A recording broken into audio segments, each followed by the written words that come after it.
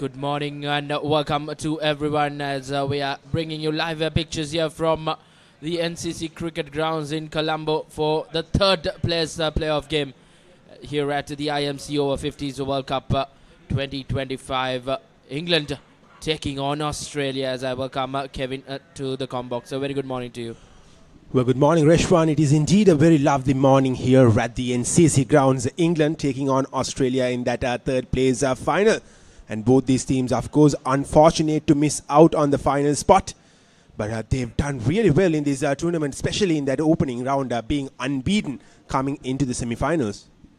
Indeed, these teams who went down in that semi-final stage, two big teams will play off for this third place playoff game. And an important pitch report coming up here at NCC, and we have Feroz Ahmed down there, as you see. Before that, today's coverage map here at the Sri Lanka's #1 sports channel, ThePapare. Just across us, the big match season kicked off yesterday. Thurston versus Isipatana happening at SSC. England versus Australia here at NCC Grounds. Zimbabwe versus Namibia in Ratmalana, and in Katunayake, UAE taking on Canada. At the MCA Grounds, Wales taking on India. USA versus New Zealand, just in the suburbs of Colombo in Bandaragama. And up in BRC, South Africa taking on West Indies in another mouth-watering clash. So plenty of action in and around in Colombo. Plenty of cricketing action as well, Kevin. So we're in for a very special Saturday morning here for an all-important cricket, as we have Feroz Ahmed down there for an all-important pitch report.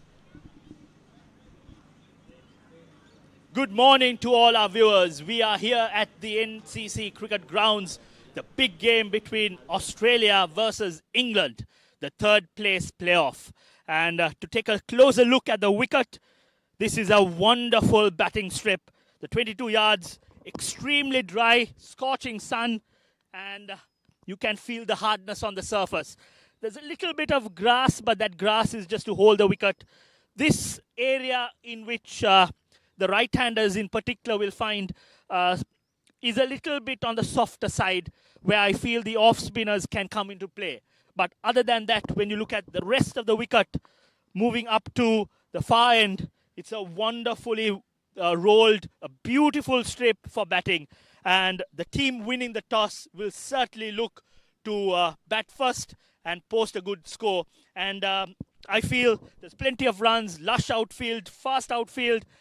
The team winning the toss needs to look at scoring 250 plus. And the opposition who would be chasing also wouldn't have much trouble because there is runs on offer. Indeed, this venue has often seen plenty of runs in it. A belter of a wicket, Kevin. So what do you reckon? Well, absolutely. Feroz mentioned that team batting first should look to score around 250 runs. And I believe both these teams have capable batters to reach that mark. England, of course, a few days back scored the highest score in an IMC Over-50 World Cup game, 400 plus runs. And now we'll go to the centre and have a look at the toss, which way it fared, and Haritha Pereira is in the middle along with the two captains. We are here for the toss. We've got the officiating umpires, Ranmo Martinez and Martin Whale. The coin is with David Snellgrove, the England Over-50s skipper. The call from Tim Clark, the Aussie Over-50s skipper.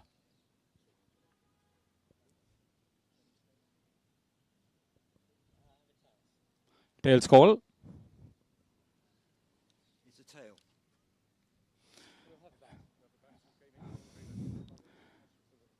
You won the toss, Tim. It's nevertheless an important game. You won the toss. What are you going to do? We're going to have a bat. Ah, that's good. Very positive.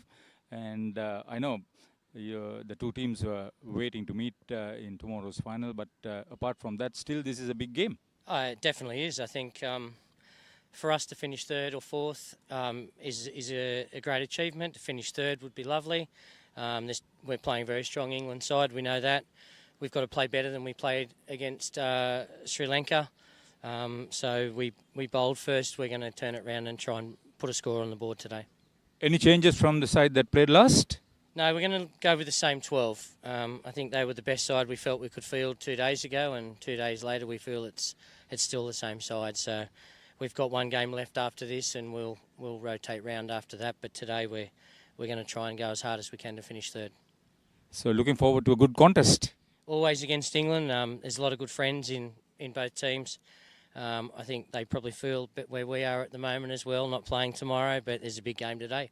So hopefully we're up for it. Okay, David, anything would have been different had you had the call of the coin? It was 50-50 call from ourselves. We were still a bit undecided, so quite happy Tony's won it, to be honest. It's a good surface. We were here the other day. And yes, very similar to Tony. We're both a little bit disappointed we're here today, but we were both beaten on the day by teams that played better than us. So no qualms with that, and we're up for a very good friendly rivalry with the Aussies. So a two match series that starts today. Yeah, the game after the tournament is also going to be big. That's what we think. But looking back at your playing team, are there going to be any changes? Are they fit? Yes, we got a couple of changes today. Unfortunately, Nasir Ahmed's gone down sick. Martin Gidley's come in for him, and John Wildman's come back into the team. And we're playing Toon Hadji as well. He's come back in for Nicky Phillips. So we got a few changes today. And we're keen that everyone will play either today or in the next game. So all 18 will play in one of the two games. But your big guns with batting and bowling are all available. Very much an 18-man squad. So we would like to think whichever team are actually playing on the day is a strong side for us. Thank you. We hope that we will see what we expect to see. Thank you very much. Looking forward to it. Thanks a lot. Cheers. So the story from the middle is that Australia Over-50 have a bat first. And the news from the middle is quite clear. Australia will do the first few batting here. As you see, the starting lineups for both teams. Australia, Tony Clark, Anthony Barconia, Grant Dew, Glenn Giddings, Craig Trindle, Simon Waddington, Andrew Cartsman, Ashley Hardy, Stephen Mays, Andrew Sharp and Damien Meek. Well, and the England 12 will be Guy Eccleston, Martin Gidley, Royson Smith, Tuan Hadij, Kishtija Desai, Jonathan Willman, David Snellgrove, Charlie Knightley, Sheen Cooper, Zulfi Butt and Jason Whitetaker. And there is always excitement, isn't it, when both these teams take on each other, be it any stage, Arishwan. Indeed, as England skipper David mentioned, the friendly rivalry will surely be on offer today as well here at the NCC Grounds. The IMC Over-50s World Cup 2025, the third place playoff. England taking on Australia, and coincidence as well, Kevin, up in the Champions Trophy in Pakistan. England taking on Australia as well, 2:30 p.m. local time. So plenty of England-Australia action. And we'll see who will have the bragging rights at the end of this evening today here at the NCC Grounds. That indeed will be another very big game played today, along with this clash here at NCC Grounds, as the England team makes their way onto the field. They will be touched disappointed for missing out on that final spot. They certainly look like the team to beat in the opening round, and nevertheless, that's how cricket works. You can't really expect a team to go through. Indeed, they just fell short against Pakistan Thriller just a couple of days ago here at NCC. Hopefully, England Over-50s will not have that hangover after that game, because it was quite a heartbreaking loss for them. They were a high-riding team in that group stages. They went on to play that semi-final against Pakistan and just lost by 9 runs. So an opportunity for them to make amends against the mighty Aussies, as the Englishmen will look to stamp their authority. The toss didn't go their way, but their new ball bowlers have often found some assistance from the surface in the opening stages in the game. Plenty to look forward for, as first ball coming up soon. Well, the good thing for both these teams is that the weather has been quite nice right from the morning. It is much cooler than the previous days we've had in the IMC Over-50 World Cup, because for the last 2 weeks it has been pretty hot, it has been pretty humid. But today it feels much better than the previous days. Indeed, weather has held up well throughout this tournament as well. It's been hot and humid, but the cricket has been just great to watch. Competitive cricket as well played between all these over-50 sides. Kudos to all of them, as right-hand batter Steve Mace will take strike. And here we go, Australia versus England. A game that will offer a lot of excitement as Australia get underway in the very first delivery. Straight away hitting the deck really hard, the England medium pacer. And that is always a good sign, isn't it? And we've heard it from Feroz during the pitch report that this is a very good batting track, and he expects the team batting first to score at least 250 runs, as Ashley Hardy will now set himself up to face his first delivery. Bit of bounce and played on to the onside for another single. Sean Cooper with the new ball in hand for England Over-50s. Would want to try and get an early breakthrough. Australia winning the toss and batting first, would want to post around 250, 280. Competitive total will be needed. Once again, second time in quick time, England will be chasing at the same venue they played their semi-final. Brilliant delivery. Steve Mace tried to cut it just too close to it. This is good bowling. Sean Cooper. Well, all the three deliveries that he has bowled so far, he has been hitting that deck hard, and the previous delivery he found a bit of in swing, and this has been good bowling so far from Sean Cooper.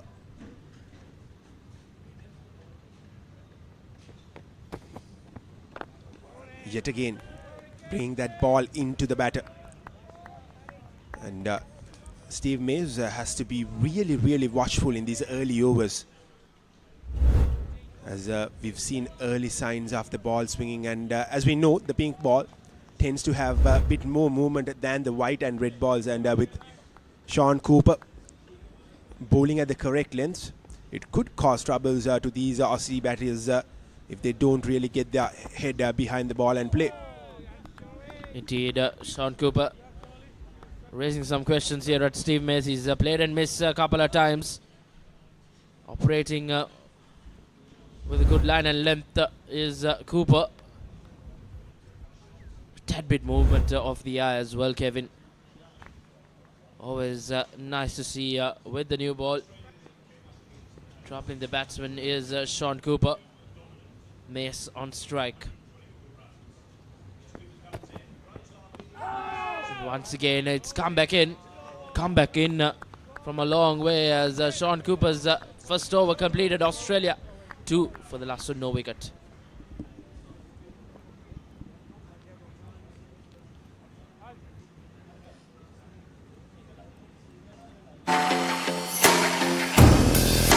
The oldest uninterrupted schoolboy cricket match is back. 146th Battle of the Blues and the 48th Mustangs Trophy encounter.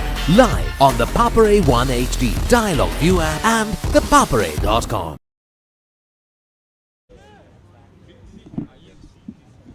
A very good first over from Sean Cooper. He ended the over with 4 back-to-back brilliant in-swingers. And Ashley, or rather Steve, seemed to be uncertain about which way the ball was swinging, but all 4 of them swung into him, and good start for England. Indeed, brilliant start for them. They'll want to pounce on it. Sean Cooper will want his bowling partner to keep it tight from the other end. Will be left arm spin from Singley Sports Club end.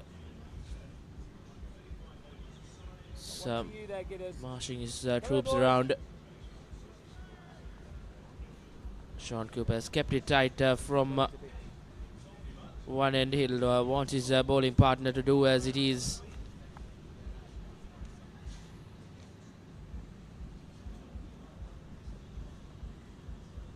There's Desai.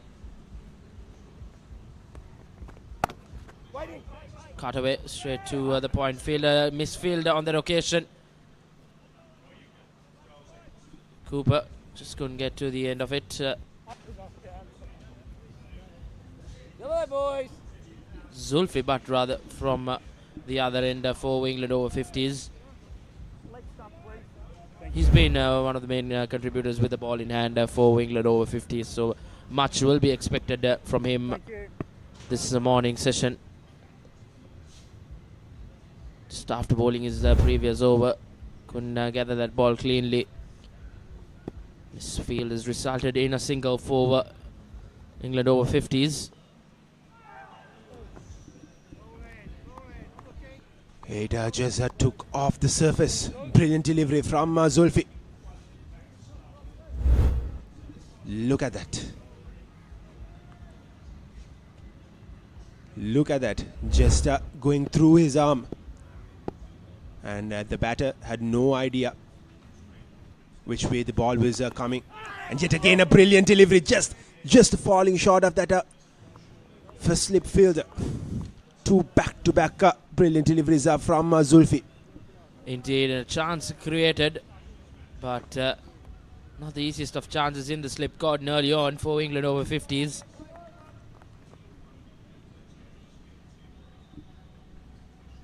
Zulfi Butt has started brilliantly well in his opening three deliveries, created some havoc. Tad bit short on that occasion. This time around Sean Cooper gathers it with no mistake. Well, the Aussies should understand that there won't be a lot of turn with the new ball of Zulfi. So they should just cover the line and play with a very straight bat, and Zulfi this time fires it on to the pads. Will be a dot ball.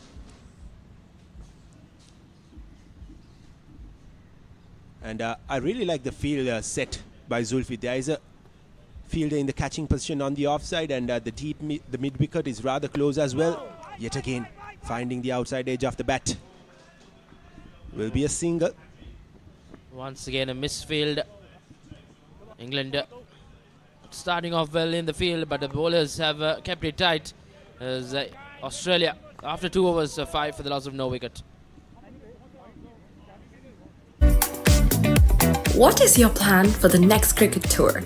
Here is the answer. Pusa Leisure Private Limited, Sri Lanka's only leisure company with its own cricket ground. Engage in sports tourism exclusively for cricket. Contact details. Pujitha 077 7421 842. Nishani Gunasekara 076 76 17 249.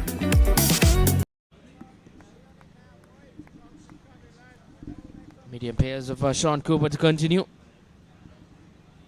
Probed well in his first over. Once again, finding that movement. Ashley Hardy crossing over for yet another single. A watchful start from Australia. We haven't seen any attacking aggressive strokes early on. Just trying to play the ball in its merits. These England new ball bowlers often trouble the opposition batsmen early on. So Australia know a thing or two by these England Over-50s.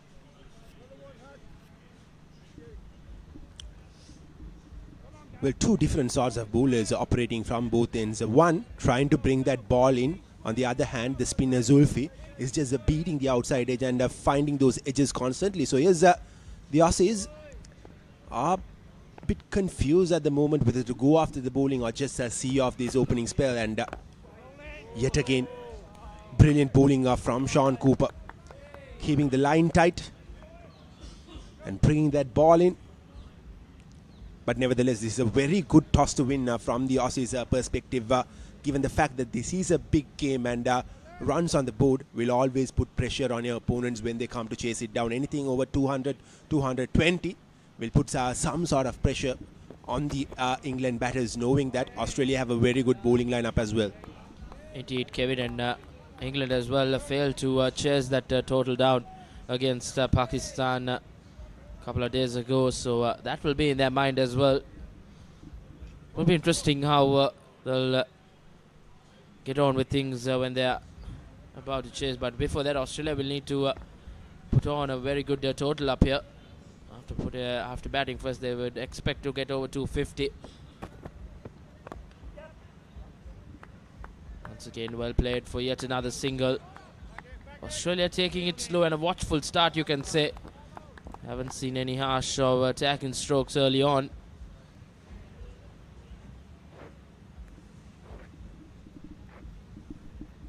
Australia wouldn't really mind this defensive approach as far as they don't lose a wicket within the first 10 overs mark, because this is the toughest period to bat on. The ball is doing the talk, and yet again another good delivery, but a quick single taken from the batters. And Sean Cooper has been very good with bringing the ball back in. Look at the delivery yet again. Good batting as well, Kevin.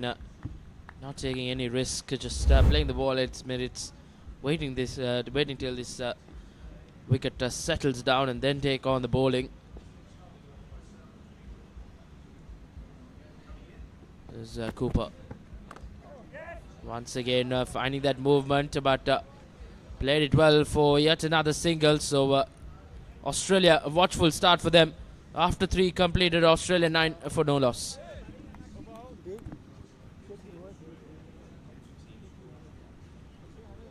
දෙමව්පියෝ කැමති දරුවන්ට හොඳම දේ දෙන්න. පෙර පාසල් සහ 1 වසර 2 වසර දරුවන් වෙනුවෙන් විශේෂයෙන් සැකසුණු පාඩම් මාලාවක්. කතන්දර ආකාරයෙන් හා දරුවෝ ආස කරන නැටුම්, ගැයුම්, වැයුම් සහ තවත් බොහෝ දෑ A+ Kids House තුලින්. සතියේ දවස් 7ම උදෑසන 7ට සහ දහවල් 1ට. A+ Kids TV නාලිකා අංක 48 ඔස්සේ.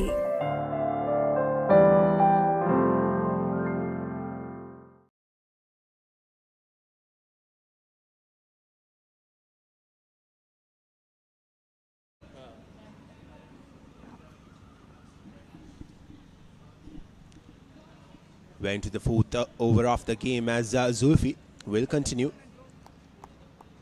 He bowled a very good opening over, created few opportunities, beat the outside edge of the batter. And yet again, beating that outside edge. Steve has no answers.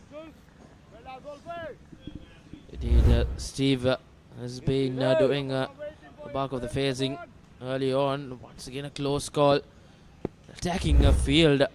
2 slips in place as well for Zulfi Butt. Once again his castle. Zulfi strikes as England get their first breakthrough, as Steve Mace has to walk back. What a brilliant setup from Zulfi. The previous delivery was a lot slower. It had the flight, but now he just bowled it with the arm, came back in, and Steve Mace unfortunately has to depart for 4 runs, and the Englishmen are on top early on in this 3rd place final.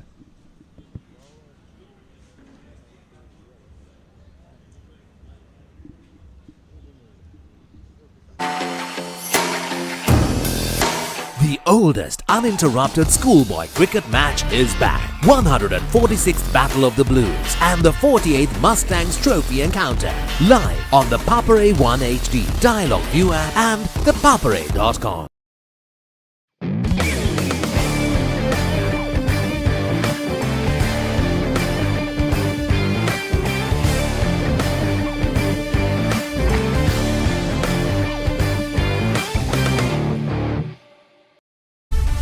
Nimal sir ඉංග්‍රීසි පාඩමට ලෑස්ති වෙනවා වගේ.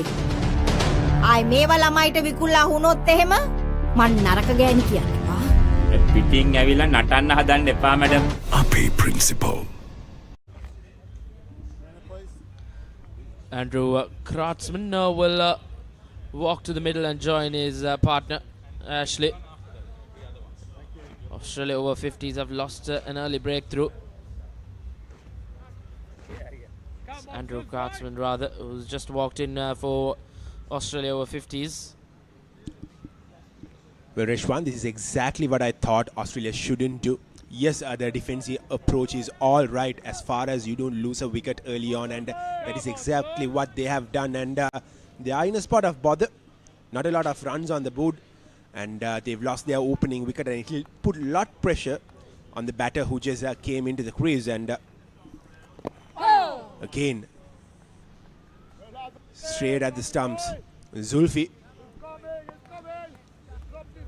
has been doing the talking. Zulfi has struck early and struck in good time for England Over-50s. Once again, raising some questions. Says it's bat. This is a pad rather. This is a brilliant bowling from Zulfi.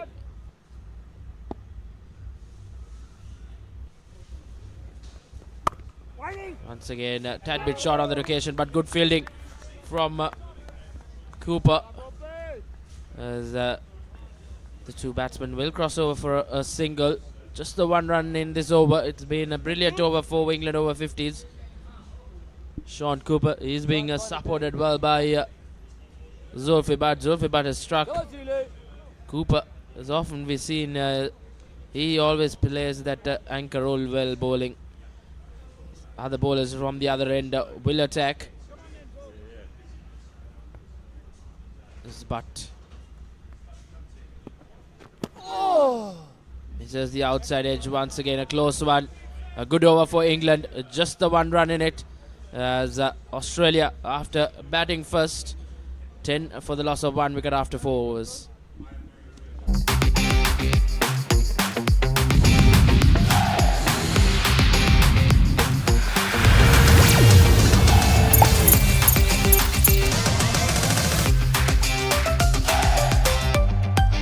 Dialog Television එක reload එකෙන් පවුලටම හිතේ හැටියට TV බලන්න රුපියල් 798කට අලුත්ම සුපිරි reload plan එකක්.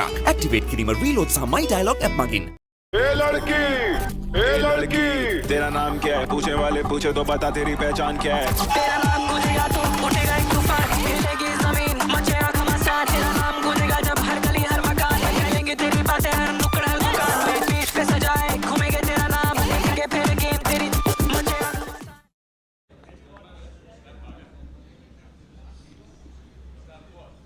Sean Cooper will continue. 4 good overs for England. The first Weber delivery, first extras as well. White ball for Sean Cooper as he begins his third over. Trying a bit too hard now, Cooper.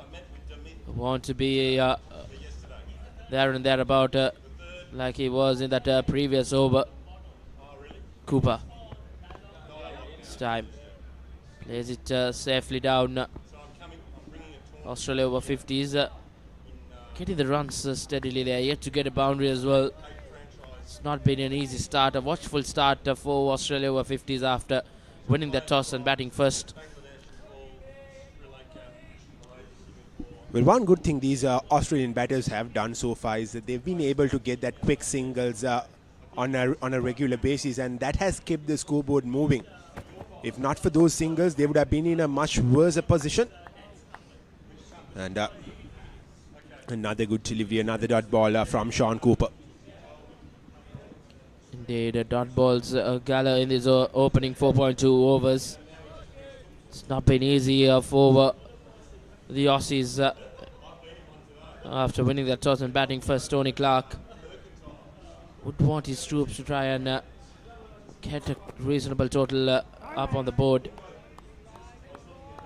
250 plus would be the target of these Australian batsmen if they are to challenge this England Over-50s batting lineup, who looked at an absolutely class batting lineup in that round one. Just lost their way in that semi-final against Pakistan here at NCC.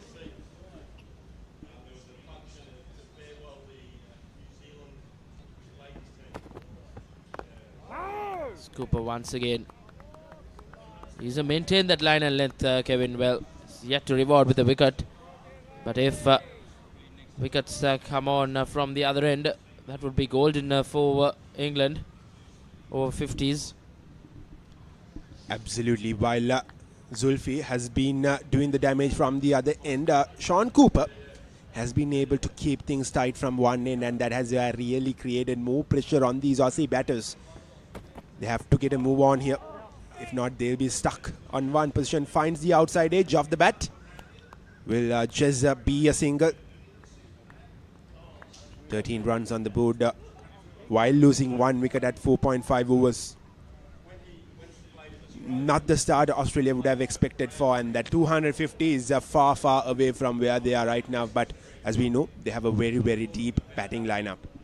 Indeed, as you see, the Australian supporting contingent would want their boys to try and get a good total here as Cooper finishes off his third over with a dot ball. Australia, after batting first, watchful start from them.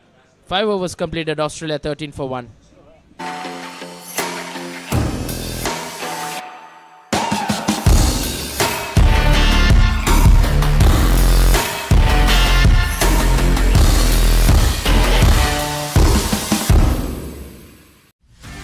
Get ready for the International Masters League, where cricketing powerhouses collide. Who will rise to the occasion and claim the ultimate glory? Live on the Papare TV, Dialog ViU App and ThePapare.com.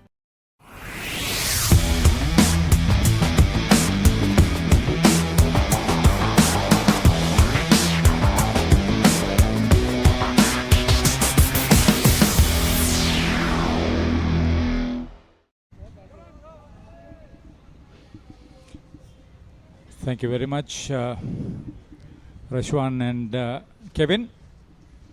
Very good morning to you, Feroz Ahmad. Very good morning to you, Haritha, as well as our viewers. So a sedate start for Australia. England have done well to not only restrict the scoring but pick up the wicket of Stephen Mays, who's been a decent scorer for Australia.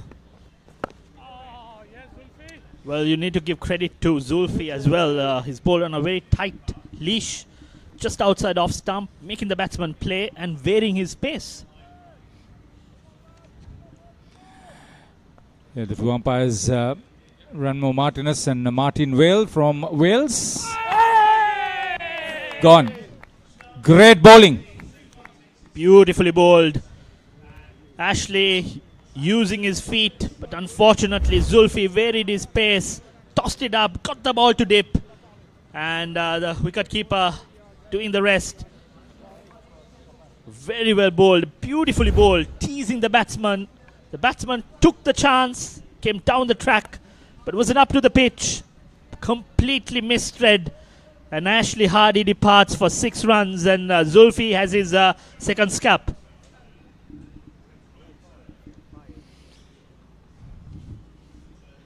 So both openers back in the pavilion, and Zulfi Butt contributing to both wickets. Take a look at this. Lured the batter in to the shot out of his crease. Point of no return. Ranmo Martinez signalling the batter out of his crease. Great bit of stumping by Charlie Knightley, together with Sean Cooper, looking after the Englishman's preparations. What is your plan for the next cricket tour? Here is the answer. Pusa Leisure Private Limited, Sri Lanka's only leisure company with its own cricket ground. Engage in sports tourism exclusively for cricket. Contact details. Pujita 077 74 21 842. Nushani Gunasekara 076 76 17 249. දෙමව්පියෝ කැමති දරුවන්ට හොඳම දේ දෙන්න. පෙර පාසල් සහ එක වසර දෙක වසර දරුවන් වෙනුවෙන් විශේෂයෙන් සැකසුණු පාඩම් මාලාවක්. කතන්දර ආකාරයෙන් හා දරුවෝ ආස කරන නැටුම්, ගැයුම්, වැයුම් සහ තවත් බොහෝ දෑ A+ Kids House තුලින්. සතියේ දවස් 7ම උදෑසන 7ට සහ දහවල් 1ට. A+ Kids TV නාලිකා අංක 48 ඔස්සේ.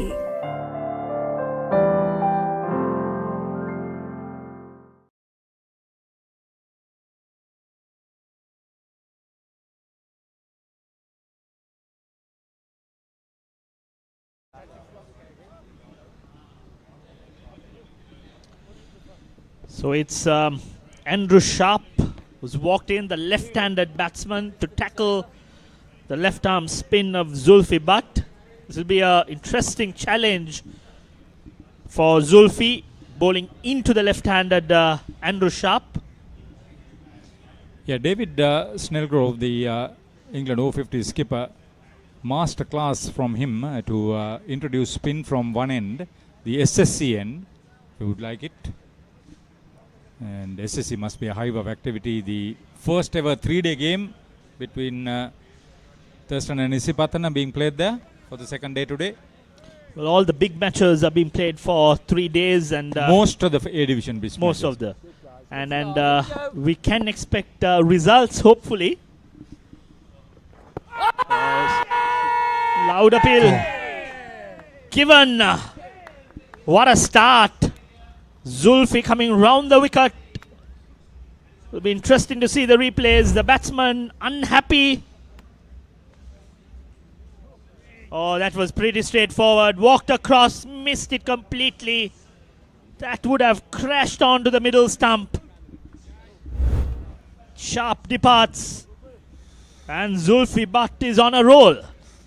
Oh, this is a great start from England Over-50s in this key game. At any level, England-Australia is a great contest. Now they will have to not only do the recovery but also score the runs. And that's a very happy lot out in the middle for the blue shirts.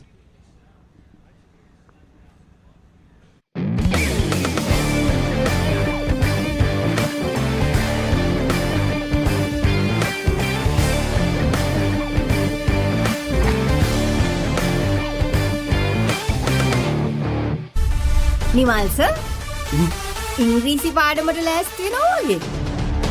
ආයි මේවා ළමයිට විකුණලා වුණොත් එහෙම මන් නරක ගෑණි කියන්නවා. පිටින් ඇවිල්ලා නටන්න හදන්න එපා madam.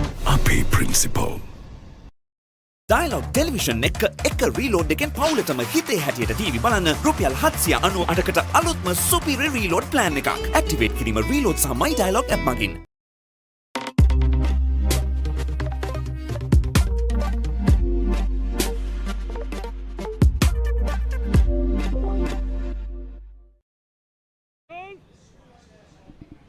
So the skipper, Tim Clark, walks out to the middle and his team in a lot of bother. His last big innings was 98. So he's a batter who could make the cut. He's made some other good scores too. Having won the toss and elected to bat on this track, which should have produced at least 200 runs, he knows that he'll have to bat very well. Absolutely, and very attacking field for Zulfi Butt. He's on a hat-trick. And a slip, a gully, a Silimidov. And with Zulfi Butt, 4 deliveries bowled, 2 scalps in this over. And I think the right thing to do, Silimidov calling for the helmet. I think the umpires made sure that he had the helmets. These are senior players, and you don't want to get hurt or whatever it is. That's Giles Eccleston, who was going to be fielding there, opener and main run getter for England Over-50s. He's got 100, he's got a few 50s. Oh, this is going to be big. The umpires we mentioned, Ranmo Martinez and Martin Well. The scorer on the scoreboard, the solitary scorer, is Chamara De Silva. And just take a look at Australia, Tim Clark, the captain. They don't have essentially a coach. Martin van Zuiden His manager Graham De Silva is the local liaison officer. And for England, David Snellgrove is captain, and Sean Cooper and Charlie Knightley looking after the coaching aspect for the team whilst being players. Peter Ryder is the manager, and Cecilia Indraratna plays a lot of Masters cricket in Sri Lanka, and former Royal rugby player is the liaison officer. So Tim Clark made to wait. Zulfi Butt makes adjustments to the field. He's on a hat-trick. Well, it was Aksa Patel who missed out on a hat-trick. A relatively straightforward catch was dropped. Here we have Zulfi Butt on a hat-trick. Very well bowled on an inside edge. Trickle towards mid-wicket. Oohs and ahs, plenty in the middle. But Tim Clark survives. Yeah, a bit hazy and a bit cloudy at the moment at NCC. So wonderful over comes to an end. Zulfi Butt, a double wicket maiden. He's bowled 3, given away 4 runs and captured 3 wickets. Australia in a spot of border, 13 for 3 at the end of 6 overs. What is your plan for the next cricket tour? Here is the answer. Pusa Leisure Private Limited, Sri Lanka's only leisure company with its own cricket ground. Engage in sports tourism exclusively for cricket. Contact details. Pujita 077 74 21 842. Nushani Gunasekara 076 76 17 249.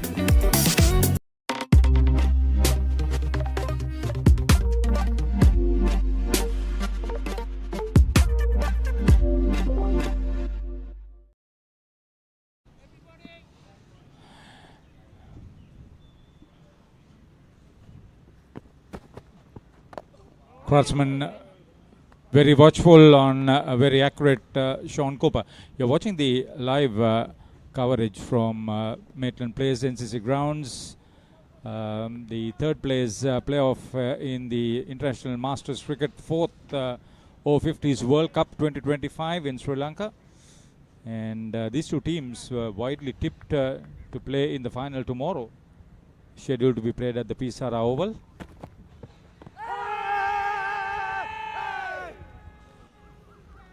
Didn't rise as much as he probably expected. Kept trifle low, Feroz. Yes, and batsman Craftsman stuck on the crease. That shaped in nicely, but the bounce would have taken it over the stumps. A very good decision by Rambo Martinez out in the middle. Senior cricket umpire who played his cricket for St. Peter's. Used to bowl with the new ball. Craftsman has been amongst the runs for Australia, so they would want him to occupy the crease and bat long and deep. Yeah, we were talking about the live coverage on Sri Lanka's premier sports channel and sports hub, ThePapare, and my colleague here has been an integral part at the formation of ThePapare in the Royal Thomond Big Match. We'll talk about that as we go on in this session.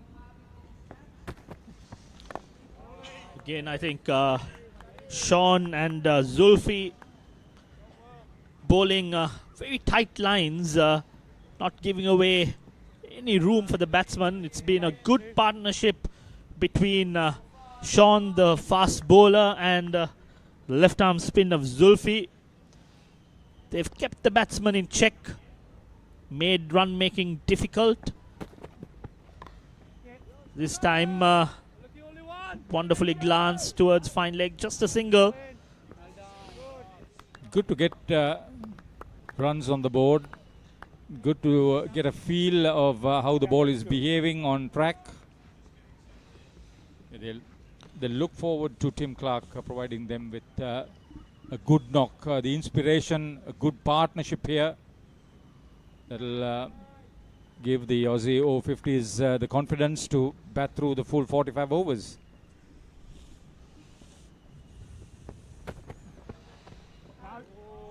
Again, there's a bit of in-swing on display. Sean getting a nice shape into the batsman. End of 7 overs, 14 for 3.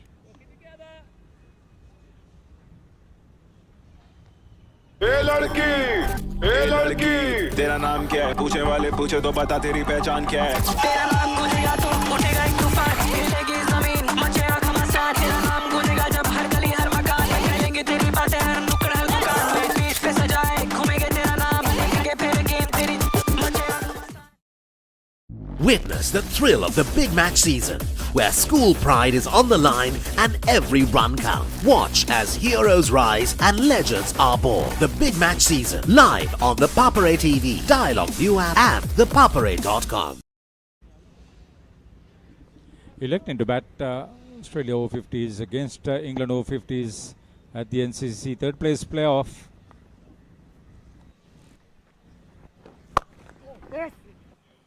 Got the meat of the bat onto that one. Superb back foot off drive through the covers for 4.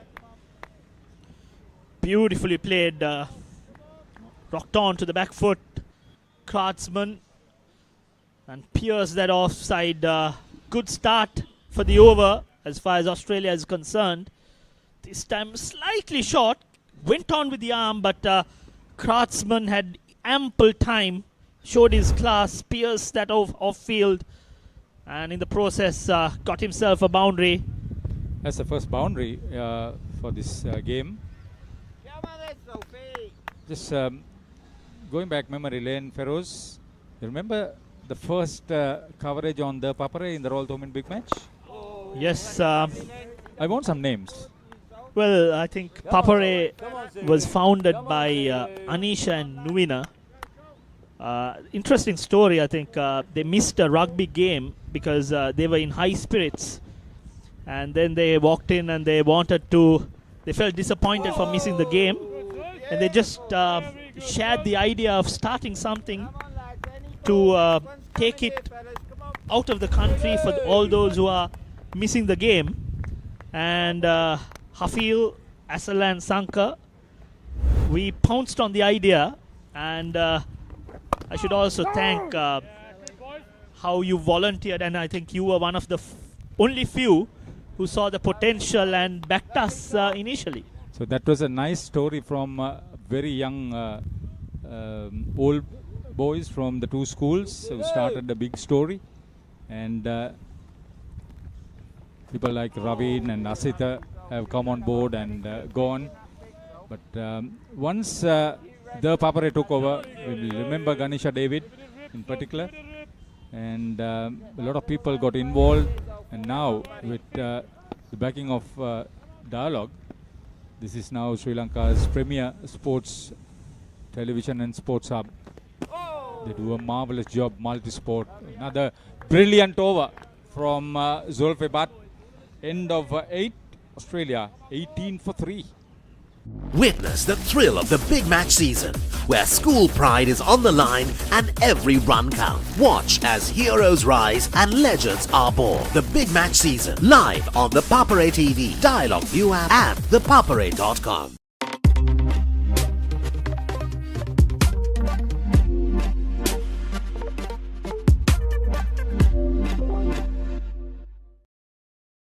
Dialog Television එක reload එකෙන් පවුලටම හිතේ හැටියට TV බලන්න රුපියල් 798කට.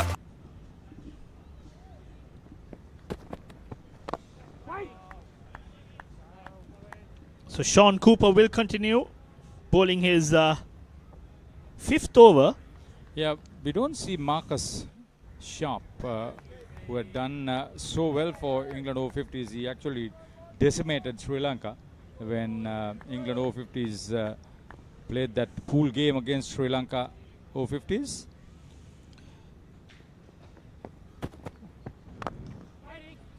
Good shot, but straight to the fielder. Clark is yet to get off the mark. And I think that shows the experience of David Snellgrove as well. He's read the conditions, he's read the opponents, and not afraid to use or to bet on the right horse. Yeah. They played enough cricket here. They played enough cricket amongst themselves all over the place. Masters cricket in England and Australia are very strong. Two favourites, unfortunate to miss out. I think the conditions also came into play.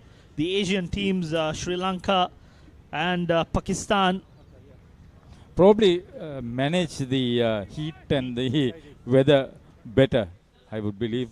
absolutely. And I think compared to the rest of the teams representing in this IMC Over-50s World Cup, these two teams look a lot fitter as well. Yeah, very, very big preparations prepared getting into this tournament, and during the tournament too, they field very well with New Zealand.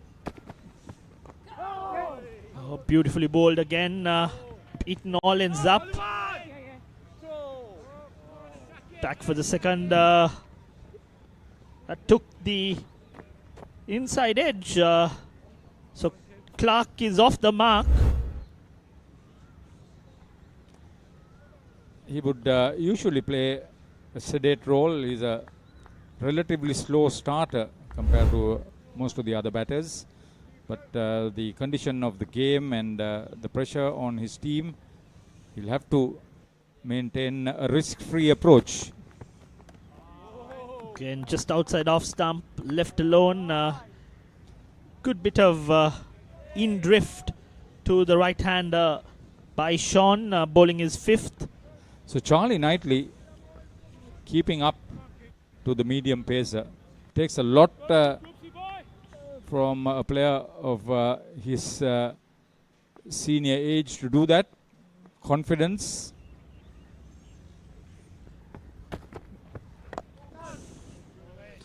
Excellent line and length. Just take a look at the control of Sean Cooper. Very miserly. End of 9. Australia Over-50s electing to bat 20 for 3 against England Over-50s.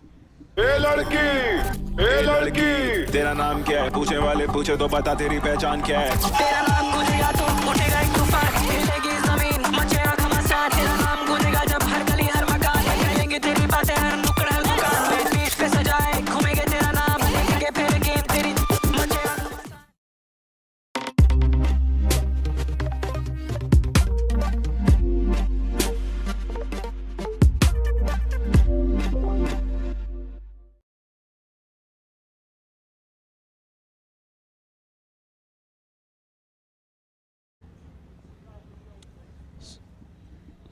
So Zulfi will continue. These two bowlers bowling in tandem. 10th over in progress. A little over 2 runs per over, so it's been tough going for Australia. Nevertheless, Kratzmann and Clark need to hang in there. Build a partnership. 3 early wickets down. I think plenty of overs left. And as we speak, surprisingly, a little bit of cloud cover. It's a very humid morning.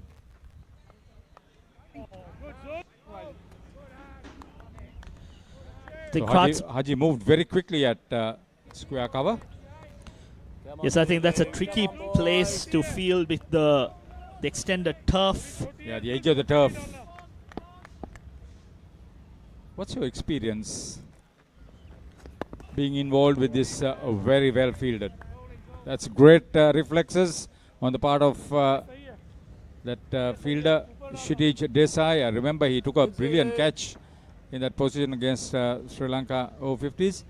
What has been your experience about the International Masters Cricket Tournament, the World Cup here? Absolutely amazing. I think it's a wonderful experience. Loud appeal and given. Zulfi captures his 4th. Went on with the arm. Kratzmann hung in on the back foot. Missed it completely. Will be interesting to see the replays. Yes. Again, beaten all ends up. Zulfi gets his 4th. Not much of feet movement on that occasion by Kratzmann. Guilty of missing the delivery and wrapped him on the pads, and the umpire had no hesitation to raise the finger. Andrew Kratzmann departs for 7 of 20 deliveries, and Australia are in a spot of bother.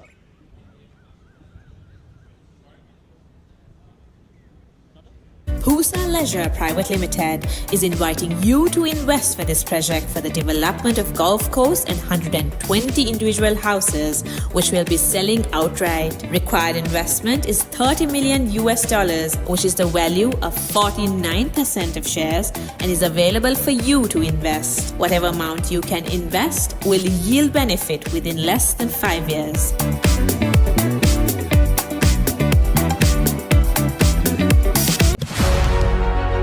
Catch the excitement real time. Be up to date with it all. Let us capture your milestones. Get it sizzling hot off the turf. Hear the experts break it down. Dig deep into the nitty-gritties. Be inspired by their greatness. Relive all the scintillating action.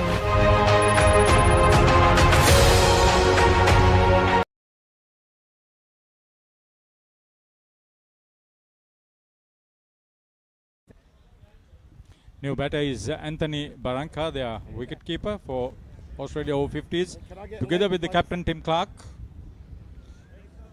Oh, Zulfi Butt, he's turned out to be real match winner. Yes, bowling his fifth, capturing all 4 wickets. I think the last wicket, it'll be interesting to see the replays. He thought it was hitting the stumps. Loud appeal. The umpire, there we see, I think you can see the leg stump. 50-50, I think you have to go with the umpire's decision, and I'm pretty certain that the right decision was made. So Zulfi Butt is on a roll. This time again, left-hander, loud appeal again. I think that pitched outside leg. A repeat of what we saw with the left-handed batsman running in. He bowls quickish to start off proceedings, and on that occasion too. May have pitched outside leg stump. Barranca lucky that he pitched outside leg stump. This time left alone. Bit of turn. End of 10 overs. End of a wonderful 5 overs by Zulfi Butt. Australia 20 for 4 at the end of 10.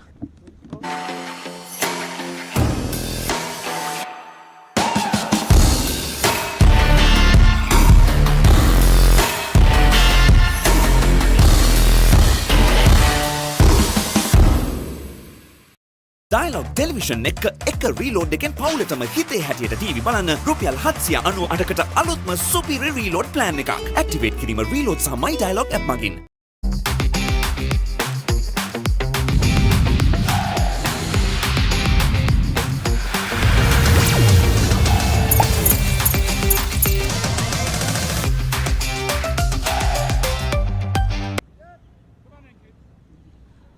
For 4 Australia in a deep spot of bother.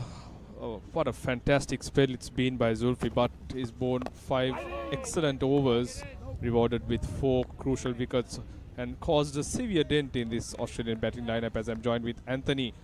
Anthony, your take on the game? Harun, it's a pleasure to be here today at the Nondescripts Cricket Ground, but the position for the Australians is the worst I've seen for a long time. 4 for 20 from 10 overs with captain and vice-captain Tony Clark and Anthony Barranca at the crease at the moment.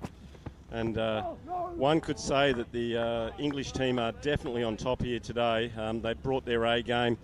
One of the things I have noticed, Arun, is that the Australians are continually playing back, and obviously we've seen the LBWs and the playing on. It's getting them into a lot of trouble. So the English are playing extremely well here currently. Absolutely. They have been very half-hearted in their stroke play. They've been neither back nor front, especially when they faced Zulfi, who's really kind of spun a web on this Australian batting lineup. Australia does possess a very strong, formidable batting lineup. I did the match against South Africa, and mind you, that was a fantastic chase. 150 in the 35th over. They went on to win that game, chasing a target of 260. Yeah, exactly right, Harun. But the top order has never really got going at all during this World Cup, and we're seeing it here today. Normally we've seen 1 or 2 out of the top order get going, but it's been a real worry for the Australians. Oh, that's jumped off a great length there. and very well played by Tony Clark. Obviously, there is probably some variation in bounce. I looked at the pitch this morning, and it was quite hard, but look at that come off just off a good length and up around the chest, and well played by Tony Clark. Yeah, very hot and humid conditions here in Sri Lanka these days, and a lot of cricket also being played in this venue. We had the club season that's been going on, then we have the IMC Over-50s World Cup, so there is a lot of wear and tear, not much of time for the groundsman to kind of prepare fresh pitches. But nonetheless, just speaking about the English attack, they've been very tight, not given anything loose. Run scoring has been so much more difficult, which has kind of resulted in Zulfi actually, getting the wickets. Yeah, definitely. The lines that they bowled there, and we see Tony Clark looking to rotate the strike there with a quick single, but Anthony Barranca said no and sent the skipper back. And that's the last thing the Australians can expect to have now, as a run out with them currently 4 for 20, as we see Sean Cooper into bowl, and that's worked just to square leg and well fielded there for a one run to Tony Clark. But what was quite amazing when I did the pitch report, Haroon, is that the square, for the amount of cricket that's been played here in Sri Lanka, and it seems like there's cricket on every day in this country, is that the square has a great coverage. And we'll now go to a break, and we'll come back and discuss that shortly.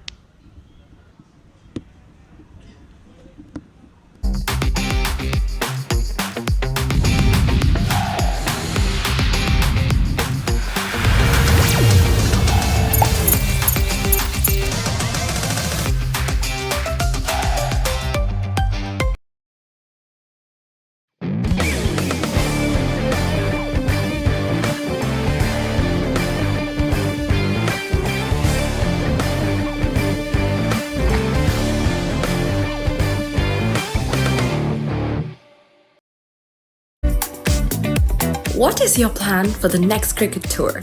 Here is the answer. Pusa Leisure Private Limited, Sri Lanka's only leisure company with its own cricket ground. Engage in sports tourism exclusively for cricket. Contact details. Pujita 077 7421 842. Nishani Gunasekara 076 76 17 249. දෙමව්පියෝ කැමති දරුවන්ට හොඳම දේ දෙන්න. පෙර පාසල් සහ එක වසර දෙක වසර දරුවන් වෙනුවෙන් විශේෂයෙන් සැකසුණු පාඩම් මාලාවක්. කතන්දර ආකාරයෙන් හා දරුවෝ ආස කරන නැටුම්, ගැයුම්, වැයුම් සහ තවත් බොහෝ දෑ A+ Kids House තුලින්. සතියේ දවස් 7ම උදෑසන 7ට සහ දහවල් 1ට. A+ Kids TV නාලිකා අංක 48 ඔස්සේ.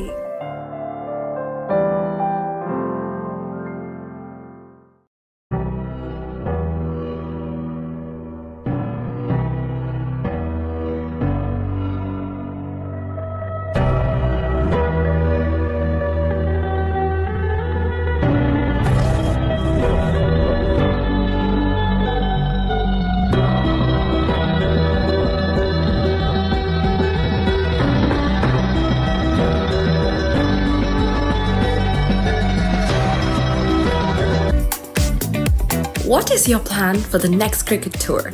Here is the answer. Pusa Leisure Private Limited, Sri Lanka's only leisure company with its own cricket ground. Engage in sports tourism exclusively for cricket. Contact details. Pujita 077 7421 842. Nishani Gunasekara 076 76 17 249. Yeah, we're back live. It's 21 for 4 Australia at the end of 11 overs, just after the water break. It's been a very tight spell of bowling by both Sean Clark and Zulfi Butt. Fantastic spell. Couldn't have asked for a better start, especially on this wicket. Nothing much on offer. They have just bowled tight lines and lengths and got the batsman to actually make the mistakes. Exactly right. And as I was talking about the square just before we went to the drinks break, the amount of grass that's sitting out there on the square is quite commendable for the local cricket club and the curator here, having done a fantastic job maintaining that great coverage. This is one of the high-profile clubs in Sri Lanka. If you take the non-descript cricket club, they have all the facilities, the groundwater system, everything available to kind of maintain the level that we see in spite very hot and dry conditions. Very risky shot, mind you. Took it off middle stump, Anthony. Yes, definitely. You can see that they're still playing off that back foot again. And quite an attacking field here by the English, as we see a leg slip, first slip, silly mid on, and at 4 for 22 off 11 overs, any wonder that they are on the attack here, the English. Oh, this is lovely stuff. Great to see. Left arm orthodox spin, tossing that ball up. It's been very smart. Been a wily old fox with the ball, Zulfi Butt. Yeah, Zulfi Butt's obviously mixed up the pace of the delivery, taking the pace right off and then obviously bowling the quicker one as well. And as we see Barranca there prepared to use his feet to get down the wicket, I think that's been the first time I've seen the Australians look to get down the pitch and get the ball on the full, which is critical here playing in Sri Lanka. The Aussies will have to be smart. Just the 3 overs after this for Zulfi, he seems to be the one who's posed most of the threat. They've not used anyone else from the start. It's been Sean Clark and Zulfi Butt right throughout. Really kept things very tight. Sorry, Sean Cooper, beg your pardon. Oh, missed opportunity. That would have been 5 for Zulfi. Oh. What a fantastic spell of bowling here as we see the replay here from side on. And he gets down the pitch. And obviously a deflection there to Charlie Kitely there. I'd like to see it front on to see whether there was an outside edge, but obviously the reaction suggests that there was. And very watchful there is Anthony Barranca. And that's the completion of his 6th over, and the current score is 4 for 22 with Zulfi, the magnificent figures of 4 for 9 from 6 overs. Nimal sir ඉංග්‍රීසි පාඩමට ලෑස්ති වෙනවා වගේ. ආයි මේවා ළමයිට විකුණලා වුණොත් එහෙම මං නරක ගෑණි කියනවා. පිටින් ඇවිල්ලා නටන්න හදන්න එපා මැඩම්. අපේ principal.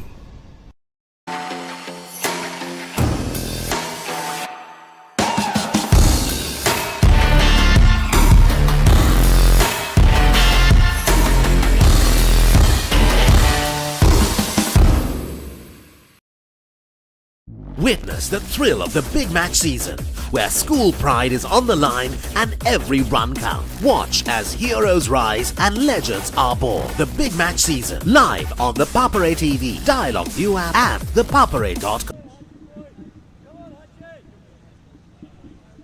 Welcome back here to the Nondescripts Cricket Club ground in Colombo, where the Australians are in diabolical trouble and they're going to require some commitment here by the 2 leaders of the Australian team in Captain Tony Clark and Vice Captain Anthony Barranca.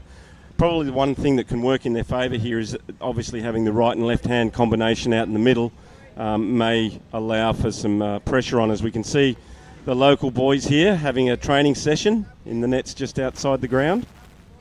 Yeah, it's the morning session that happens during the weekends here at the NCC, the School Cricket Academy, Nondescripts Club School Cricket Academy, run by Mr. Asoka De Silva,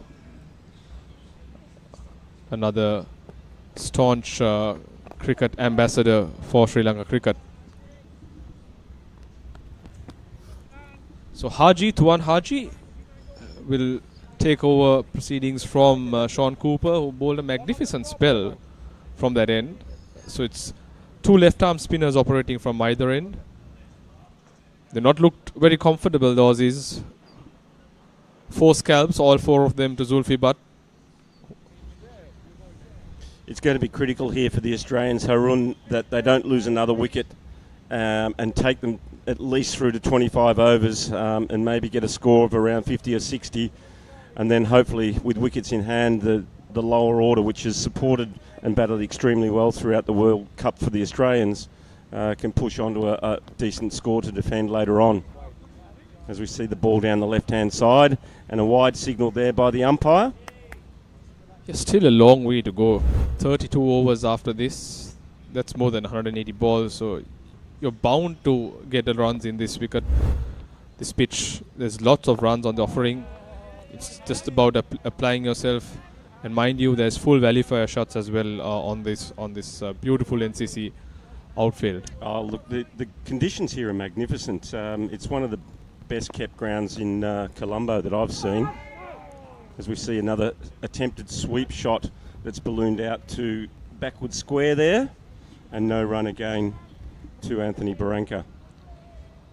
I think what frustrates the two Australian batsmen is the tight bowling and the inability to actually keep the scoreboard ticking, to rotate the strike. That's something that really frustrates a bowler when you keep rotating the strike, getting the single, odd boundary coming your way. But you see nothing loose from these English bowlers. They've been right on the money.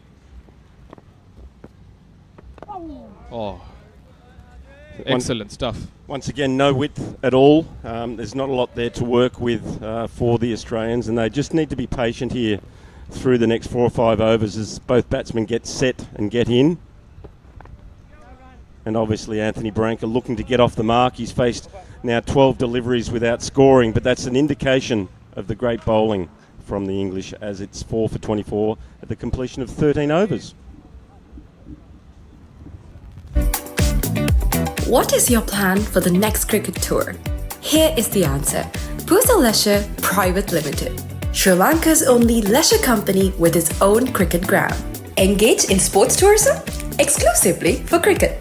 Contact details. Pujithu 077 7421 842. Nushani Gunasekara 076 76 17 249.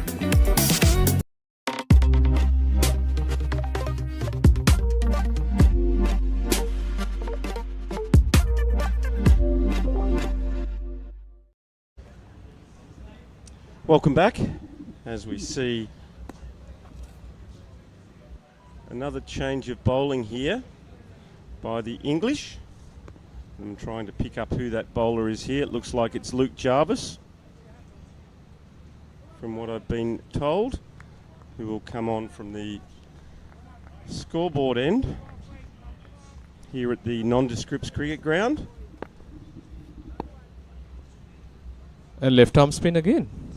Army of left arm spinners in this English attack. Oh, nice, beautifully flighted and well protected at that short extra cover region. So Tuan Haji, Zulfi Butt and Luke Jarvis, 3 left arm orthodox spin bowlers. Left arm spin has not been a very good friend of the Australian batsmen today. Most of their wickets have... And a great shot there by Tony Clark. Sorry, Haroon, as he goes hoiking the ball over the mid-wicket boundary for 4 runs, and that's the first sign of aggression now for a while from Tony Clark and the Australians. And it's good to see that they're actually prepared to take on that, and obviously a lot more width there for Tony to play with. That's probably been the first loose delivery for some time.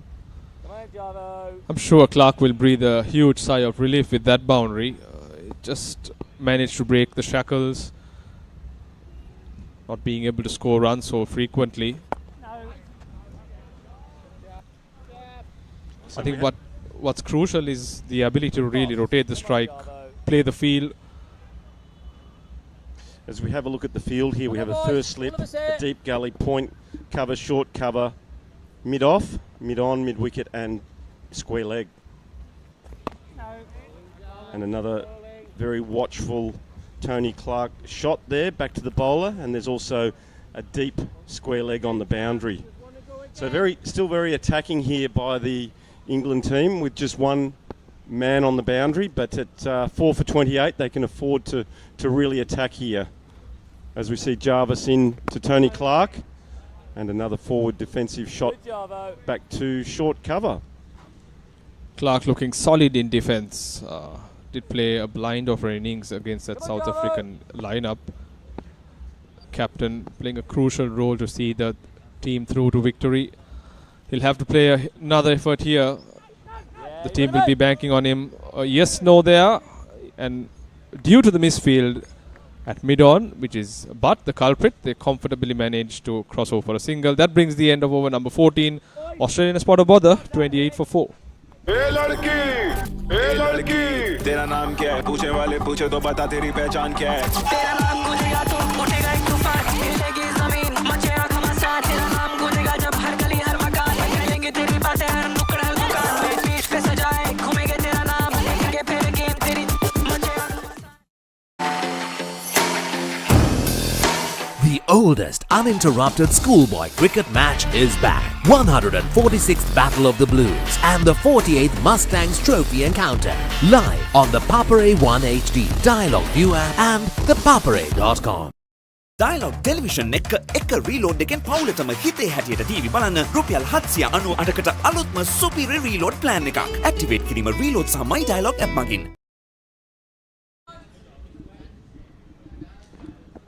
Tuan Haji to continue. Right on the money. There'll have to be at some point where the Aussies would look to take that calculated risk. One of the two batsmen at least. By the looks of it, I'm assuming it'll be Clark because Anthony is yet to get off the mark. He's faced 12 deliveries. As we see the Aussie supporters pensively looking at their batsman in the middle. This time going down the track. Well fielded there at mid-off. But more aggression shown by Tony Clark. I think we can see the change in approach here by the Australians, where they're prepared to use their feet rather than playing back. So they've learnt something from obviously the first 14 overs about the way that this pitch here is currently playing. It's gripping a bit. We saw that previous delivery taking a bit of turn, holding up on the surface. Like I said, a used track. It's very hot, humid.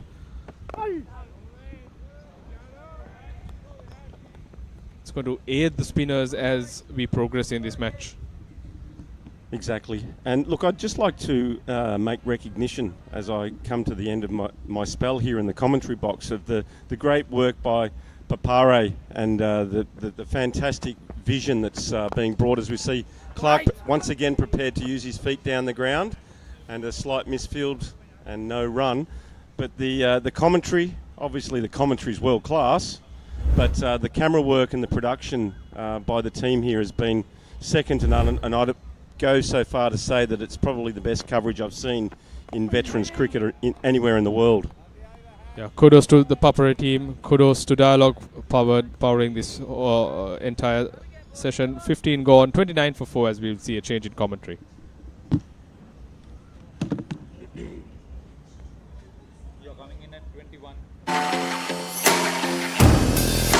The oldest uninterrupted schoolboy cricket match is back. 146th Battle of the Blues and the 48th Mustangs Trophy encounter. Live on the Papare 1 HD, Dialog ViU App and ThePapare.com. ए लड़की तेरा नाम क्या है पूछे वाले पूछे तो बता तेरी पहचान क्या है तेरा नाम गूंजेगा तो उठेगा एक तूफान हिलेगी जमीन मचेगा घमासान तेरा नाम गूंजेगा जब हर गली हर मकान हिलेंगे तेरी बातें हर नुक्कड़ हर दुकान बीच पे सजाए घूमेंगे तेरा नाम लेंगे फिर गेम तेरी मचेगा.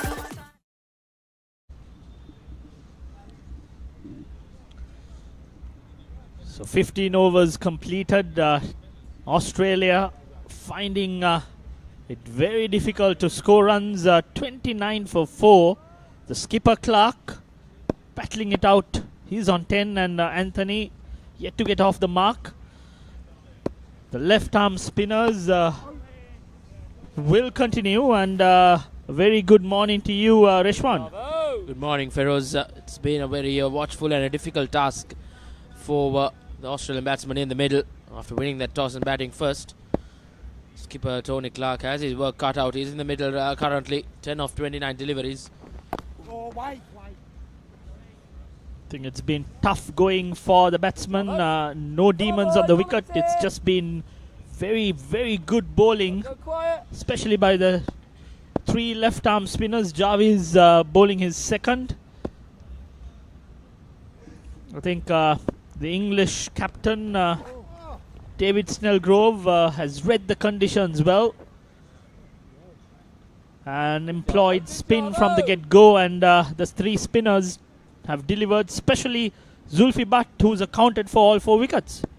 Indeed, he's made that ball talk, and he's ran through this top order of Australia Over-50s. Once again, finding some turn, these England spinners. Australia would want to, from this position where they are, 250 looks quite far out, possibly get close to that 200 run mark. Chasing might be tricky here at the NCC. Dropped it short on that occasion, but once again good fielding in the mid-on region by Sean Cooper. Wonderful effort by Sean Cooper. And Anthony is off the mark in his 17th delivery. He's bided his time, taken a while to get going. Clark too. Very impressive bowling by the left arm spinners, right on the money, varying the pace. And on that occasion, Jarvis slows it down. End of his second over. Australia 30 for 4 at the end of 16 overs. The oldest uninterrupted schoolboy cricket match is back. 146th Battle of the Blues and the 48th Mustangs Trophy Encounter. Live on the Papare 1 HD, Dialog ViU App and ThePapare.com.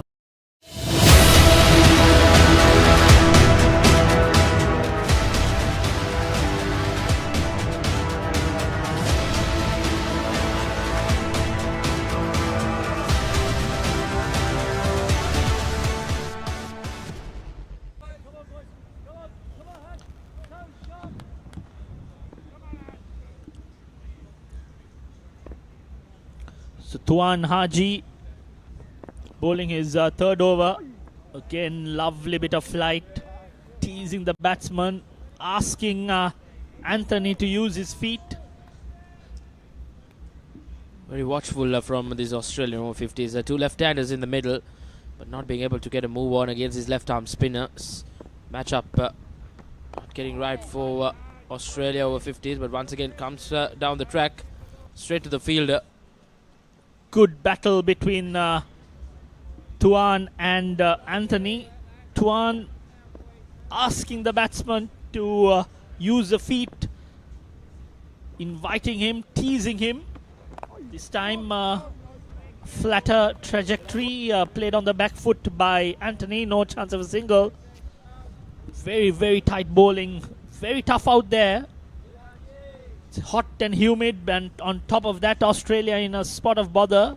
4 wickets down.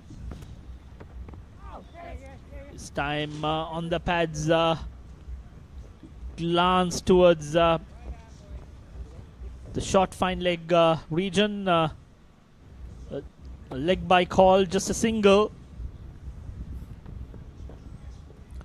I think it's important, as far as the batsman is concerned, not to go into a shell. Wickets are down, but it's still 45 overs. You have to have that positive mindset, work the singles, get a partnership going, and pounce on the loose delivery. This time again drifting on the pads, not collected cleanly. Couple of runs, welcome runs as far as Australia is concerned. Leg by called again. So a little bit of indiscipline as far as Tuan is concerned. Not adjusting to the left and right hand combination out there. Clark, the skipper, the right-handed batsman, on strike. The score has moved to 33 for 4. Again on the shorter side, beautifully played. Clark waited for that, pierced that offside. A boundary after a while. End of 17 overs. Australia 37 for 4. What is your plan for the next cricket tour? Here is the answer. Pusa Leisure Private Limited, Sri Lanka's only leisure company with its own cricket ground. Engage in sports tourism exclusively for cricket. Contact details. Pujita 077 7421 842. Nishani Gunasekara 076 76 17 249. Final delivery of that previous over of 2-1 was punished away to the fence by skipper Tony Clark. He was not shy away from punishing the bad delivery. Australia need to continue here. This partnership will be key in this game. That's a wonderful hit. Left-handed Anthony hoiks it over deep mid-wicket. Couple of bouncers for a 4. So 2 boundaries in 2 consecutive deliveries. Outside off stump, gave some air. And Anthony was equal to the task. On one knee, played a wonderful slog sweep. Fetches himself a boundary. Australia on the move. And let's hope that this partnership can carry on. Australia Over-50s will want to dig deep in this partnership. Anthony and Clark will have to try and dominate these England Over-50s bowlers. It's been tough going for them in the middle. But these two have done a steady job now, as far now. So once again, an opportunity. An opportunity gone down begging. Anthony living quite a charmed life. His second chance in this innings. And this one has resulted in a boundary as well. Well, I wouldn't want to call that a chance. I thought it was very well played. Waited for that quickish delivery. Glided it towards short third. We'll have to wait and see the replays. That would have been a difficult chance. But I agree with you, Reshan. That should go as a chance. But went off the face of the bat. Carried quite fast. This time Jarvis slows it and Anthony plays on the back foot towards mid-wicket. No chance of a single. So Anthony living a charmed life. He's on 9, but 2 chances gone begging. Indeed. Surely Anthony would want to pounce on this now. Spend time in the middle. Once again, try to take that on the full, but good run in between the wickets as well. Running with the shot was Anthony. The runs have come in this over. A rare, expensive over for England Over-50s in this game. 9 runs in it with a ball to go. The skipper, Tony Clark, out in the middle. Weight on his shoulders. The team in a bit of trouble. Oh, beautifully bowled. Slowed it. The ball dipped, turned. Unfortunately for the batsman, no outside edge. Indeed. Wonderfully bowled. So end of 18 overs, Australia 47 for 4. Players will have drinks as well.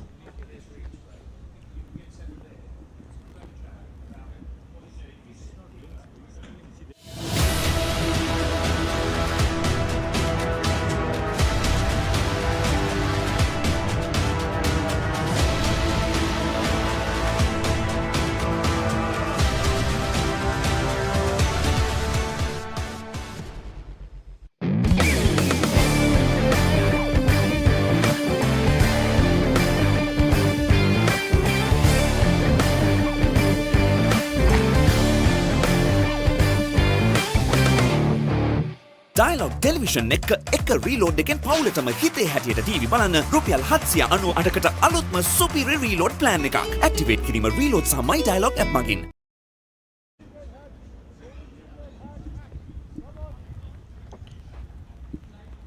Tuan will continue from the swimming pool end for England Over-50s. 46 for 4 Australia. Just the 5 extras as well in the innings. Extras not being shown on the scoreboard. Nevertheless, valuable runs for Australia Over-50s. In a spot of bother, but Anthony and skipper Clark are trying to take them to a competitive total here in the third place playoff game at the IMC Over-50s World Cup 2025. England, Australia, always a mouth-watering clash. Both countries will take on each other later on in the evening in Lahore for the opening game of the Champions Trophy for both teams, Australia and England. So Tuan will continue. Left arm over the wicket, pulling his fourth.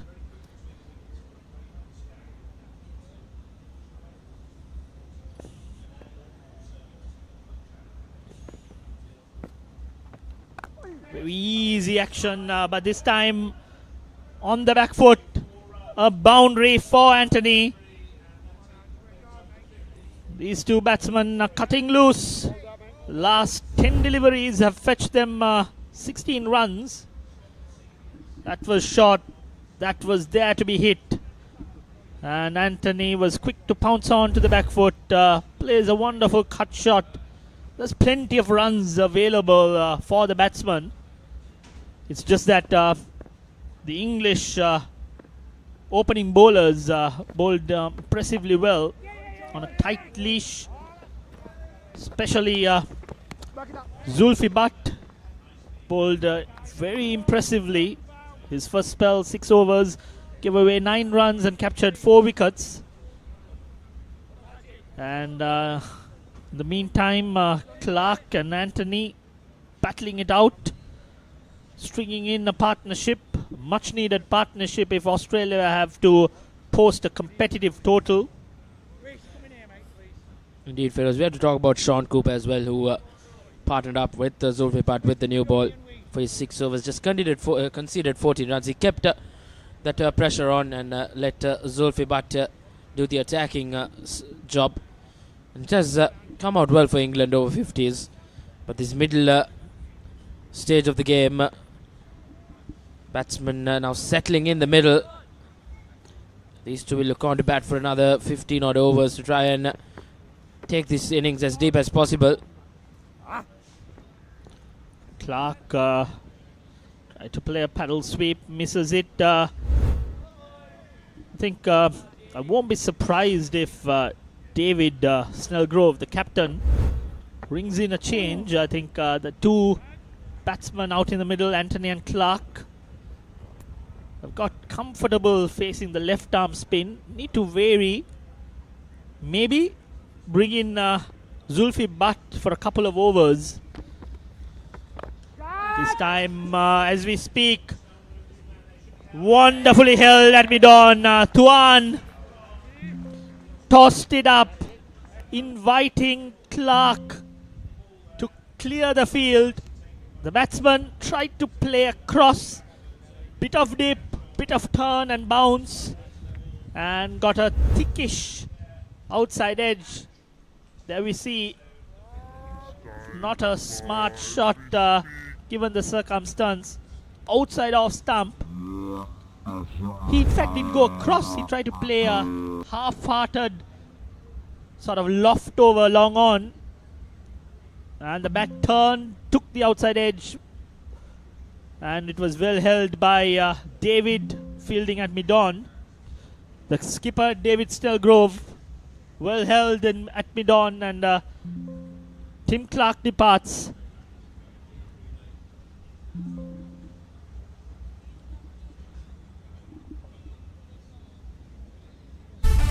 Nimal sir ඉංග්‍රීසි පාඩමට ලෑස්ති වෙනවා වගේ. ආයි මේවා ළමයිට විකුල්ලා වුණොත් එහෙම මං නරක ගෑණි කියන්නවා. පිටින් ඇවිල්ලා නටන්න හදන්න එපා මැඩම්. අපේ principal.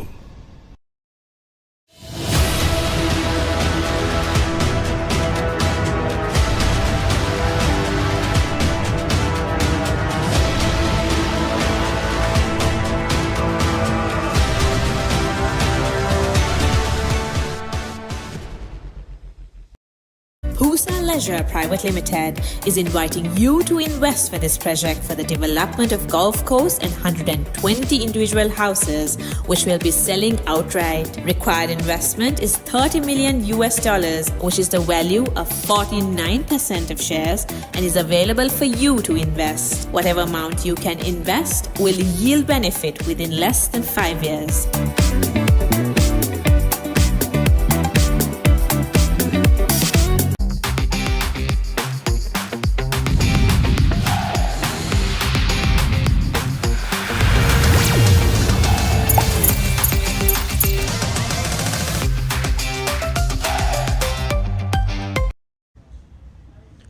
Just when Australia Over-50s were trying to get a move on, skipper Tony Clark perished. And now half of the batsmen back in the pavilion for Australia Over-50s.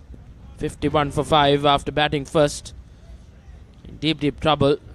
And from here on, Feroz, you were the pitch reporter. 51 for 5, half of the batting back in the pavilion. What do you reckon? Where do you think they'll finish off? Well, I think Australia bats deep as well. So I won't be surprised if they can go on to post 150 to 175 runs. But they'll have to bat well. The new batsman, Glenn Giddings, has walked in. With the fall of Tim Clark. And we've got a bowling change as well. David Snellgrove reading the situation, making a change in bowling, and he's brought in Desai. Shitidich Desai. I hope he's not a left-arm spinner. We've seen plenty of left-arm spin during the day. 3 left-arm spinners bowled so far out of the 4. And is he going to be a left-arm spinner, or is he going to be a conventional off-spinner? And he starts off with a wicket. Desai ran in, arms flying, and he bowled outside off stump. Difficult to gauge whether he's an off spinner or a medium fast bowler. Nevertheless, he takes a wicket in the first delivery. And both batsmen who were set back in the pavilion. A big wicket for England Over-50s. Now they're running through this batting lineup. Desai strikes in its very first delivery. Anthony walks back after 15 of 30 deliveries. In deep trouble now, Australia Over-50s. Reduced to 51 for 6. I think you need to give credit to David Snellgrove. Bringing in the changers, and the bowlers have obliged as well. Bowls medium, I've been told, Desai. Nevertheless, medium or spin. He's got the breakthrough. Absolutely right, Rashan. I think that's what is required. Bowlers, you bowl whatever you want. Just capture the wicket. Indeed, Australia, after that big loss to Sri Lanka in that semi-final. Looks like their batting has crumbled down from there on. As Damien Meek walks to the middle. And suddenly, 2 new batsmen in the middle for Australia Over-50s. Both batsmen yet to face off a delivery.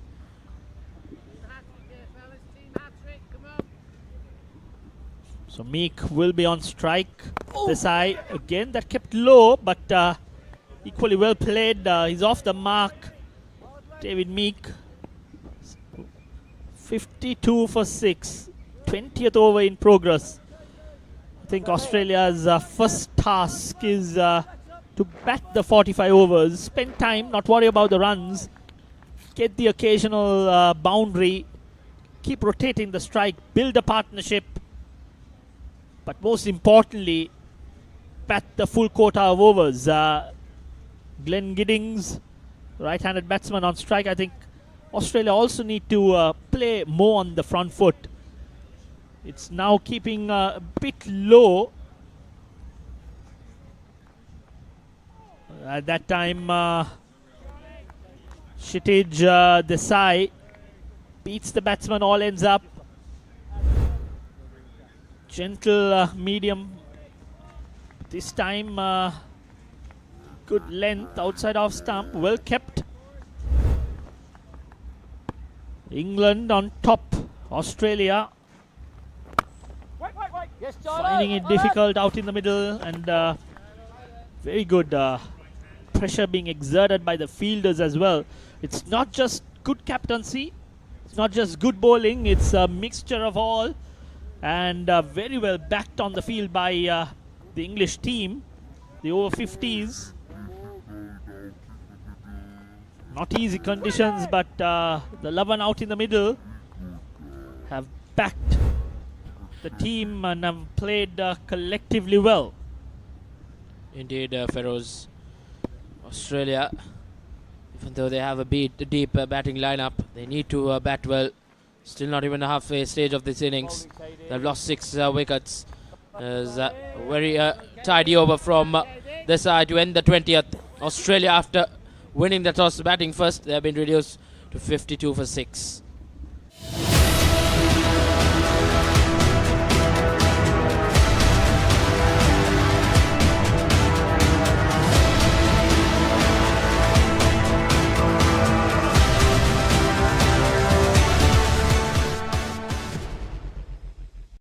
දෙමව්පියෝ කැමති දරුවන්ට හොඳම දේ දෙන්න. පෙර පාසල් සහ එක වසර දෙක වසර දරුවන් වෙනුවෙන් විශේෂයෙන් සැකසුණු පාඩම් මාලාවක්. කතන්දර ආකාරයෙන් හා දරුවෝ ආස කරන නැටුම්, ගැයුම්, වැයුම් සහ තවත් බොහෝ දෑ A+ Kids House තුලින්. සතියේ දවස් 7ම උදෑසන 7ට සහ දහවල් 1ට. A+ Kids TV නාලිකා අංක 48 ඔස්සේ.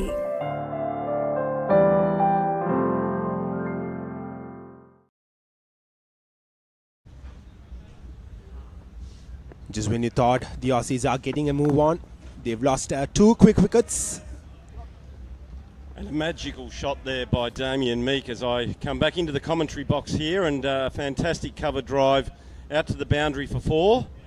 But yes, obviously there's a little bit of damage in the last 5 overs. The Australians now currently sitting at 6 for 56 from 20 overs. So they really have their work cut out in front of them now, as we see a replay of this fantastic cover drive from Damien along the ground all the way. And it's going to take some miraculous effort here by the Australians to post a score that they can look to defend later on. Well, absolutely. Early on in the day, we were talking that 240 to 250 will be a pass score in this wicket, but it seems well ahead with the situation that the Aussies are in. The big issue for them is that they got to move on, but they've lost 2 quick wickets, and both of them were set batters. So 2 new batters in the crease, Damien and Glenn. So it'll be an uphill task for them from here on, because the English bowlers have been bowling at a very tight line, and they have been supported well in the field as well. And talking about the last wicket, what a brilliant catch it was from the wicket keeper. Yeah, great catch there by a very good friend in Charlie Kitely there. It's magical to see him up to the stumps for most of the innings, and obviously wearing a baseball mask, which you don't see a lot in world cricket.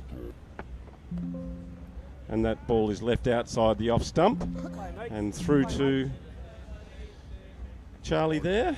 And yes, look, the English have bowled exceptionally well here. They bowled extremely tight lines, and very few loose balls or anything that have been short of a length and being able to be dispatched. As we see Damien hit the ball out to backward square leg for another boundary there. So a good over there to the Australians. 21 overs done. Australia 60 for the loss of 6 wickets.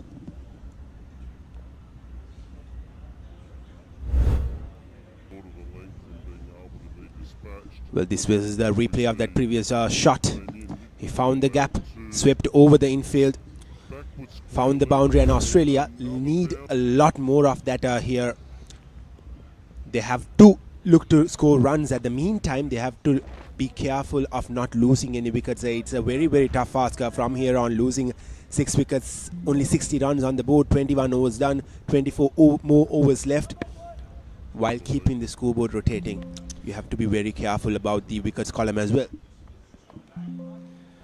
Yes, Kevin, I think the best thing here, if I can turn a negative into a positive, is that the Australians have got 2 very attacking batsmen at the crease in Glenn Giddings and Damien Meek, and while they are there, the score will progress forward. So it's going to be important, though, as we see the ball an outside edge down to third man for just 1 single, taking the score to 6 for 61. But yes, both batsmen are known to be aggressive, and Glenn Giddings has batted exceptionally well in the later overs. So they both have time to get in, and if they can get in later on they can go at 10 or 15 and over. They have that ability to do that. Well, absolutely. It's critically important for the Aussies that these two batters bat at least another 14 to 15 overs, stay in the middle, keep rotating the strike while hitting those loose deliveries for boundaries, because just 4 more wickets left. On the other hand, England shouldn't let this partnership get away. They should try to attack on them. They should try to grab the wickets as soon as they can. If not, this game might just turn on its head. Yes, Kevin, and knowing the Aussies, they will fight it out right to the end and make sure that they see out the 45 overs.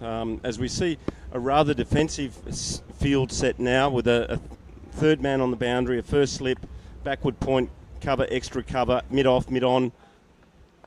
There's another forward defensive shot there from Glenn Giddings.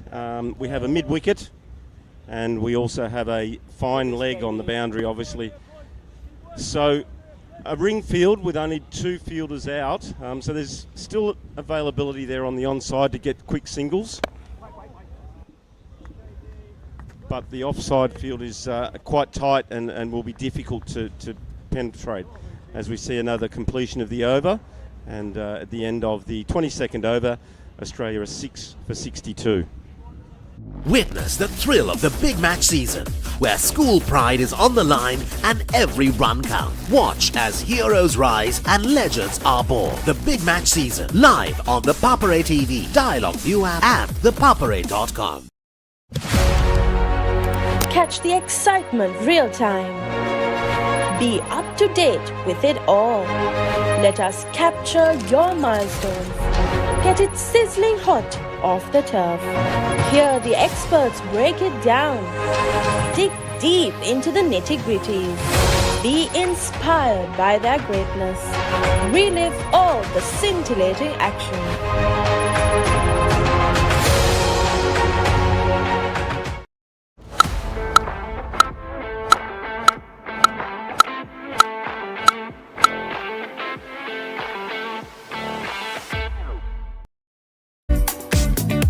What is your plan for the next cricket tour? Here is the answer. Pusa Leisure Private Limited, Sri Lanka's only leisure company with its own cricket ground. Engage in sports tourism exclusively for cricket. Contact details. Pujita 077 7421 842. Nishani Gunasekara 076 76 17 249.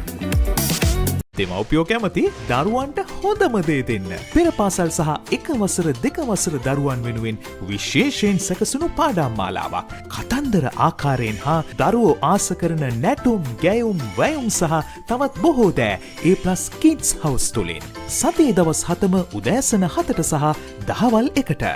A+ Kids TV නාලිකා අංක 48 ඔස්සේ.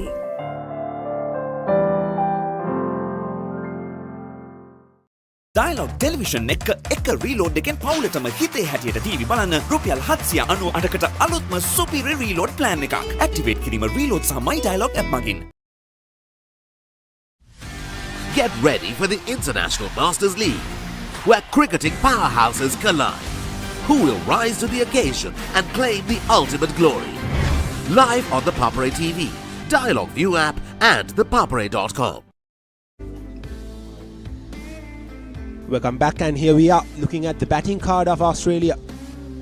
Not a lot of runs behind these names. There was one good partnership between Clark and Anthony before they departed in 2 consecutive overs. But the top order 4-6-7-0 could have done a lot better. And one thing which bothered me was these Aussie batters were having a tough time choosing the length and the bounce of the ball, because most of the time they tend to go on the back foot rather than coming in front, because in few occasions the ball kept low but they still went to the back foot, and that really troubled them. Yeah, it found the top order in a lot of trouble there, and you can see that there was 1 bowled and 2 LBWs as we look at the bowling figures here from England. And obviously the star of the show is Zulfi Butt, having bowled 6 overs and taken 4 wickets for just 9 runs. And then we've got Tuan Haji also bowling 5 overs and taking 1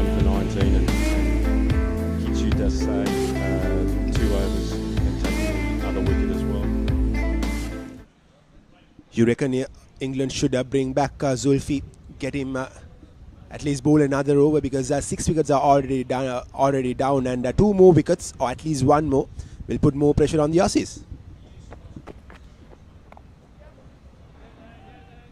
Yes, as we see the ball work down to deep third man by Damien Meek, and he'll pick up 2 more runs, so that moves his score to 11.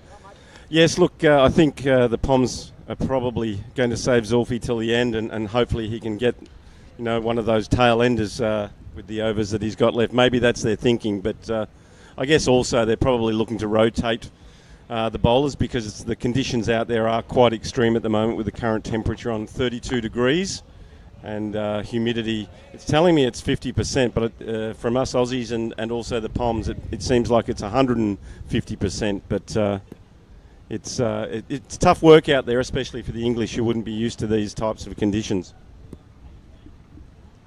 Well, absolutely, it's getting hotter and hotter here at NCC, and the humidity is even hard for us to bear in the commentary box, and beats the outside edge there, Jason. I'm really loving the way that Jason is setting up with his run-up and action.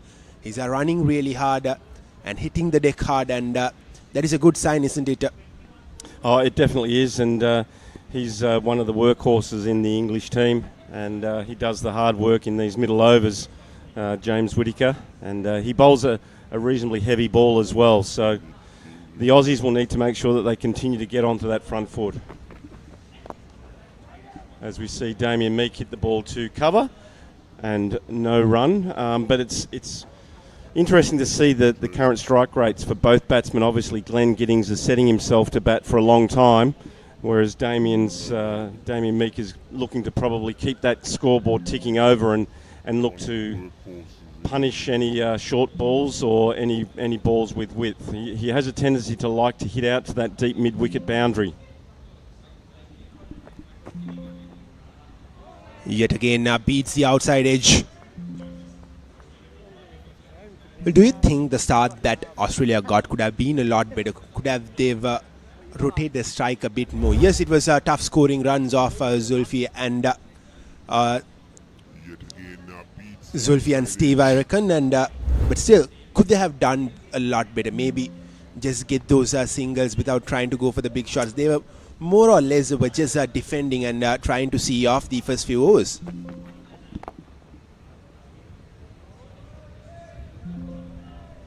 As we see the ball hit out to mid-on by Damien Meek, and that's the completion. We'll come back to that at the end of this over as we go to a quick break.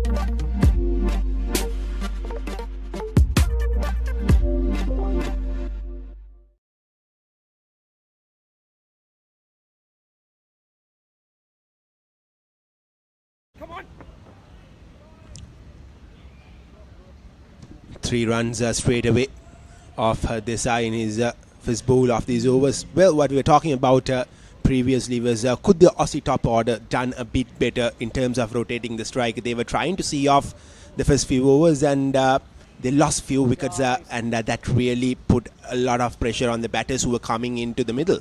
Oh, definitely that was the case. A very apprehensive start by the Australian top order. Obviously a lot of dot balls were faced, and it was quite evident as we see this replay here, and obviously going clearly down the leg side.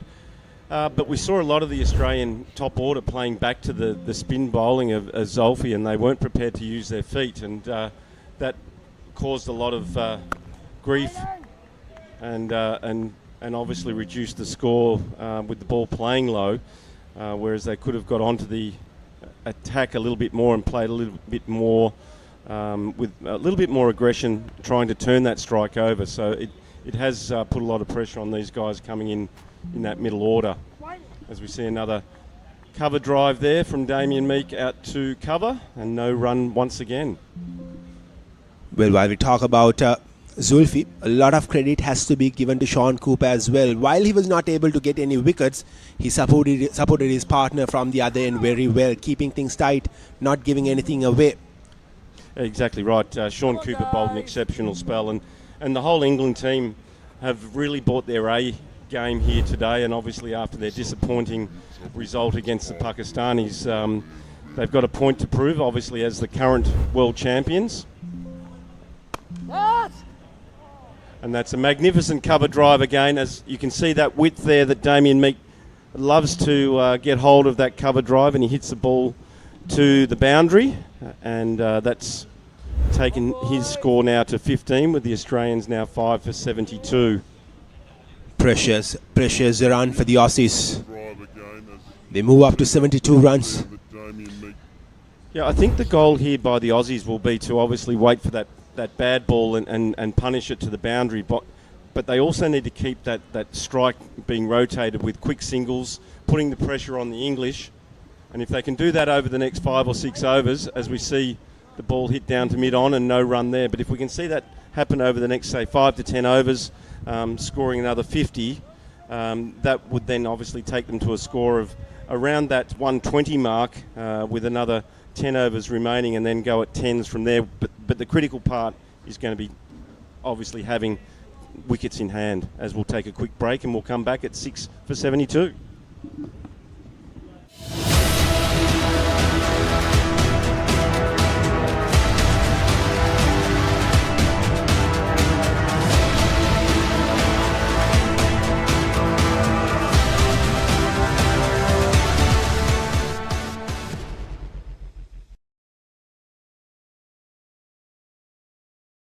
Witness the thrill of the big match season, where school pride is on the line and every run counts. Watch as heroes rise and legends are born. The big match season.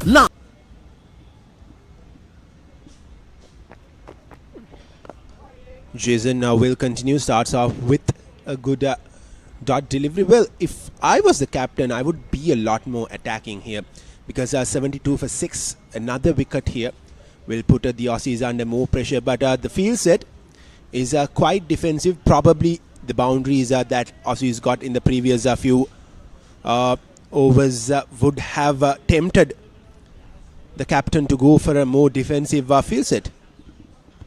Exactly right, and we can see the intent there from Glenn Giddings, obviously just looking to play that supporting role at the moment, get in, get a feel for the pace and the conditions.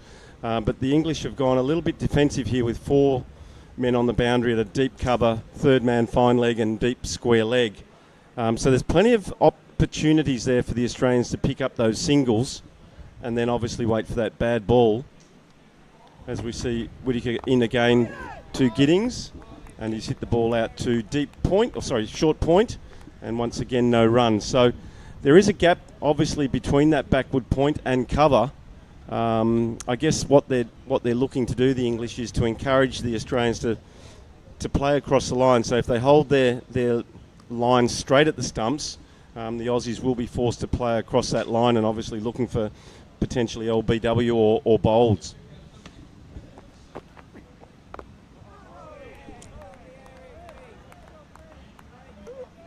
Well, with this field, the Aussies don't really have to do anything extravagant. They just can manipulate the field and just hit those balls into the gaps and just keep rotating the strike. And if these batters do so, they will get well set in the wicket, and that could cause some troubles for the Englishmen going on in the innings with 2 set batters.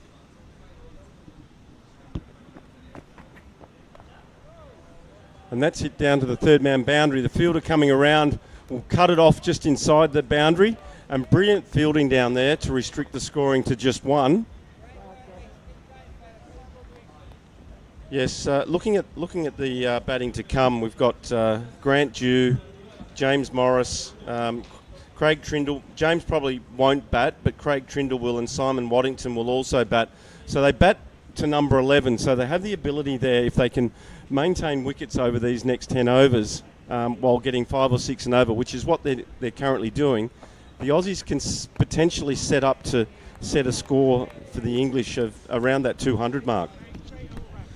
25 overs done, Australia 73 for the loss of 6 wickets. Dialog Television එක reload එකෙන් පවුලටම හිතේ හැටියට TV බලන්න රුපියල් 798කට අලුත්ම සුපිරි reload plan එකක්. Activate කිරීම reload සහ My Dialog app මගින්.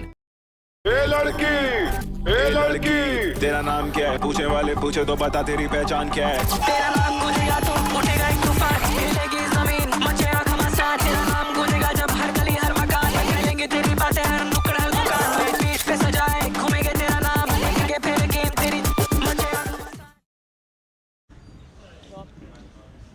So welcome back. Little bit of partnership out in the middle. Australia, much needed 7th wicket partnership. And Desai will continue. A very good afternoon to you, Harun. Good afternoon, Feroz. Yes, a decent recovery after those quick wickets that fell in quick succession. Clark and Anthony, captain, vice captain.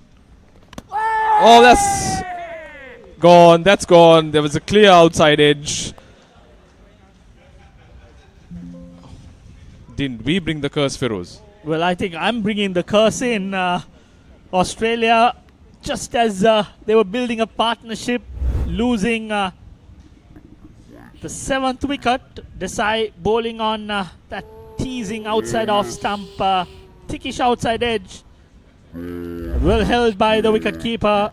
So England all over Australia, with Glenn Giddings departing for 5. In deep trouble, Australia 78 for 7. Witness the thrill of the big match season, where school pride is on the line and every run counts. Watch as heroes rise and legends are born. The big match season, live on the Papare TV, Dialog ViU App and ThePapare.com. Catch the excitement real time. Be up to date with it all. Let us capture your milestones. Get it sizzling hot off the turf. Hear the experts break it down. Dig deep into the nitty-gritties. Be inspired by their greatness. Relive all the scintillating action. දෙමව්පියෝ කැමති දරුවන්ට හොඳම දේ දෙන්න. පෙර පාසල් සහ එක වසර දෙක වසර දරුවන් වෙනුවෙන් විශේෂයෙන් සැකසුණු පාඩම් මාලාවක්. කතන්දර ආකාරයෙන් හා දරුවෝ ආස කරන නැටුම්, ගැයුම්, වැයුම් සහ තවත් බොහෝ දෑ A+ Kids House තුලින්. සතියේ දවස් 7ම උදෑසන 7ට සහ දහවල් 1ට. A+ Kids TV නාලිකා අංක 48 ඔස්සේ.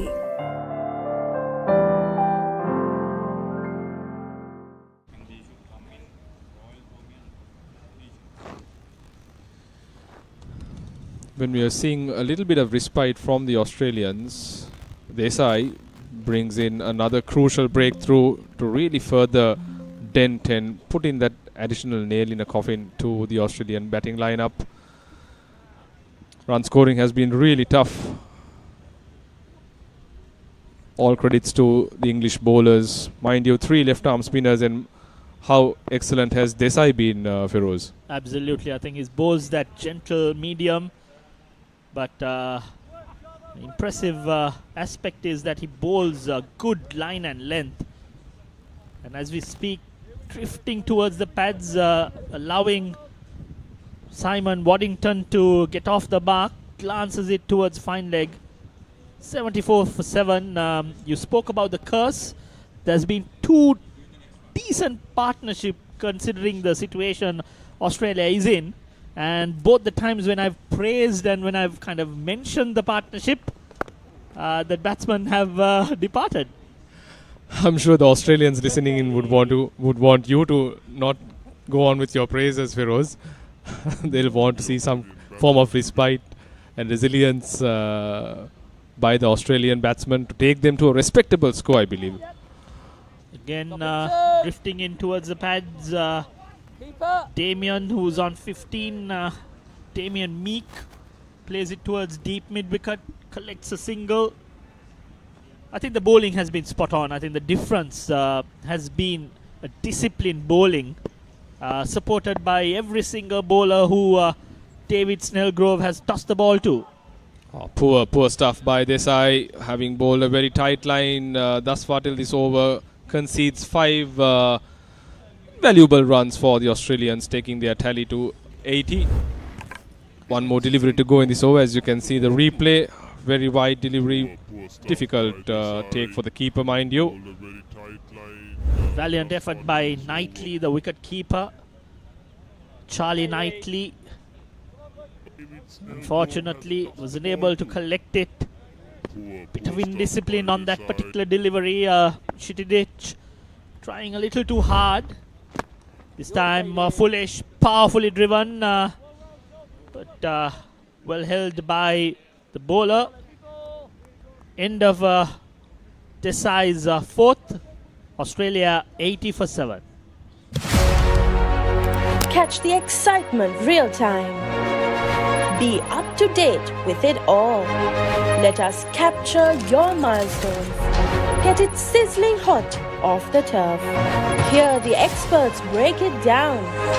Dig deep into the nitty-gritties. Be inspired by their greatness. Relive all the scintillating action.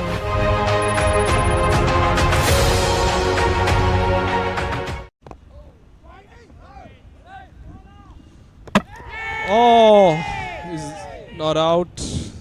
Close call there. Waddington was sent back. A yes, a no, a bit of hesitation as we see Jason Whitaker bowling his seam ups.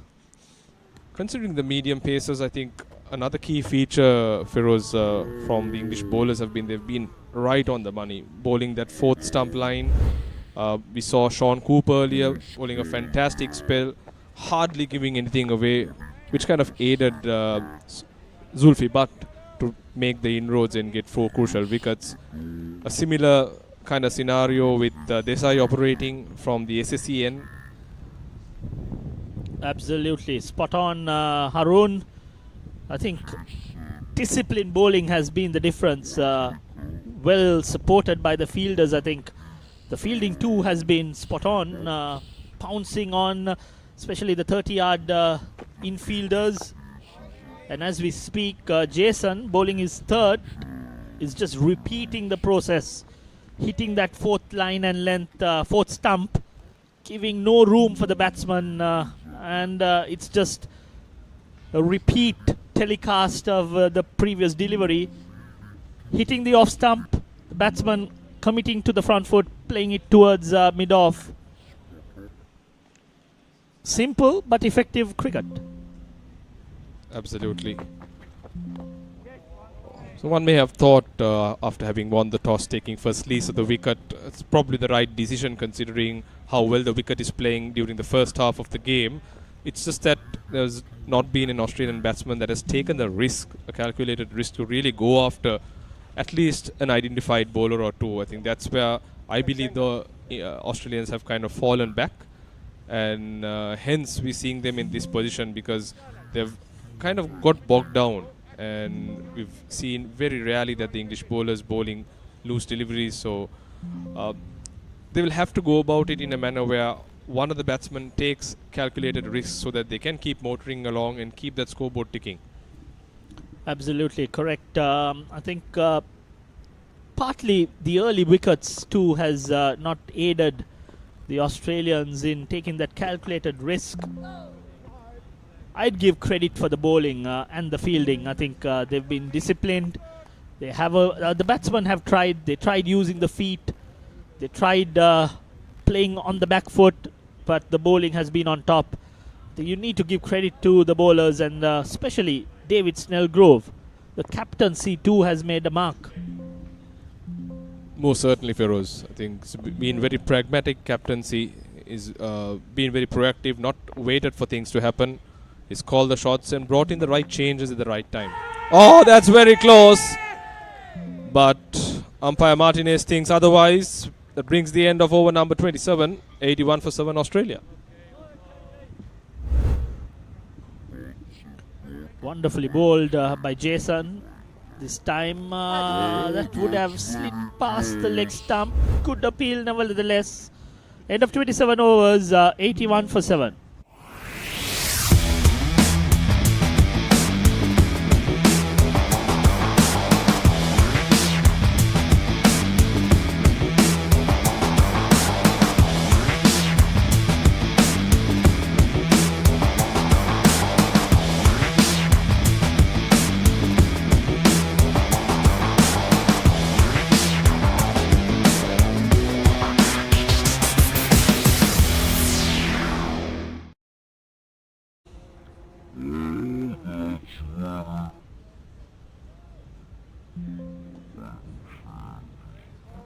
Damien Meek, 17 valuable runs to bring Australia to where they are at the moment. Waddington yet to get off the mark.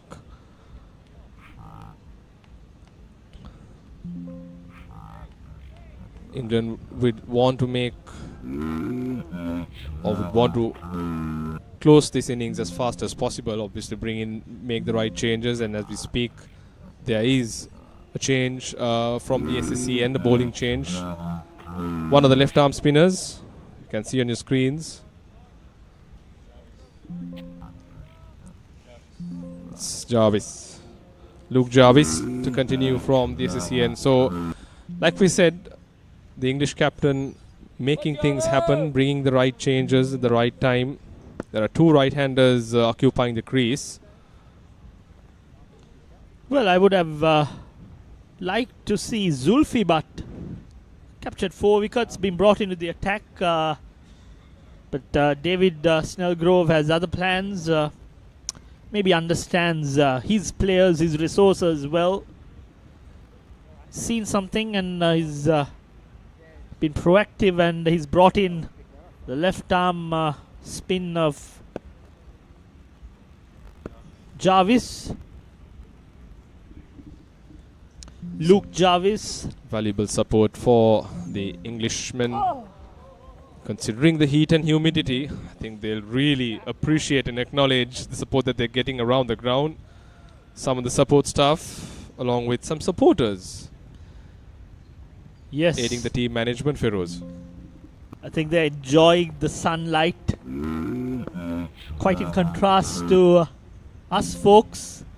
The humidity is very, very high and not easy out in the middle. But these gentlemen out in the middle have battled it out, and so far putting on a show. And as we speak, Jarvis has started off well. He's a lot slower compared to the other two left-arm spinners, Zulfi Butt and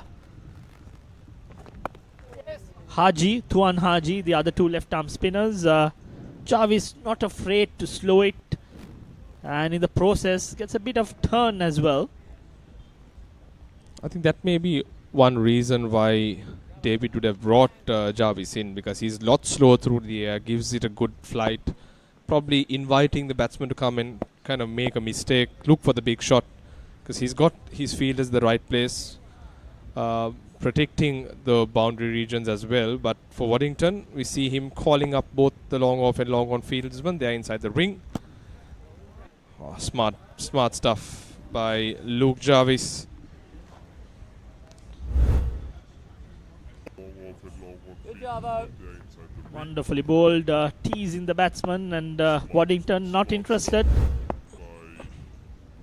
Shadow practices the reverse sweep, yet to get off the mark. Oh. Beautifully bowled, beats him outside off stump. Waddington tried to use his feet, makes the adjustment. Thankfully, had he missed, had he taken a few steps in front, there you see, made that adjustment, got his back foot behind the crease. That saved him.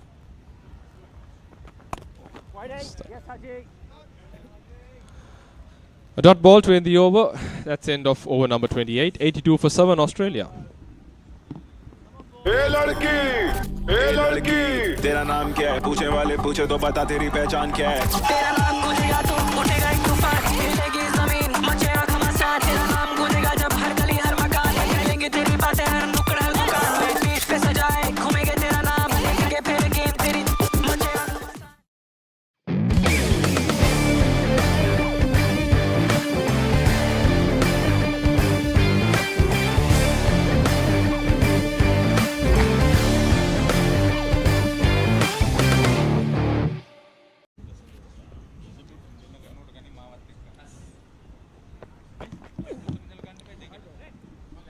Jarvis starts his fifth. Sorry, not Jarvis. My apologies. Jason bowling his fourth. Australia facing the 29th over. Just 82 runs. I think the first task is to get to triple figures, get to 100, and then from that point onwards have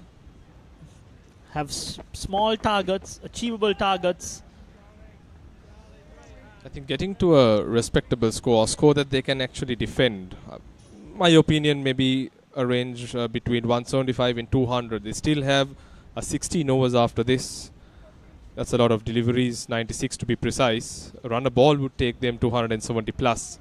Mind you, if they if these three can actually hold on, the remaining of these two batsmen, beg your pardon, can hold on till about the 35th to 36th. They can launch that foundation on the platform to go a bit more harder. Well, at the moment, it looks a distant dream to get to that 175 run mark. I'd be happy if they score 150, 125 to 150, giving them a chance. They've got to be disciplined as well in the bowling. But so far, the Englishmen out in the middle have done their part. Yeah, made life very difficult for the Australian batsmen. Not done anything out of the ordinary. Just kept things really tight. Just basic stuff, but the next ball is flicked. There is protection in the deep. The batsman should comfortably cross over for two. Oh, correct, Harun. You've recognized that it's been very basic cricket, but very effective. They've been disciplined. They've hit the right channels, made the batsman play, and in the process created that pressure.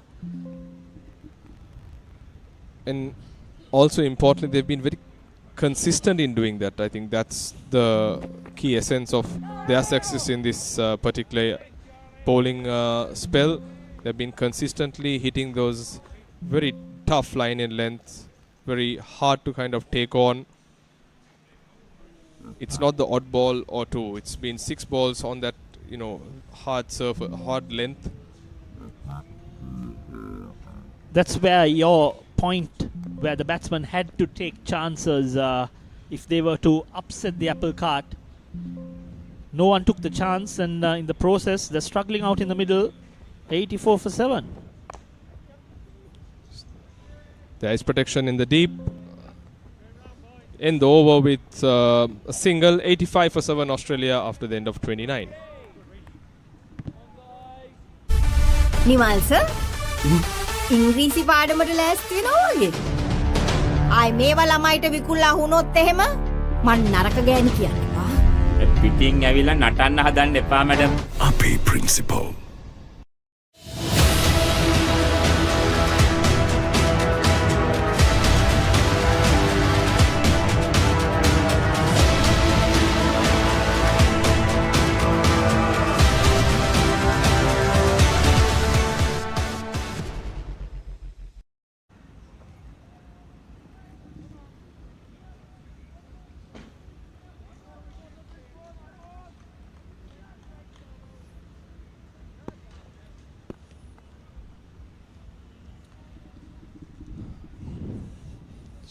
Jarvis to continue from the SSC end.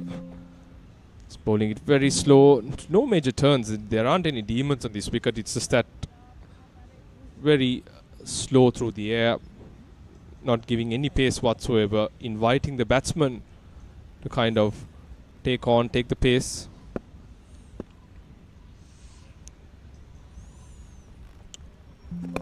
having played a bit of cricket on this surface, can tell you, Feroz, that one of the best tracks to bat on the NCC surface. Get your eye in, you get set, and runs is what you expect. We did witness not too long ago a very interesting game between NCC and SSC. Two prominent clubs in Colombo 7. High scoring encounter, mind you. There's always runs on offer, and it's a wicket that kind of evens out when you look at the entire span of the game, where it aids the spinners as the game progresses. And like Anthony also mentioned, a great cricketing facility. They have all the infrastructure needed. And home of some big names, Aravinda, Kumar Sangakkara, Upul Tharanga have represented this great club. If you go Hashan Tilakaratne, another test captain, Fariz Maharoof, currently the secretary of the cricket committee at NCC. The honorary president, Mr. Suwan Pereira, another close colleague.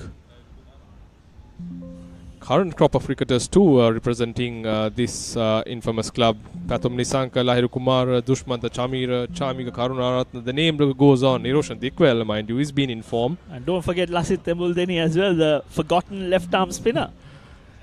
So, quite a prominent team. Team not only boasting of big names, but also with the performance. They're top the table in the Premier League at the moment. All sights on reaching that final. Coming back to this, it's just been tough going for the Australians as they sneak in a single at the last ball of the 30th over. 87 for 7 Australia.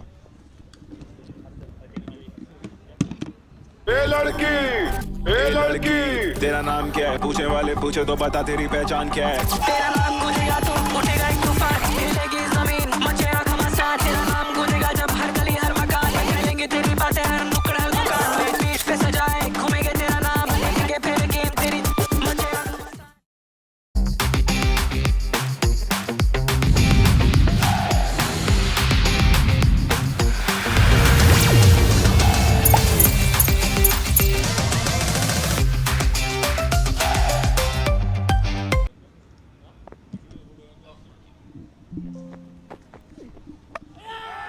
And as we just I join Anthony in the combox, Australia, another one bites the dust.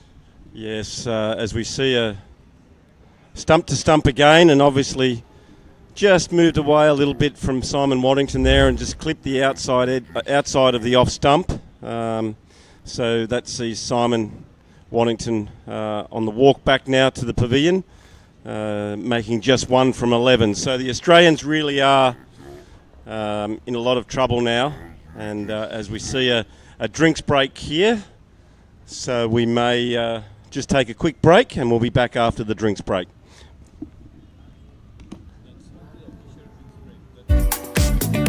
What is your plan for the next cricket tour? Here is the answer. Pusa Leisure Private Limited, Sri Lanka's only leisure company with its own cricket ground. Engage in sports tourism exclusively for cricket. Contact details. Pujita 077 7421 842. Nishani Gunasekara 076 76 17 249. Catch the excitement real time. Be up to date with it all. Let us capture your milestones. Get it sizzling hot off the turf. Hear the experts break it down. Dig deep into the nitty-gritties. Be inspired by their greatness. Relive all the scintillating action.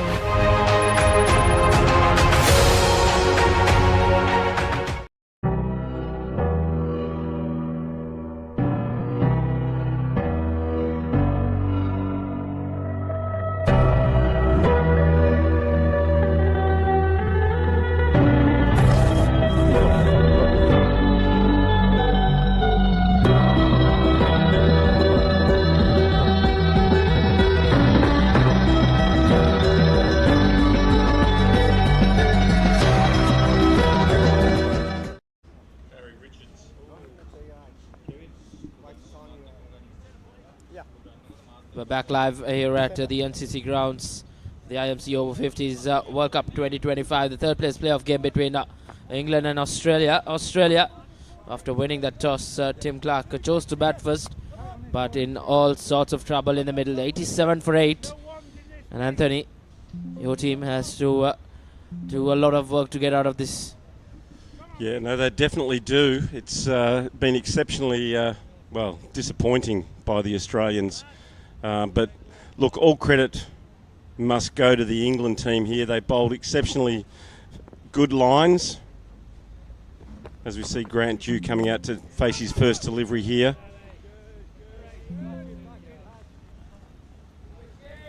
And Jason Whittaker has fantastic figures of 1 for 7 from just 4 overs.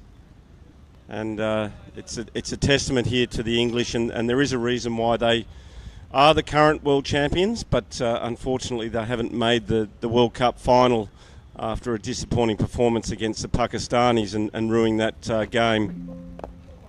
And a forward defensive shot there from Grant Dew. So currently Australia are 8 for 87. An unlucky number there for the Australians. 13 short of the 100, I think, is the significance there. Seems to always have wickets fall, and we've seen that once again here. But now obviously a lot of responsibility resting on the shoulders here of Damien Meek, who's 22 from 38. And Grant has hit that ball. Grant Dew has hit that to, I think that's taken by the captain of England, I think. Indeed, good David Snellgrove, maybe, was it? So another wicket falls now to the Australians, now in a diabolical situation here, currently at 9 for 87, and it's the Devils number again for the Aussies, with another wicket falling. Grant Dew does not trouble the scorers as he walks back for a duck. Australia just stumbling down now, 87 for 9.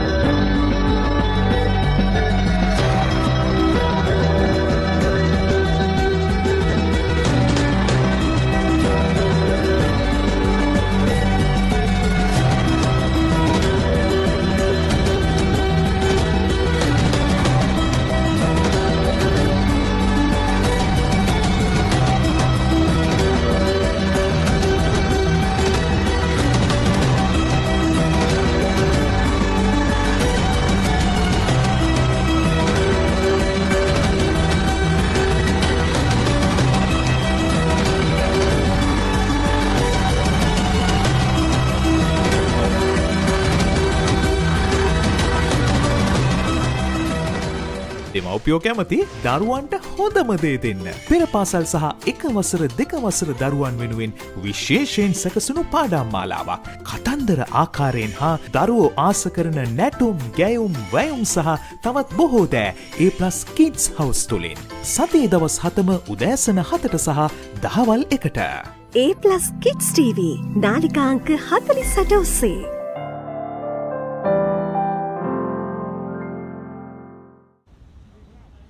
Greg Trindle walks to the middle, the final batsman in this Australian Over-50s batting lineup. And Anthony, you know more about me about these two batsmen in the middle. Yes, look, Craig Trindle is not known for hanging around. He's a very aggressive batsman and likes to clear the boundary. But if he can stay there and support Damien Meek, there's no reason why these two can't bat out the 45 overs, but a long way to go, obviously, with another 15 overs. But let's see what these guys can do. As the first ball there is hit Trindle on the pad and no run. But look, these two guys are great mates. They played a lot of cricket together for Australia over the last 18 months. And let's hope that for the Aussies that they can bat out the 15 overs and hopefully set a total of around that 150 mark if they can bat the 15 overs. That will be their sole objective now, with the Australians in real trouble against the English. Indeed, England as well failed to chase that down, that total against Pakistan, so their batting might be under some not much of confidence. There's a double wicket made from Jason. So Australia being reduced to 87 for 9 after 31 overs.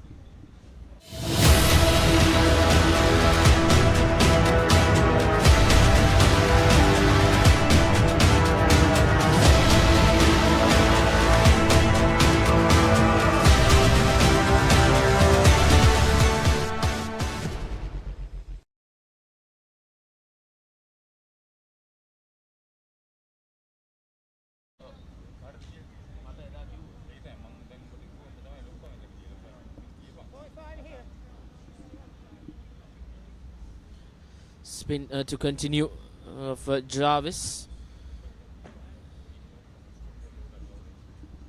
So Anthony, what's the feedback from Australia for the coverage being shown all the games here from the IMC Over-50s? What's the feedback? As we see an attempted cover drive there from Damien Meek, showing his intent. Look, the feedback from Australia, talking to people at the end of every day and early in the morning, obviously there's a 5-hour delay, so it works perfectly going into Australian lounge rooms late at night. You know, from 5 in the afternoon in Australia, they can see the second part of the innings, and the response has been tremendous. The coverage that the Papare have provided through the live streaming has been welcomed. The support for the Australian team has been amazing, with exceptional views with the numbers coming through. As we see a play and a miss there from Damien. But yeah, look, I know the Aussies here in Sri Lanka, as part of the touring party, have been welcomed. They've been made to feel like royalty by the Sri Lankans, and we all know that the Sri Lankans are such welcoming people and they love their cricket here. Indeed, cricket-loving nation here. And as we speak, Damien Meek gets off the strike. Trindle yet to get off the mark. You're told he's an aggressive batter in his nature.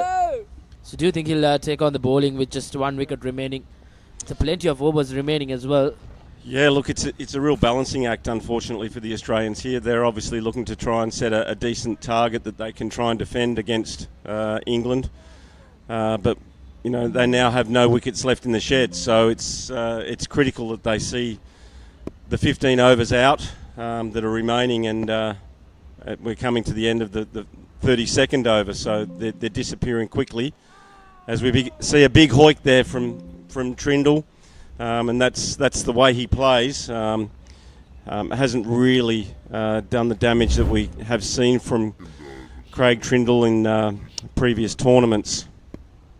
But that one has definitely jumped, and another great take there by Charlie Knightley. Brilliant keeping in this game, keeping up for most of the innings. Indeed. He's led his troops, rather marshalled his troops well in the field, as another over comes to an end. Just a single in it. 32 completed. Australia 88 for 9.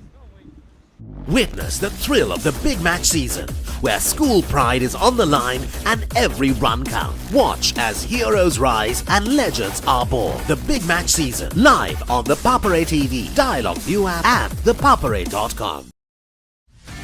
Get ready for the International Masters League, where cricketing powerhouses collide. Who will rise to the occasion and claim the ultimate glory? Live on the Papare TV, Dialog ViU App, and ThePapare.com.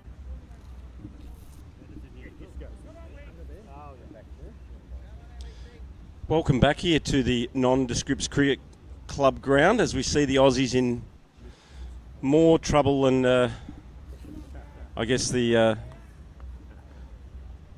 Yeah, well, anyone else playing cricket today for that matter. Look, it's 9 for 88. Obviously, they've now got off that Devils number of 87. But we were talking in the previous over about the Sri Lanka as a country and the people. We also need to talk about the food, and I know the Aussies have enjoyed their days off between games, and that's found him straight in front, very late there.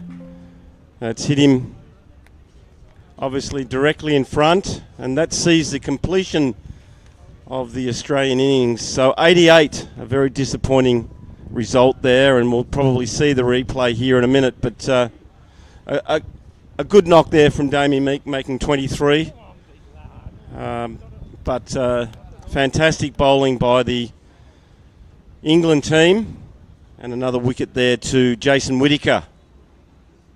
He's bowled really well, Jason. He has wrapped up the innings for the Australian Over-50s.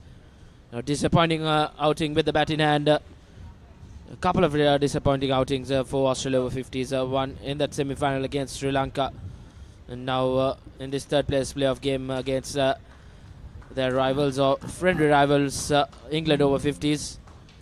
And splendid performance from the ball in hand for England Over-50s as well. They lost that toss and they've asked to bowl here in good batting conditions, but Australia Over-50s haven't been able to pounce on this batting tailor conditions here up at the NCC Grounds in Colombo.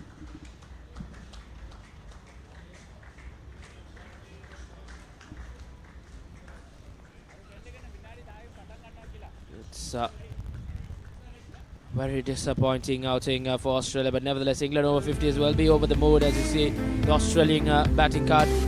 And we see a very disappointing batting card by the Australians. Obviously Zulfi Butt was a brilliant bowler early on, but Steve Mace 4 from just 13. Ashley Hardy 6 from 15, a brilliant stumping there by Charlie Knightley. LBW to Kratzman and to Sharp, occupied the crease for a while there, Andrew Kratzman, but both playing back, caught on the crease there in front. Tony Clark looked to try and consolidate the innings and had a good partnership there for a short period with Anthony Barranca, but Clark was taken a great catch by David Snellgrove, looking to become a little bit more aggressive. And then a great catch there by Charlie Kiteley, saw Anthony Barranca just 15. Glenn Giddings was there for a little while, 5 from 17, and Damien Meek we just saw out the last wicket to fall. A very good knock there by Meekie, being LBW 23 off 43 deliveries. Simon Waddington was bowled for 1, and then Grant Dew was caught where he popped the ball back to David Snellgrove at short cover for 0. And Craig Trindle was not out at the end on 0. So the Australians 88 from 33 overs, and we have a look at the England bowling attack. And the main contributor with the wicket columns is concerned, Zulfi Butt. He ran through that top order of Australia Over-50s, 4 for 11 in 7 overs. Was quite surprised not to see him bowl his quota of 9 overs. And then Tuan as well, just the solitary wickets for him in his 5 overs. And then Kishtij Desai, 2 for 16 in 4 overs, and it was Jason Whittaker who wrapped up this Australian Over-50s innings, picking up 3 wickets in quick time, 3 for 7 in just 5.1 overs. The fall of wickets, as you can see, Australia Over-50s lost wickets in very regular intervals. You see 9, 13, 13, 20, 51, 51, 73, 87, 87 and 88. It fell like a cluster, and they just went with like a pack of cards. Australia Over-50s. A disappointing outing nevertheless here at the IMC Over-50s World Cup 2025. Third place playoff game between England and Australia. Australia haven't gone about their things quite well here. After winning the toss as well, Anthony, they'll be quite disappointed. Yeah, they will be very disappointed with that. And obviously in the semi-final they won the toss and sent Sri Lanka in. And Sri Lanka set that mammoth score. But here we see some replays. First Australian batsman playing back, LBW. A brilliant piece of stumping. Another playing back. And then Some attacking shots there through that period from Andrew Kratzmann. But there's another LBW in front of the stumps. And some aggression there from Tony Clark, the Australian captain. Hit a few boundaries there through that middle period of the innings, but no one ever really got going, as we see more shots there. That was an aggressive shot there from Anthony Barranca, and another boundary there to him. It was a good partnership by the captain and the vice-captain, but we see the dismissal of Tony Clark, and then a brilliant catch there. Lost 2 quick wickets. And some solid shots there by Damien Meek. Was probably the pick of the Australian batsmen today, but obviously with wickets falling at regular intervals, again, see that width really was hard for the Australians to consolidate and get some partnerships together. And look, the English has hit that ball. To their credit, they bowled exceptional lines and length between games with no width allowing the Australians. So we will probably look to go to the lunch break now, and we'll come back here and hopefully see the Australians get into that top order of the England team. Indeed, an interesting stat as well. First 4 wickets fell off 11 runs for Australia Over-50s, and the last 4 falling out for just 15 runs. So not what Australia expected out here this afternoon. Nevertheless, 3 victims for Knightley as well behind the stumps. 2 catches for David, the skipper of the England Over-50s. England Over-50s need just 89 runs to win this third place playoff game against Australia. So stay tuned with us as we will be back with the England reply after a short break.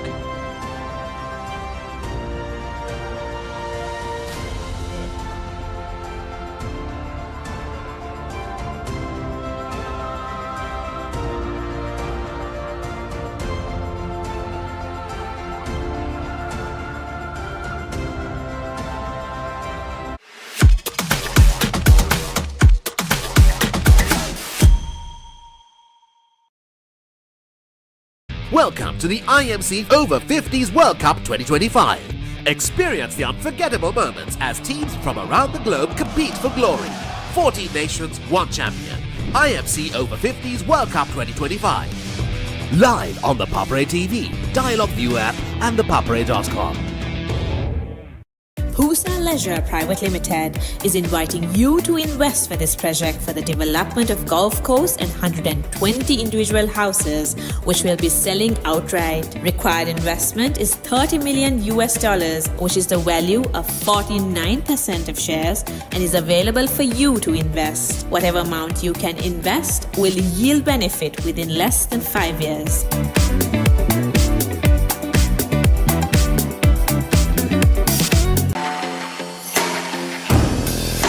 The oldest uninterrupted schoolboy cricket match is back. 146th Battle of the Blues and the 48th Mustangs Trophy Encounter. Live on the Papare 1 HD, Dialog ViU App and ThePapare.com.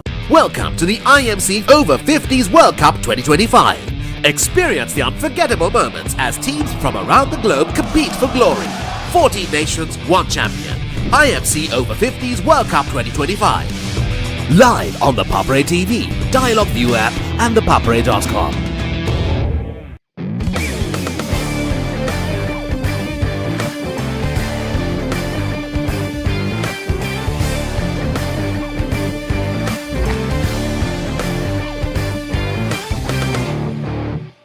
දෙමව්පියෝ කැමති දරුවන්ට හොඳම දේ දෙන්න. පෙර පාසල් සහ එක වසර දෙක වසර දරුවන් වෙනුවෙන් විශේෂයෙන් සැකසුණු පාඩම් මාලාවක්. කතන්දර ආකාරයෙන් හා දරුවෝ ආස කරන නැටුම්, ගැයුම්, වැයුම් සහ තවත් බොහෝ දෑ A+ Kids House තුලින්. සතියේ දවස් 7ම උදෑසන 7ට සහ දහවල් 1ට.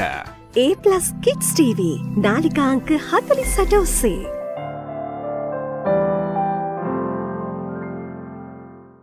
Welcome to the IMC Over-50s World Cup 2025.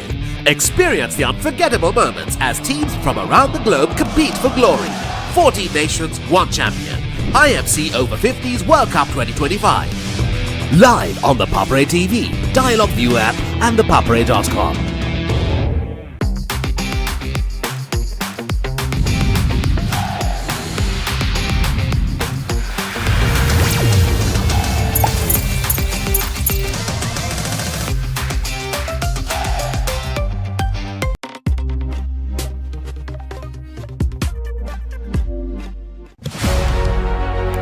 Catch the excitement real time. Be up to date with it all. Let us capture your milestones. Get it sizzling hot off the turf. Hear the experts break it down. Dig deep into the nitty-gritties. Be inspired by their greatness. Relive all the scintillating action.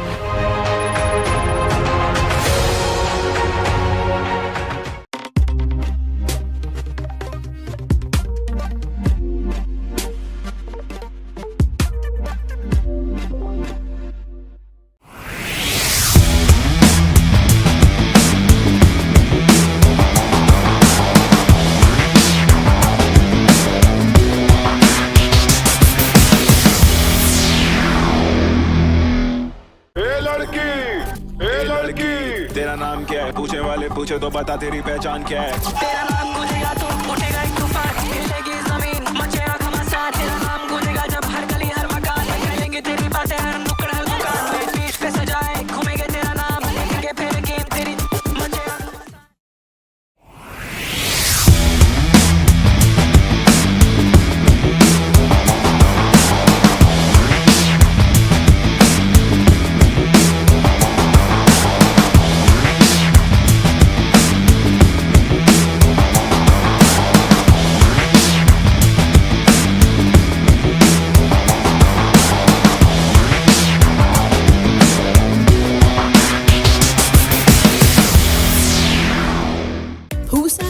Private Limited is inviting you to invest for this project for the development of golf course and 120 individual houses, which will be selling outright. Required investment is $30 million, which is the value of 49% of shares and is available for you to invest. Whatever amount you can invest will yield benefit within less than 5 years.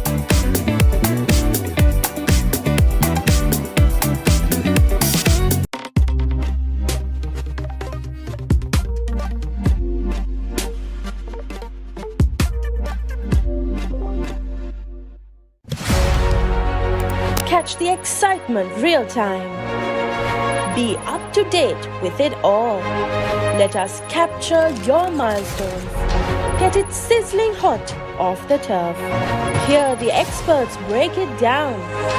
Dig deep into the nitty-gritties. Be inspired by their greatness. Relive all the scintillating action.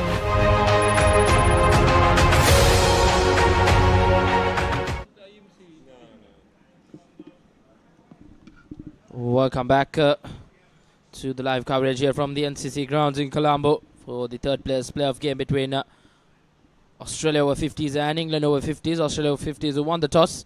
Tim Clark chose to bat first and they were reduced to just 88 runs and they were bundled out in quick time inside 33.3 overs.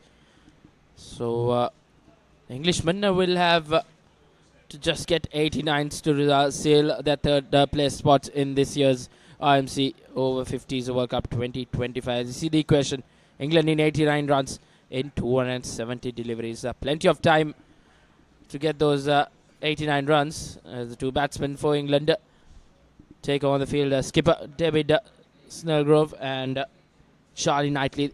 After wicket keeping, he's back with the bat as well. Yes, I would say that Charlie's heading out there to try and do some damage early and try and wipe off some of the 89 runs required from 270 balls. So I think we have a 30-minute period here approximately before they will stop for lunch.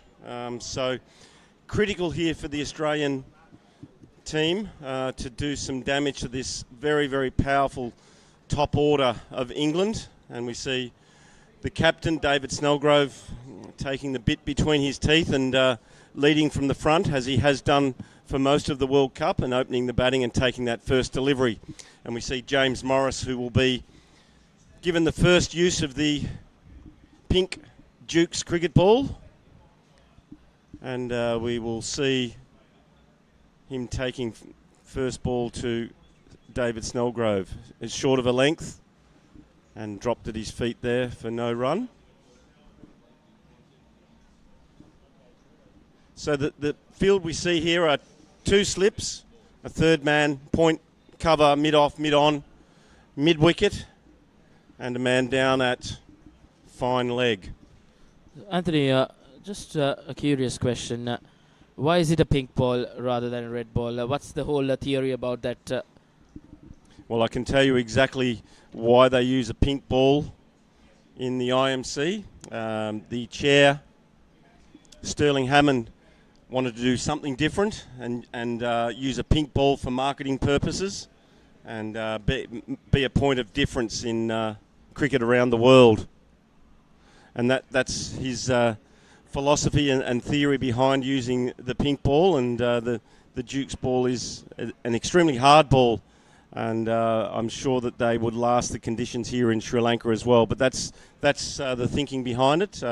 Coloured clothing and the pink ball. Yes, it goes on. Well, always a colourful picture. There's Morris.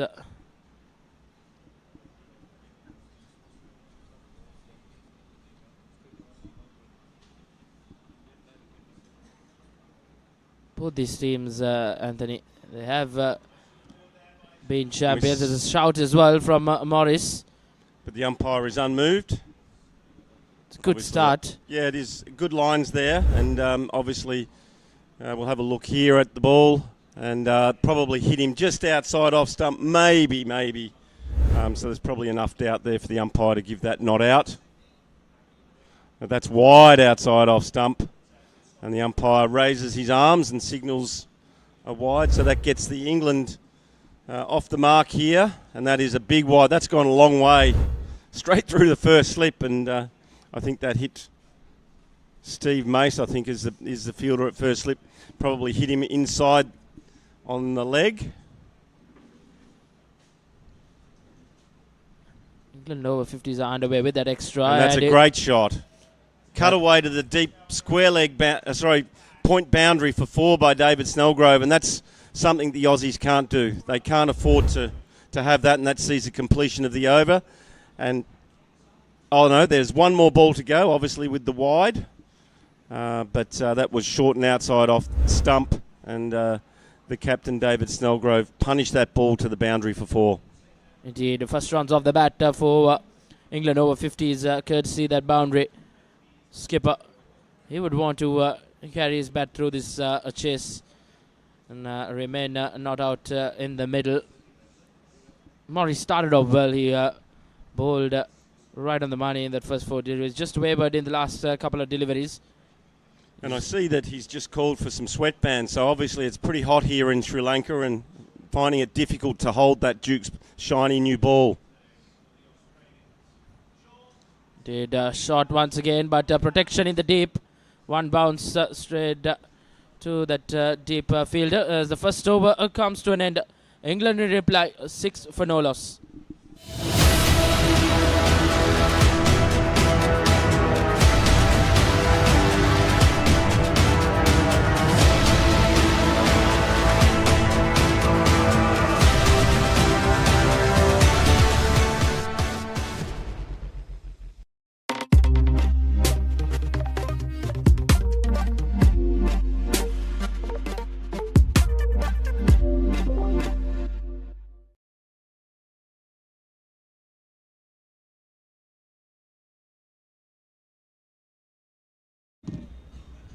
England Over-50s opted to start off with the new ball from one end. It was a fast bowler. From the other end, it was the spin of Zulfi Butt, who absolutely ran through that top order.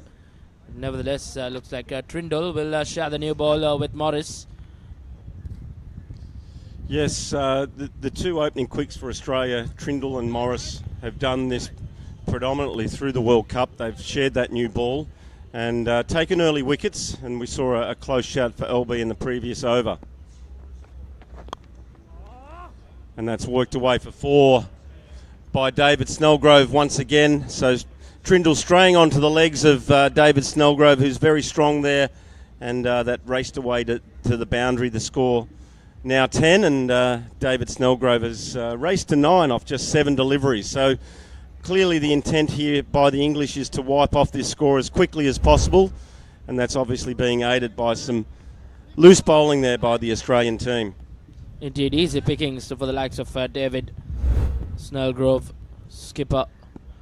Charlie Knightley yet to face off a delivery. Once again a wayward delivery, another wide.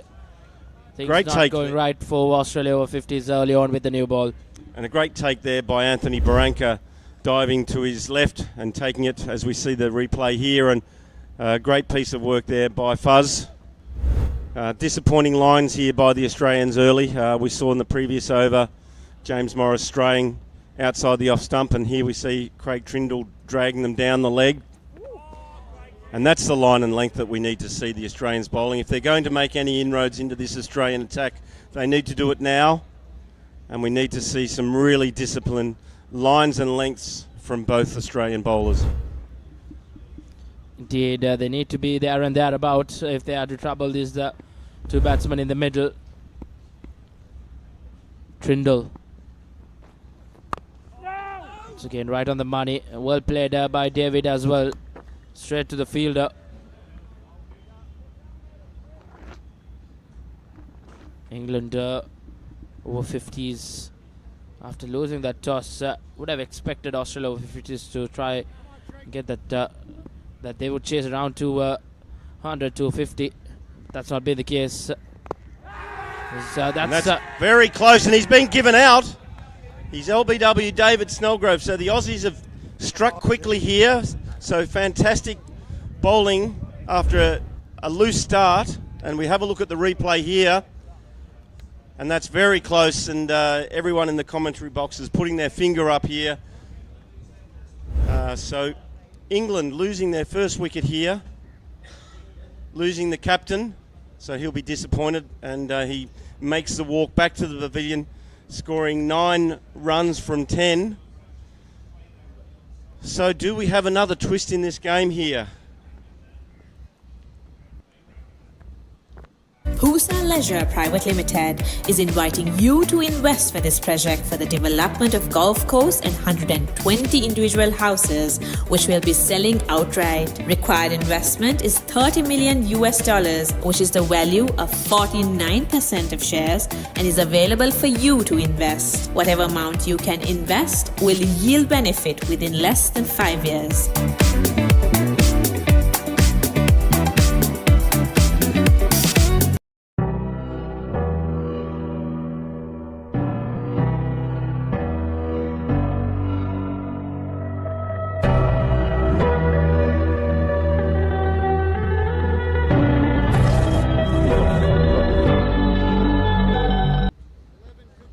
Jonathan Whiteman joins Charlie Knightley in the middle. Both batsmen yet to face off a delivery.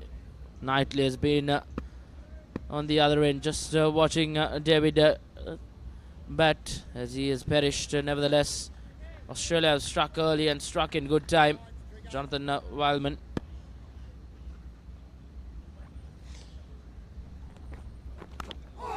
This is good. This is brilliant bowling. After being hit for a boundary in his very first delivery, Trindle has come back and come back well in this over. So we see an inside edge there, and critical part here is that they're bowling stump to stump now all of a sudden, and we see that Jonathan played off the back foot there, and we saw the Aussies in the first innings playing back and getting themselves into trouble early on. So the Australian bowling now obviously is looking to go and push harder as Charlie Knightley now takes strike, the left-hander. So we have 2 slips, the third man, backward point.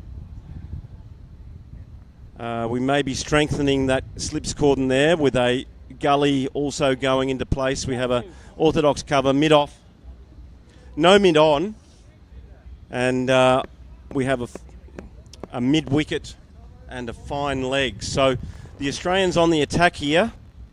It's clearly evident that the lines that Craig Trindle is going to bowl here are going to be on the off stump, and another inside edge. Looking for a single, backing up there's Jonathan Whiteman, but there's no run there. And fielded by Damien Meek. Comes to the conclusion of the second over with Australia now having the English 1 for 12. දෙමව්පියෝ කැමති දරුවන්ට හොඳම දේ දෙන්න. පෙර පාසල් සහ එක වසර දෙක වසර දරුවන් වෙනුවෙන් විශේෂයෙන් සැකසුණු පාඩම් මාලාවක්. කතන්දර ආකාරයෙන් හා දරුවෝ ආස කරන නැටුම්, ගැයුම්, වැයුම් සහ තවත් බොහෝ දෑ A+ Kids House තුලින්. සතියේ දවස් 7ම උදෑසන 7ට සහ දහවල් 1ට. A+ Kids TV නාලිකා අංක 48 ඔස්සේ.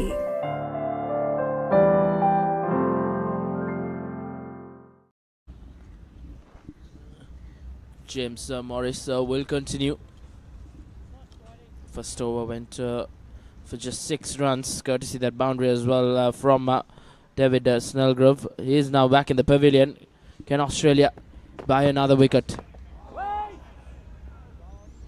It's going to be a tough ask here by the English, and we can see that the ball has that variation of bounce, and the tall Australian bowlers are going to get that variation, and we saw that one there stay low, but we saw obviously when Jason Whittaker was bowling, he was getting some variation in bounce as the ball goes through outside the off stump, and it's going to be critical here that James Morris can get these top order of England playing at every delivery. We don't want to see any wasted deliveries. We need to see him attacking those stumps and looking for LBs or maybe even caught behind, because he does take the ball away from the right-hander. Indeed. Just as we speak, Anthony Morris just beats the outside edge. England just under a bit of pressure. They're not chasing a steep target, just 89 runs. But till we stop for that break for lunch, if Australia Over-50s are able to get a wicket or two, I think that would be absolutely golden. But a loose delivery on this occasion. Pounced on it, Jonathan. We see Ash Hardy race out to the boundary line. Some brilliant fielding there by Ash Hardy, and he returns the ball back in, restricting the score to just 2 runs. But an aggressive shot there from Jonathan Wildman, and it's taken the score now to 14 for the loss of that 1 wicket of David Snellgrove.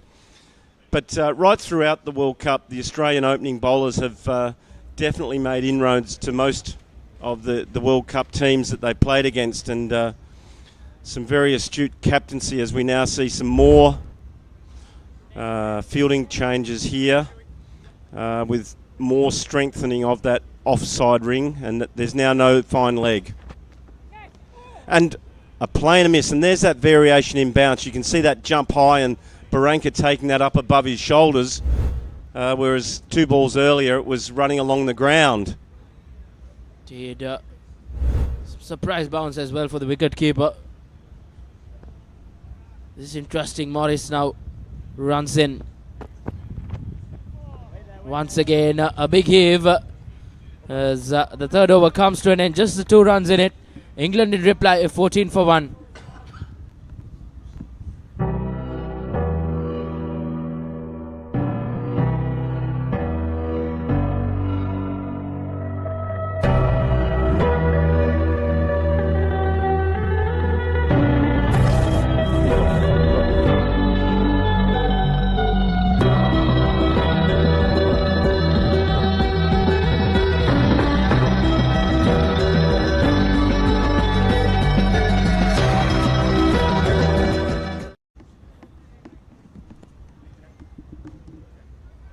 Wicket taker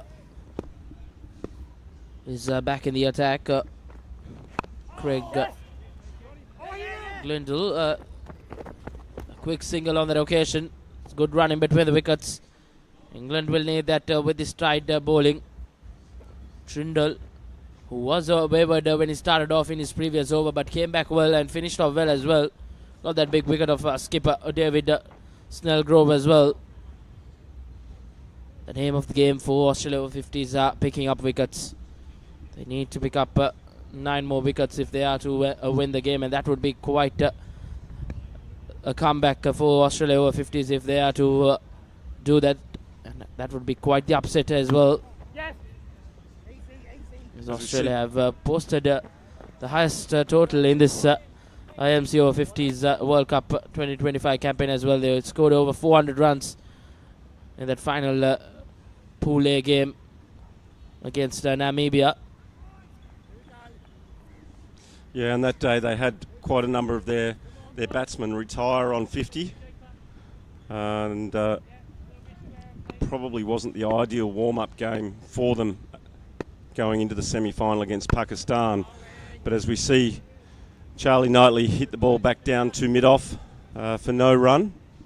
So we see 2 slips, a gully and a point. So it's quite obvious where Trindle's going to be targeting his deliveries to Charlie Knightley.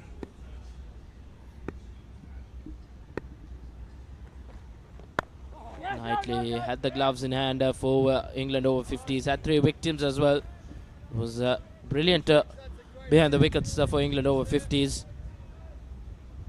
And now he's got the bat in his hand to do and get this job done for England Over-50s and seal the 3rd place spot in this year's IMC Over-50s World Cup.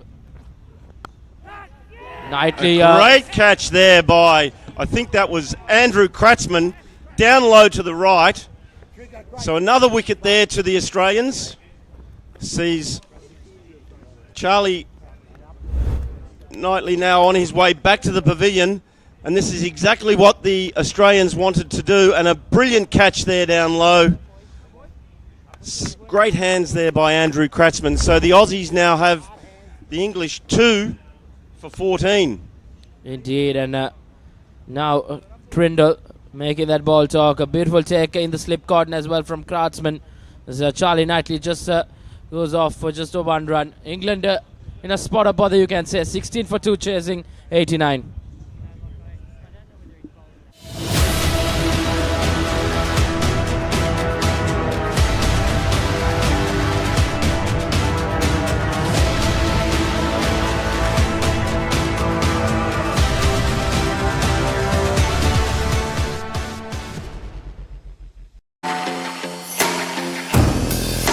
The oldest uninterrupted schoolboy cricket match is back. 146th Battle of the Blues and the 48th Mustangs Trophy Encounter. Live on the Papare 1 HD, Dialog ViU App and ThePapare.com.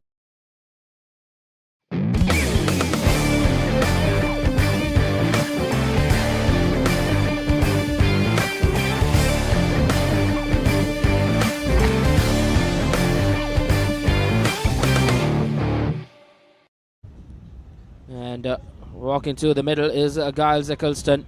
Just the man England need, that cool head in the middle, chasing a very small target. He's had a stellar run in this campaign in the IMC Over-50s World Cup 2025. 437 runs in just 6 innings and an average of 145.67. His numbers speak large. And he's walked to the middle to try and steady this innings for England Over-50s. Looking quite discomfort in the middle. Can he get them out of trouble as Trindle welcomes him with a good delivery. As another good over comes to an end as Trindle gets the important wicket of Charlie Knightley in that over. After 4 completed, England 16 for 2. Nimal sir ඉංග්‍රීසි පාඩමට ලෑස්ති වෙනවා වගේ. ආයි මේවා ළමයිට විකුල්ලා වුණොත් එහෙම මං නරක ගෑණි කියන්නවා. පිටින් ඇවිල්ලා නටන්න හදන්න එපා මැඩම්. අපේ principal.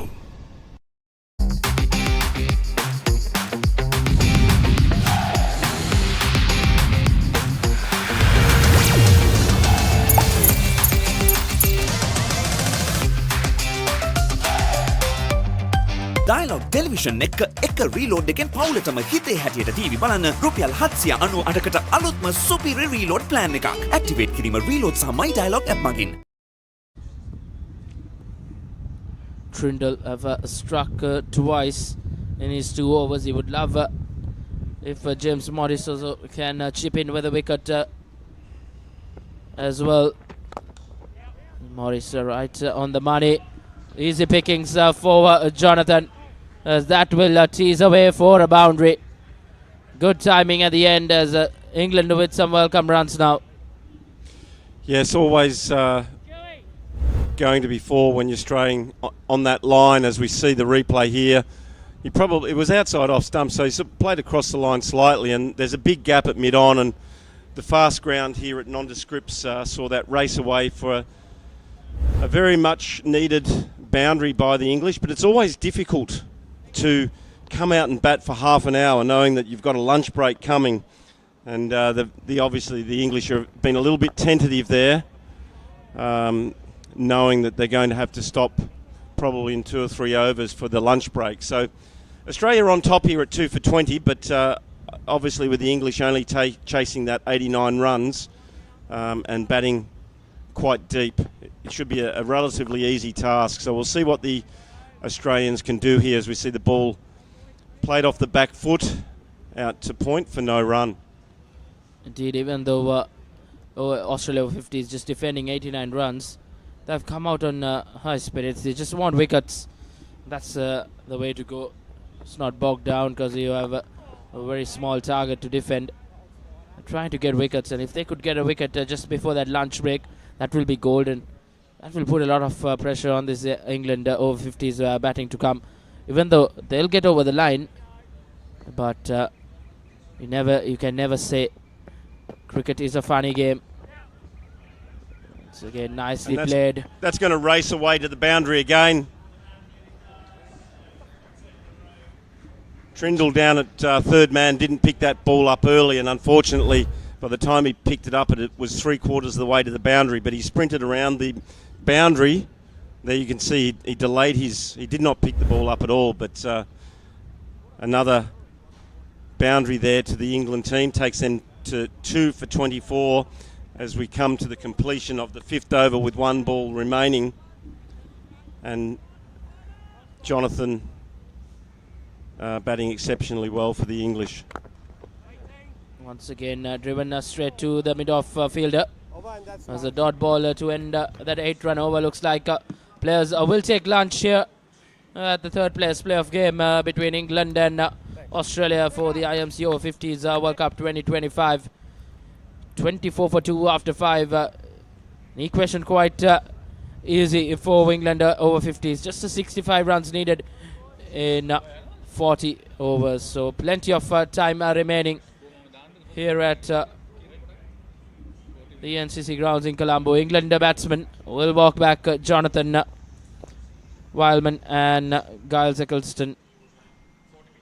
And it will be a uphill task for Australia Over-50s to get back into the game, but nevertheless it's a matter of time till England to get that 65 runs that they are needed in 240 balls.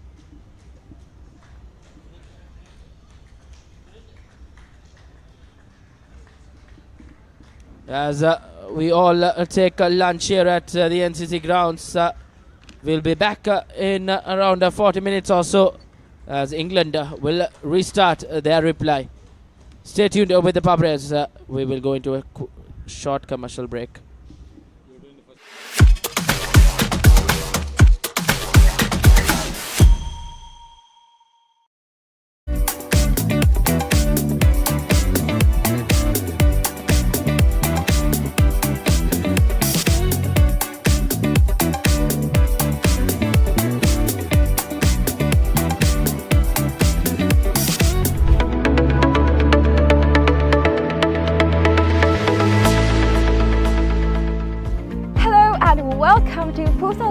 Private Limited, Sri Lanka's premier destination for cricket enthusiasts and sports tourism.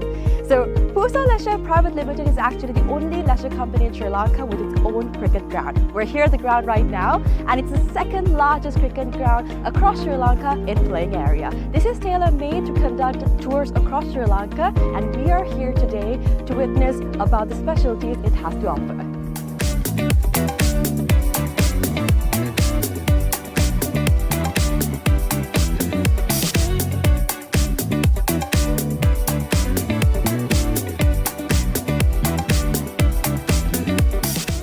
It's only natural for you to ask, what's so special about this ground? Well, let me list out a few reasons as to why it's special to cricket, right?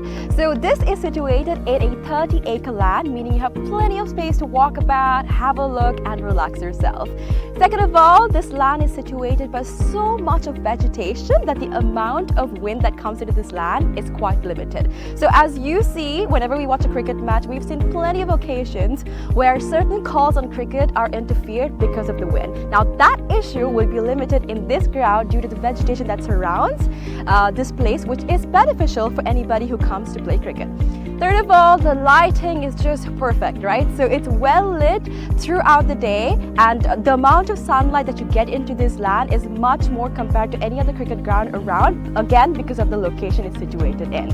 And another specialty about this cricket ground is its grass, right? So usually whenever you go to any other cricket ground, the grass is quite smaller compared to the grass that you would be seeing in this special cricket ground when you come here. It's because we have actually taken a grass that is quite special to Sri Lanka. Why? Because it's easy to maintain, we know how it works, we can make sure that it's well watered, well cut. All of this is easily maintained because of the fact that this grass is special to Sri Lanka. So these are just a few specialties as to why this cricket ground is special for you.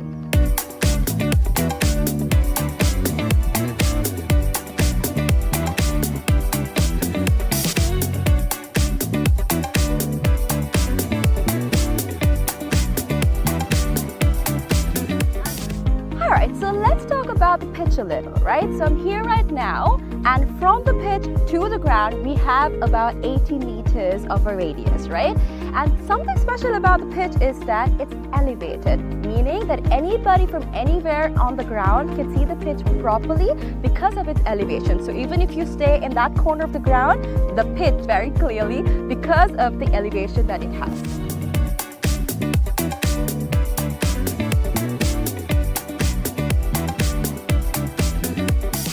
Alright, so we have utilized certain methods to ensure that our ground is free of weeds, right? So our first method is recycling water. We have a natural source of water in our land, and we have taken the water from that into a handmade pond covered by polythene, and water from that is taken to our ground through sprinklers, and that is how we water our ground. And that water is later on taken back into our drain, which I'm standing over, and this leads straight up to the natural water supply that we have in this land. All right.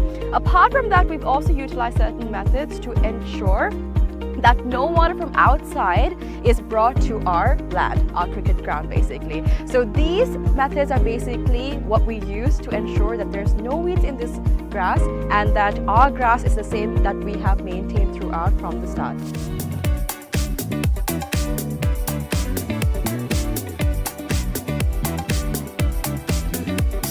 Alrighty, so another specialty about this ground and how we're connected with nature, right? A fun fact.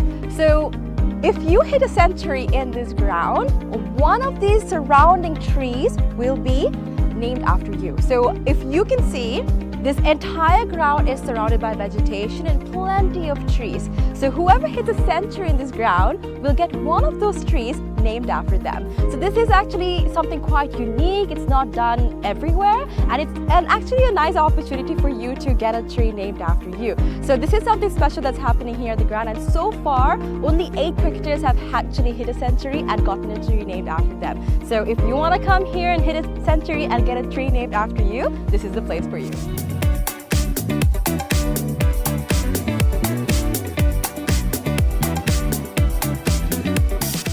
Alright, so you must be wondering what PUSA stands for. PUSA stands for Pujita Udavana Sports Academy. Pujita Udavana is actually the single owner of this cricket ground, and we actually have some exciting news. We will be providing this ground and facilities to the IMC Over-50 cricket tournament, right? So 9 of their matches will be taking place in this ground starting Feb 9th, and people from over 14 countries will be participating in this cricket tournament. So if you want to check out this ground and you would like to see a tournament, make sure you come and visit the PUSA cricket ground.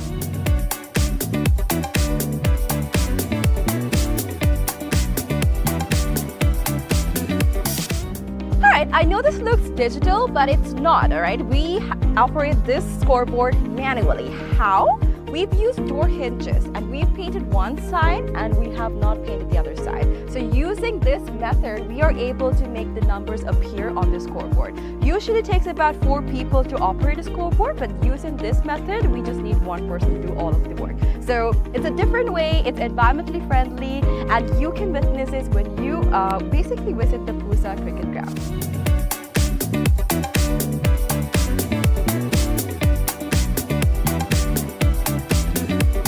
Alright, so you must be wondering where the side wickets are. It's going to be built right over here. It's still under construction, but we are expecting 12 strips to be made very, very soon.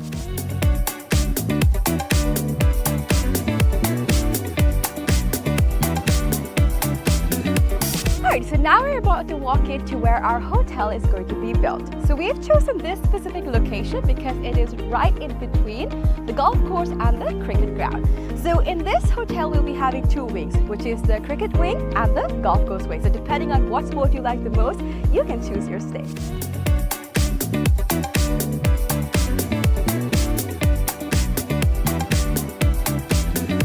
Alright, so another exciting part of our 30-acre land is this golf course. So the golf course isn't built yet, but I'm currently walking into the land that's dedicated for it. So on this road that we see over here, there will be an array of houses that will be built with a backyard facing this very golf course. So if you're interested in becoming an owner of these properties, make sure you invest right away so that you can have a house with a backyard facing this amazing golf course. So people that actually walk on the streets will not have a clear view of the golf course except for the owners that actually reside in these houses. It will be exclusive just to y'all, so make sure you come and invest today.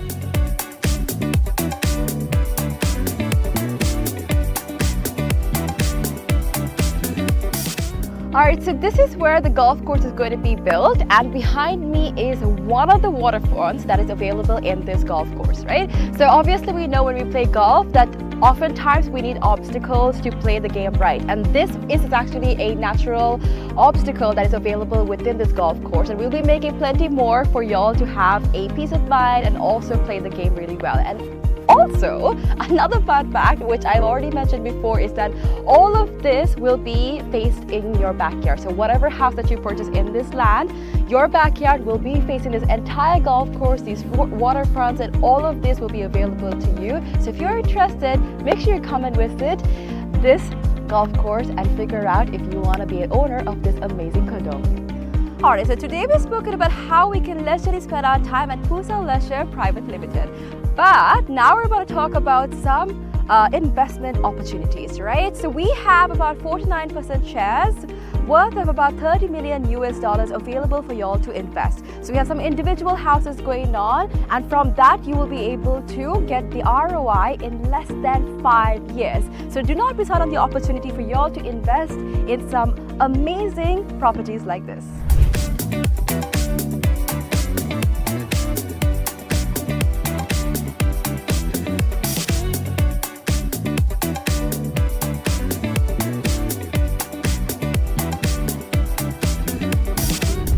Alright, so this is Pusa Leisure Private Limited. Over here we have our very own cricket ground, we have our golf course, we have condos, we have a hotel, we have so much to offer to y'all over here. So make sure you come and visit Pusa Leisure Private Limited and grab an opportunity to invest, have some leisure time, and all that you need over here. Do not forget to come visit us.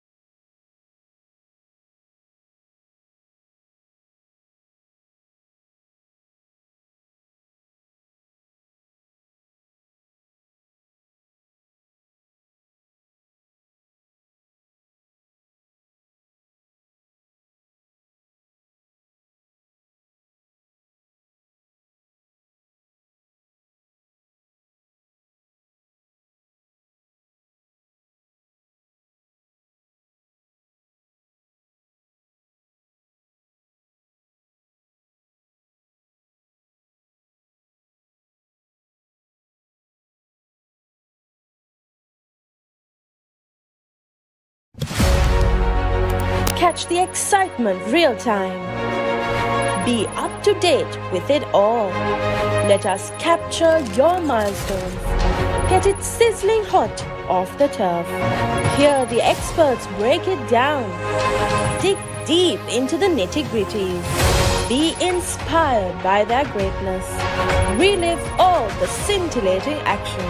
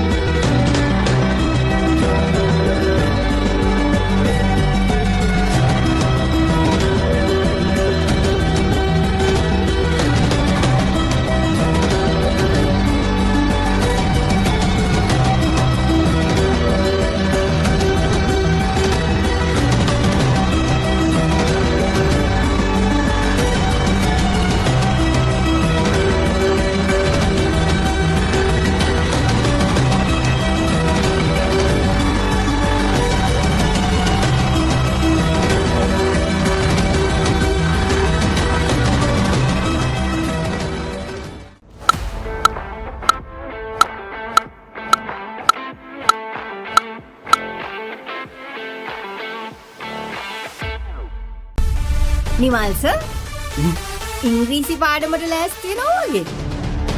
ආයි මේවා ළමයිට විකුණලා වුණොත් එහෙම මං නරක ගෑණි කියන්නේ. පිටින් ඇවිල්ලා නටන්න හදන්න එපා මැඩම්. අපේ principal. Pusa Leisure Private Limited is inviting you to invest for this project for the development of Gulf Coast and 120 individual houses, which will be selling outright. Required investment is $30 million, which is the value of 49% of shares and is available for you to invest. Whatever amount you can invest will yield benefit within less than 5 years.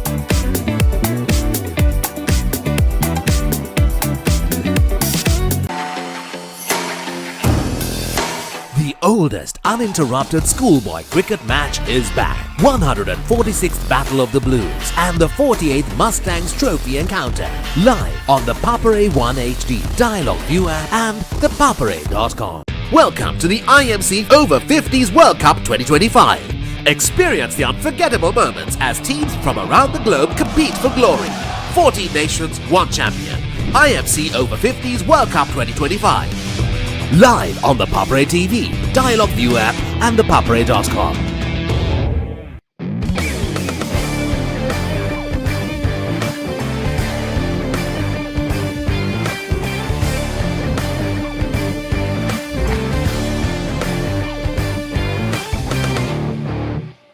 දෙමව්පියෝ කැමති දරුවන්ට හොඳම දේ දෙන්න. පෙර පාසල් සහ එක වසර දෙක වසර දරුවන් වෙනුවෙන් විශේෂයෙන් සැකසුණු පාඩම් මාලාවක්. කතන්දර ආකාරයෙන් හා දරුවෝ ආස කරන නැටුම්, ගැයුම්, වැයුම් සහ තවත් බොහෝ දෑ A+ Kids House තුලින්. සතියේ දවස් 7ම උදෑසන 7ට සහ දහවල් 1ට.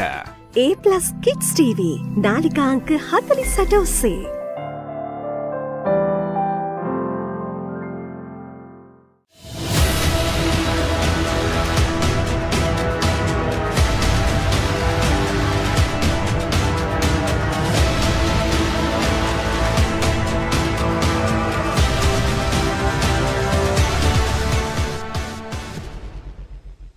Welcome to the IMC Over-50s World Cup 2025. Experience the unforgettable moments as teams from around the globe compete for glory. 14 nations, 1 champion. IMC Over-50s World Cup 2025. Live on the Papare TV, Dialog ViU App and ThePapare.com.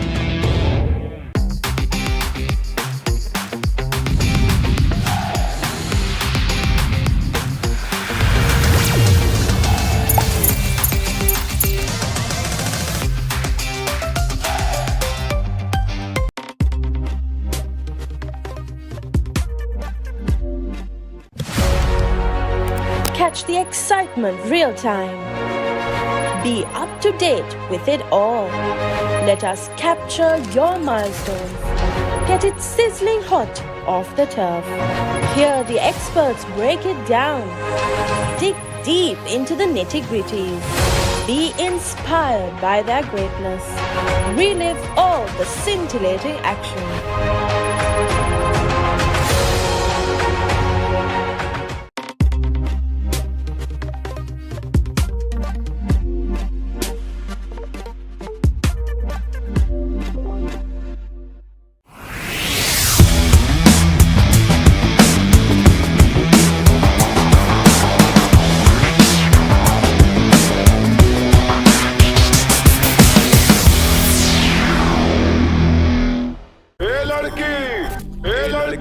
तेरा नाम क्या है पूछे वाले पूछे तो बता तेरी पहचान क्या है तेरा नाम गूंजेगा तो उठेगा एक तूफान हिलेगी जमीन मचेगा घमासान तेरा नाम गूंजेगा जब हर गली हर मकान करेंगे तेरी बातें हर नुक्कड़ हर दुकान पीठ पे सजाए घूमेंगे तेरा नाम लेके फिर गेम तेरी मचेगा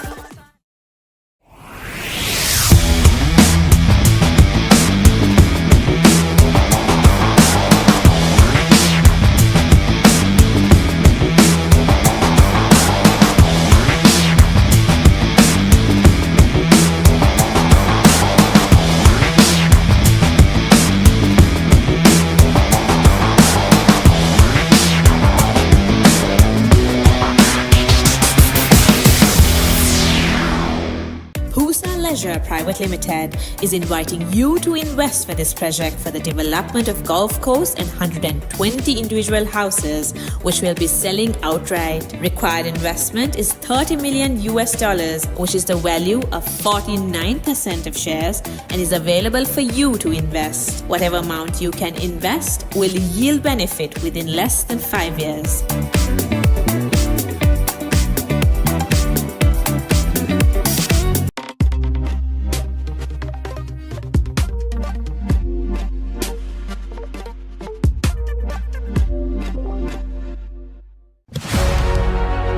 Catch the excitement real time. Be up to date with it all. Let us capture your milestones. Get it sizzling hot off the turf. Hear the experts break it down. Dig deep into the nitty-gritties. Be inspired by their greatness. Relive all the scintillating action.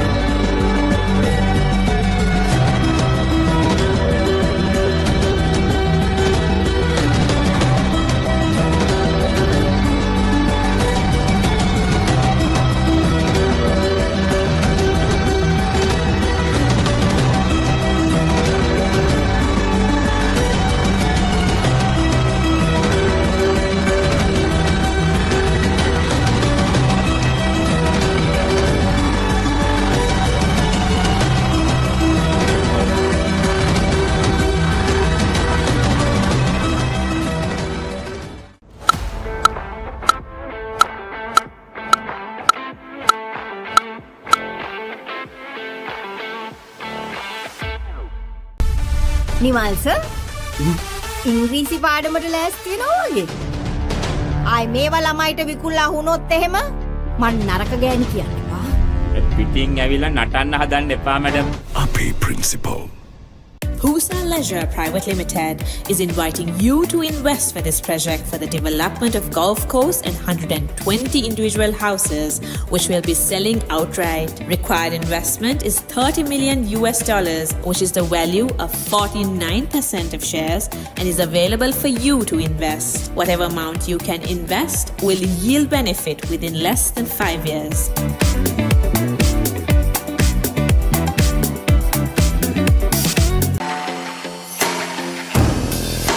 The oldest uninterrupted schoolboy cricket match is back. 146th Battle of the Blues and the 48th Mustangs Trophy encounter. Live on the Papare 1 HD, Dialog ViU App and ThePapare.com. Welcome to the IMC Over-50s World Cup 2025. Experience the unforgettable moments as teams from around the globe compete for glory. 14 nations, 1 champion. IMC Over-50s World Cup 2025. Live on the Papare TV, Dialog ViU App and ThePapare.com.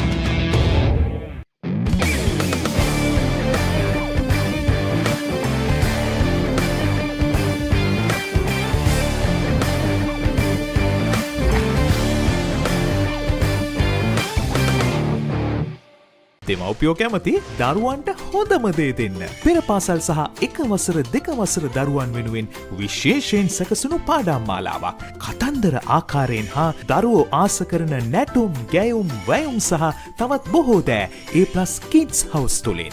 සතියේ දවස් 7ම උදෑසන 7ට සහ දහවල් 1ට. A+ Kids TV නාලිකා අංක 48 ඔස්සේ.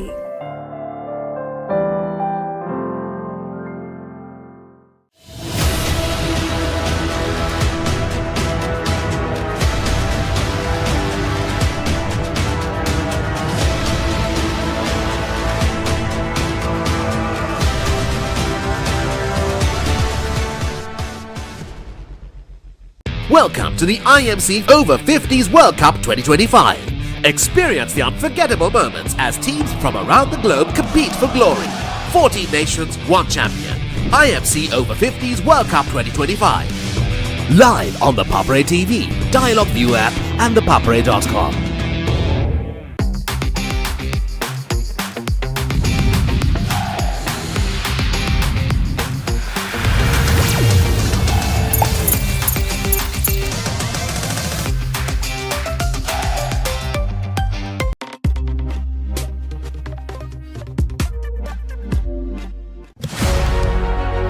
Catch the excitement real time. Be up to date with it all. Let us capture your milestones.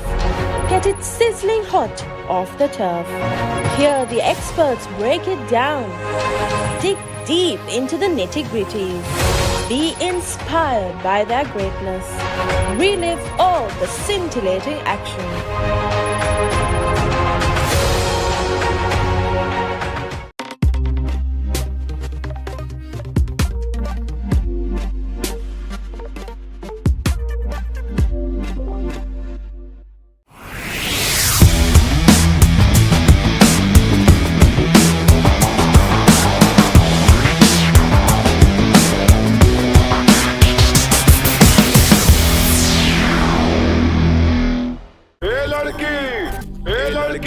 तेरा नाम क्या है? पूछे वाले पूछे तो बता तेरी पहचान क्या है? तेरा नाम गूंजेगा तो उठेगा एक तूफान, हिलेगी जमीन, मचेगा घमासान। तेरा नाम गूंजेगा जब हर गली हर मकान, हिलेंगी तेरी बातें हर नुक्कड़ हर दुकान। बीच पे सजाए घूमेंगे तेरा नाम, लेके फिर गेम तेरी मचेगा।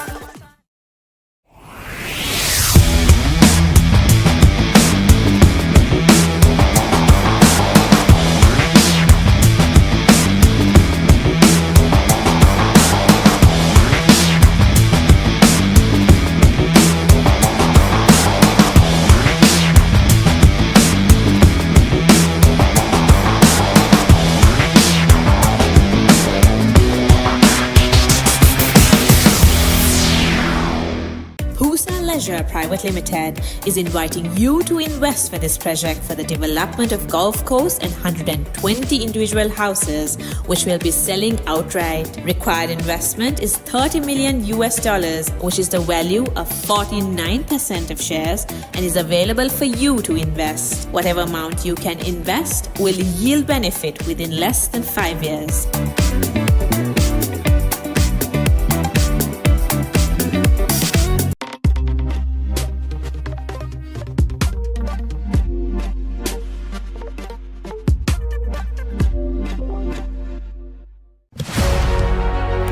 Catch the excitement real time.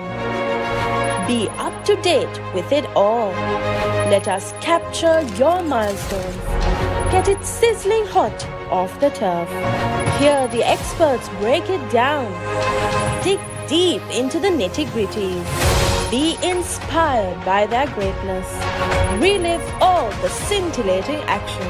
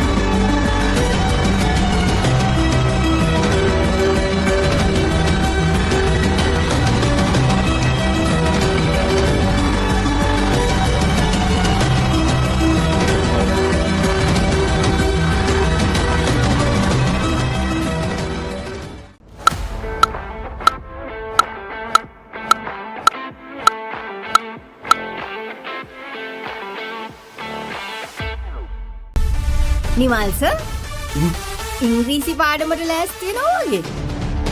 ආයි මේවා ළමයිට විකුණලා වුණොත් එහෙම මං නරක ගෑණි කියන්න එපා. පිටින් ඇවිල්ලා නටන්න හදන්න එපා මැඩම්. අපේ principal.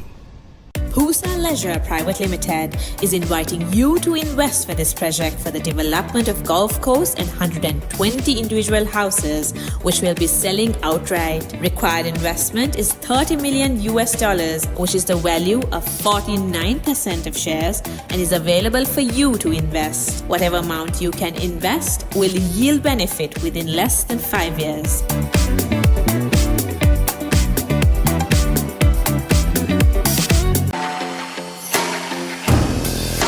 The oldest uninterrupted schoolboy cricket match is back. 146th Battle of the Blues and the 48th Mustangs Trophy encounter. Live on the Papare 1 HD, Dialog ViU App and ThePapare.com. Welcome to the IMC Over-50s World Cup 2025. Experience the unforgettable moments as teams from around the globe compete for glory. 14 nations, 1 champion. IMC Over-50s World Cup 2025. Live on the Papare TV, Dialog ViU App and ThePapare.com.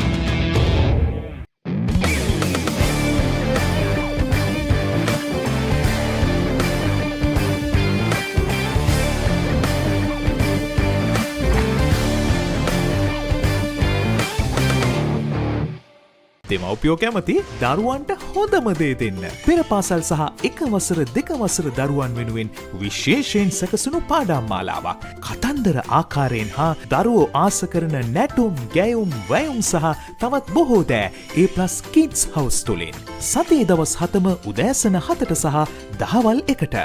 A+ Kids TV නාලිකා අංක 48 ඔස්සේ.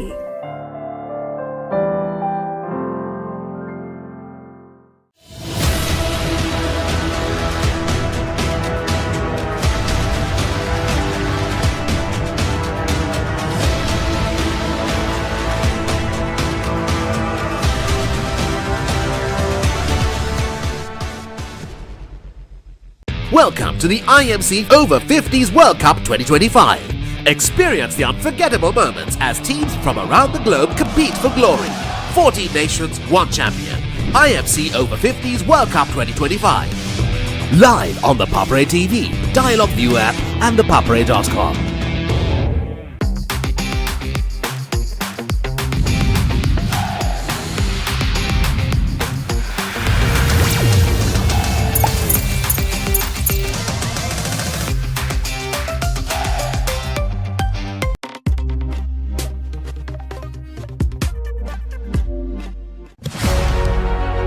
Catch the excitement real time. Be up to date with it all. Let us capture your milestones. Get it sizzling hot off the turf. Hear the experts break it down. Dig deep into the nitty-gritties. Be inspired by their greatness. Relive all the scintillating action.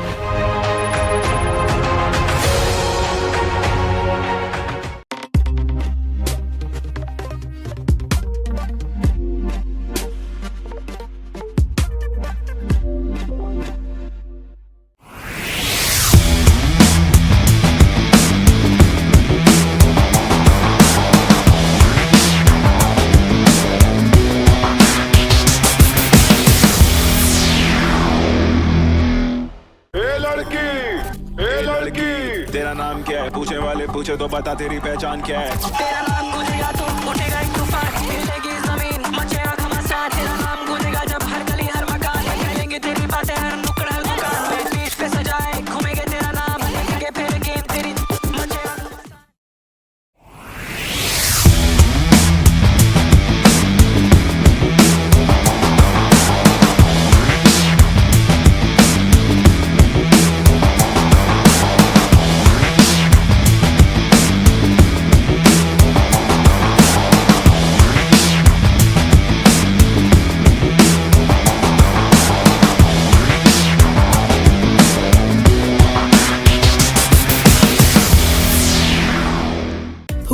Leisure Private Limited is inviting you to invest for this project for the development of golf course and 120 individual houses, which will be selling outright. Required investment is $30 million, which is the value of 49% of shares, and is available for you to invest. Whatever amount you can invest will yield benefit within less than 5 years.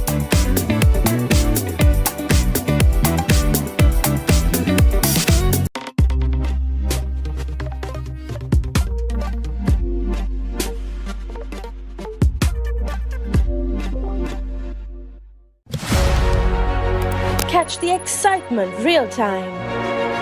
Be up to date with it all. Let us capture your milestones. Get it sizzling hot off the turf. Hear the experts break it down. Dig deep into the nitty-gritties. Be inspired by their greatness. Relive all the scintillating action.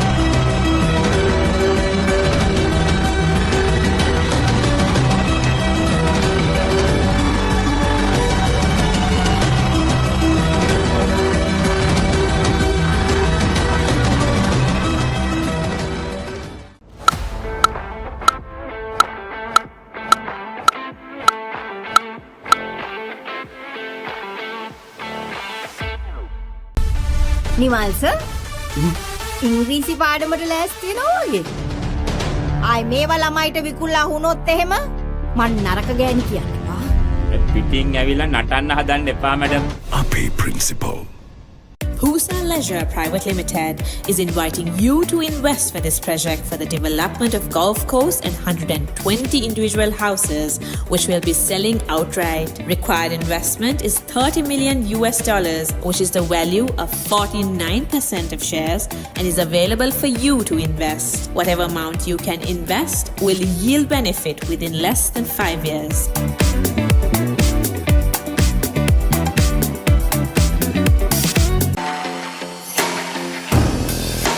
The oldest uninterrupted schoolboy cricket match is back. 146th Battle of the Blues and the 48th Mustangs Trophy encounter. Live on the Papare 1 HD, Dialog ViU App and ThePapare.com. Welcome to the IMC Over-50s World Cup 2025. Experience the unforgettable moments as teams from around the globe compete for glory. 14 nations, 1 champion. IMC Over-50s World Cup 2025. Live on the Papare TV, Dialog ViU App and ThePapare.com.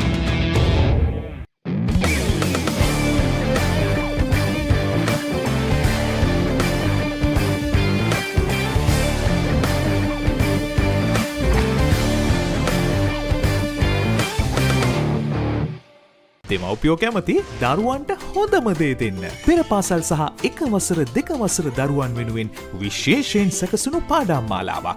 කතන්දර ආකාරයෙන් හා දරුවෝ ආස කරන නැටුම්, ගැයුම්, වැයුම් සහ තවත් බොහෝ දෑ A+ Kids House තුලින්. සතියේ දවස් 7ම උදෑසන 7ට සහ දහවල් 1ට. A+ Kids TV නාලිකා අංක 48 ඔස්සේ.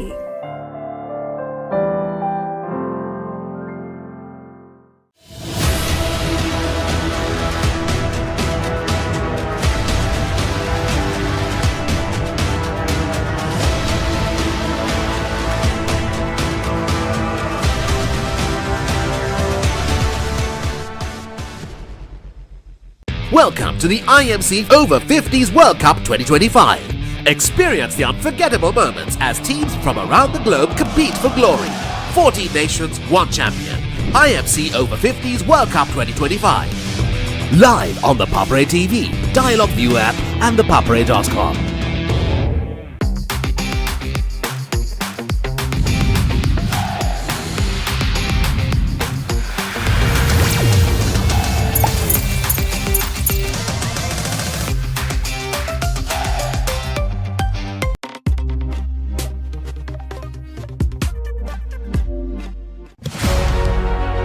Catch the excitement real time. Be up to date with it all. Let us capture your milestones. Get it sizzling hot off the turf. Hear the experts break it down. Dig deep into the nitty-gritties. Be inspired by their greatness. Relive all the scintillating action.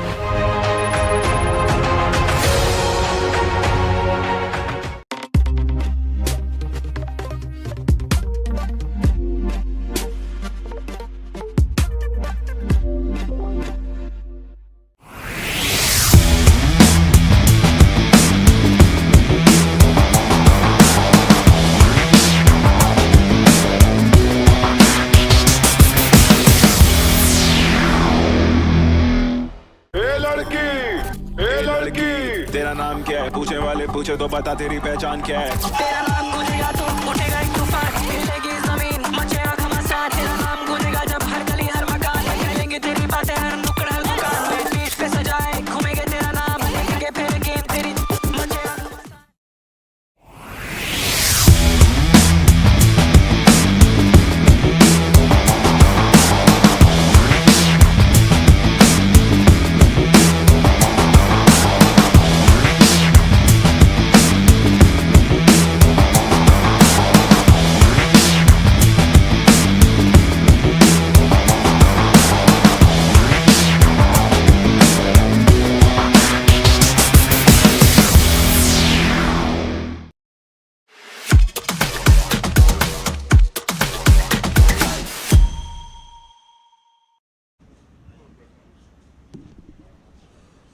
Welcome back to the live action of this third place playoff final, and England are currently 24 for the loss of 2 wickets, chasing a score of 89 runs. And welcome to the commentary box, ThePapare.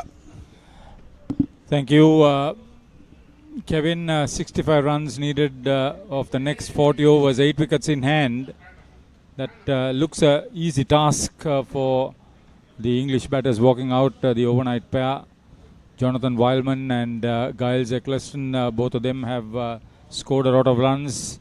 Yeah, bowled out for 88 inside the quota of 45 overs was a great disappointment for the inaugural Over-50s World Champions Australia. The defending Over-50s World Champions England, they would chase this with almost 13 overs remaining. That was really a really poor batting performance. The first 4 wickets for Australia went down for 11 runs, and the last 4 wickets added only 15 to the total. Well, absolutely, and there was a good partnership building up for them for that 5th wicket, but unfortunately both the batters got out in 2 consecutive overs, and that really turned the game back on the head and in favour of England. And from there on they just kept on losing wickets, eventually getting all out for 88 runs. Yeah, that 5th wicket partnership of 31 runs, they lost the 5th and 6th wickets without any addition to the total. Tony Clark was first to go, then Anthony Barranca departed immediately after that. And with the total on 87, they lost the 8th and 9th wickets also, that of Waddington and Dew. So you got the impression that the bowling which featured around the first 4 wickets being picked up by Zulfi Butt, 4 for 11 of 7 overs, and then James Whittaker cleaning up the tail, 8, 9 and 10, 3 for 7 of 5.1 overs. Charlie Knightley keeping up to the wicket right through the innings, had 3 victims, and David Snellgrove, the captain, had 2 catches. Well, and a lot of credit has to be given to their opening bowler, Sean Cooper, as well. He kept things tight from one end while Zulfi was getting the wickets from the other end, and that really helped the Englishman to restrict Australia to a score of 89, and Sean Cooper keeping one end tight helped Zulfi to get those wickets from the other end. Yeah, the same way when Kshitijit Desai was introduced, he picked up a wicket off the first ball, and then 2 for 16 for him was also a good support bowling. Good all-round performance for England Over-50s. And here we are back again with the live action after the lunch break. Chasing down a score of 89 are the Englishmen. Just 65 more runs needed of 239 deliveries. Should be a cakewalk unless something dramatic happens here. Craig Trindle has picked up both wickets. He's looked the bowler who can probably create more trouble. Once again, the hurry in the batter. Ball travelling to Damien Meek, who made the top score of 23 for Australia. Only one other batter made the impression. That was Anthony Barranca. Despite Tony Clark making 14 runs, there were 13 extras. Only 4 contributions of over 10 in the total. Lovely hit. Lovely hit through the offside for a boundary. Eccleston, right after the lunch break, has found the first runs off his bat. Yeah, he was served dessert, but this is a good shot. Great timing, superb placement. The balance when he made contact with the ball, full face of the bat. That's a skillful shot from a very confident, informed batter. Well, Haritha, the worries for the top order batters of Australia started off when they didn't rotate the strike as much as they should have. They were all on a defensive mindset. They were trying to see off the first few overs, but when they lost that first wicket, the next 3 wickets just kept on falling, and that really costed them the game. And I felt that they should have just kept on rotating the strike, though it was a hard phase to bat on. I'll tell you, they would have been thoroughly disoriented and disorganized after the loss to Sri Lanka in that semi-final. Another boundary. The Australians seem to have given up the intensity. Thick outside edge though. Away from that gully field. Quick runs straight after the lunch break. 8 runs so far off this over of Trindle. He was the bowler who did the damage early on in this English innings. Yet again, a lovely hit, but straight to the field at this time. Travelled quickly. Ashley Hardy there in the covers. Yeah, the tournament kicked off with 2 centuries on the first day.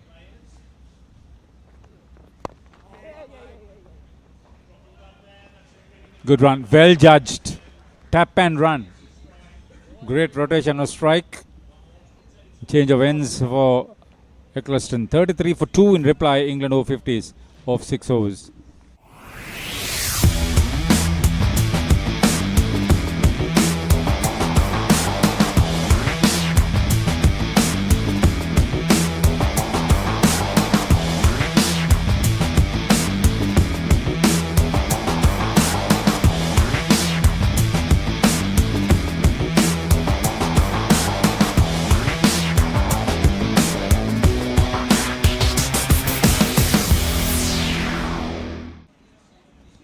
Yeah, Kevin was very keen that there were some other days that there were 2 centuries. Yes, on the first day, Jason Oates of Zimbabwe, 107 versus England, by the way, and Anthony Sahadio, 101 not out for West Indies versus South Africa. He batted right through the innings.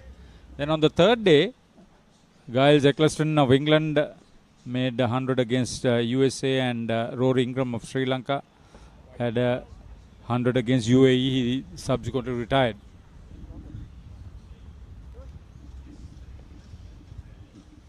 Extras won't help. Morris, usually a great operator, today in trouble. The highest individual score came from Fakir Dungaria of India against Canada when he made 124.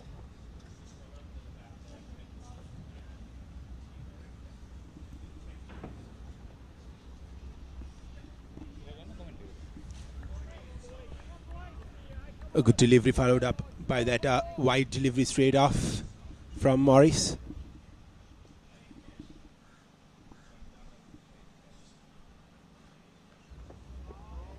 That was a century for Saman Jayant of Sri Lanka Over-50s. On the 7th day of the pool stage. On the following day, Simon Holiday, 114 not out for Wales against USA, and Ruin Piris for Sri Lanka Over-50s at 107.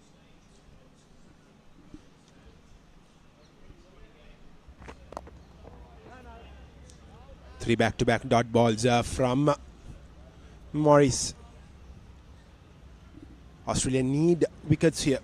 If not, England will just walk through this game. 6.3 overs done, 34 on the board with just losing 2 wickets. And Haritha, we have an update from the plate finals. India batting first have got 299 runs on the board. Really? Yes, and the target for Wales will be 300 or 45 overs. I hope their batting clicks. They'll be up against a very wily Indian bowling attack. They have a 5-wicket haul bowler there. I'll come to that in a moment.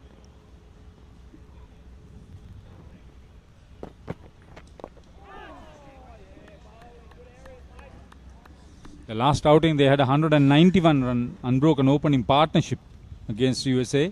Wales.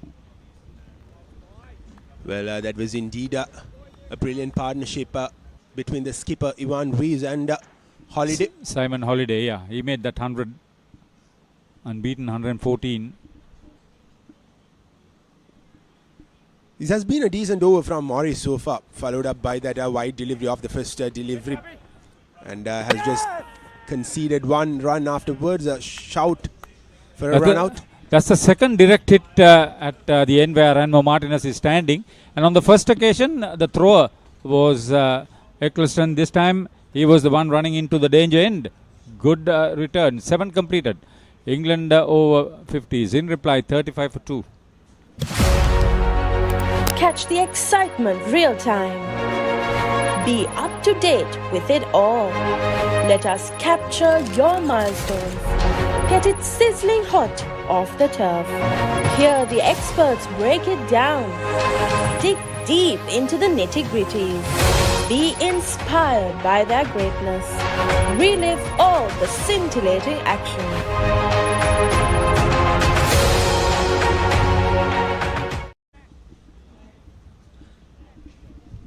As far as the bowling is concerned, I've counted at least 4 bowlers picking up 5-wicket hauls. On the first day, Vian Smith of South Africa picked up 5 for 21 against the West Indies over 50s. The next 5-wicket haul, 5 for 23 for Nalaka Fernando of Zimbabwe versus Namibia. The lowly placed teams battling out then. Quick single taken, just punched in front, and they've switched ends.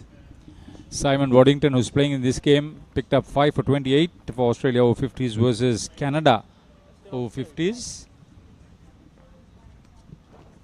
And there was Murugan Mileswamy of India Over-50s against Pakistan Over-50s, a match that Pakistan won by 1 run.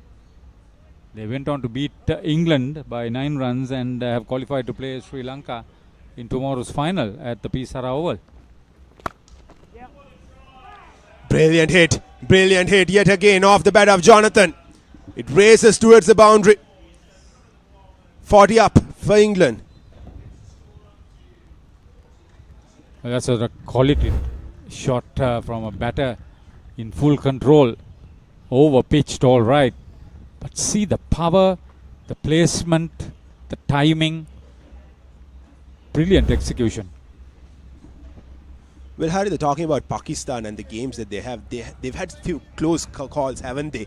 Against Wales, they won by 3 runs, and then and against India by 1 run, and even the game against England went down to the wire. Yeah, that's a lot to say about a side that is blending well, batting, bowling, and fielding. I think you should come back and tell me about the top wicket takers and the highest run getters, Kevin. Was it taken? Brilliant comeback delivery. Wildman can consider himself lucky. That really ran very well to Andrew Kratzmann. He's one of the better fielders there. He's taken some blinders in that slip cordon.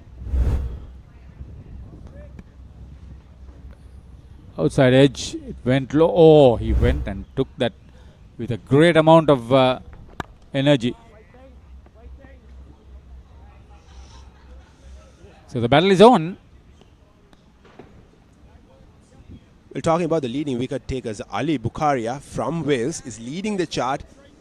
Till yesterday, he had 20 wickets off 7 matches with a best of 4 for 14, if I'm not wrong. Yeah, I think he's one of the better all-rounders in this tournament too. He scores a lot of runs too.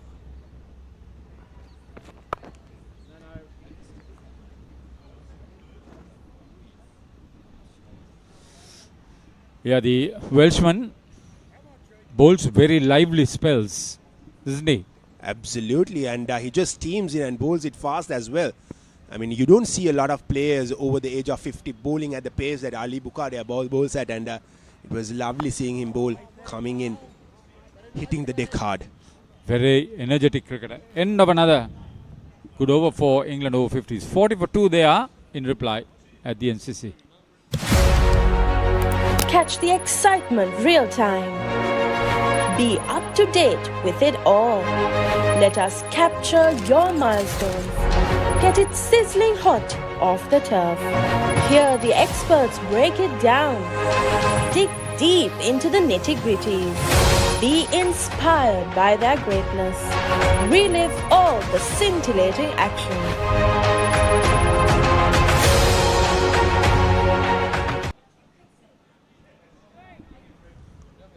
40 for 2 at the end of 8 overs. England chasing a score of 89. But we also have an update from the BRC grounds with the ball finals. South Africa, they batted first and got a score of 258 runs in their 45 overs. This one is heading towards the boundary.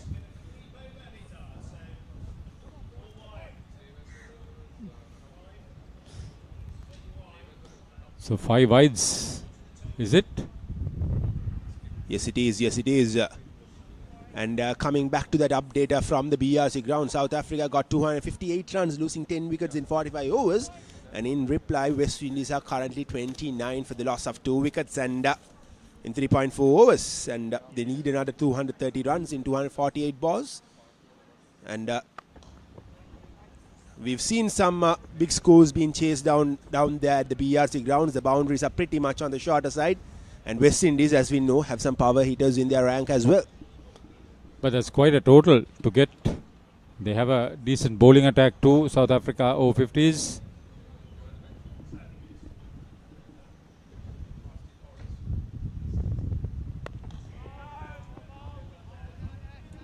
Ashley Hardy.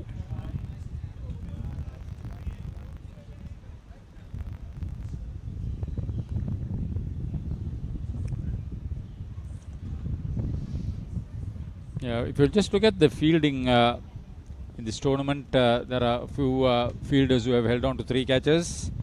Dinesh Sharma of India Over-50s, Vijay Sionarin of West Indies Over-50s. Quick single taken yet again. This is a good running in between the wicket by Jonathan and Eccleston. They're constantly keeping the scoreboard ticking and giving no chance for Australia to get back into the game. Already 46 runs on the board. Continuing with that, Indika Deserum of Sri Lanka Over-50s held on to 3 catches once.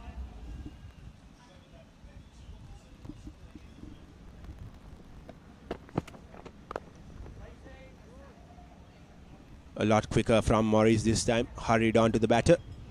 3 victims for Charlie Knightley. Earlier we had Vinayak Samant having 3 victims for India Over-50s. He's batted well for them too.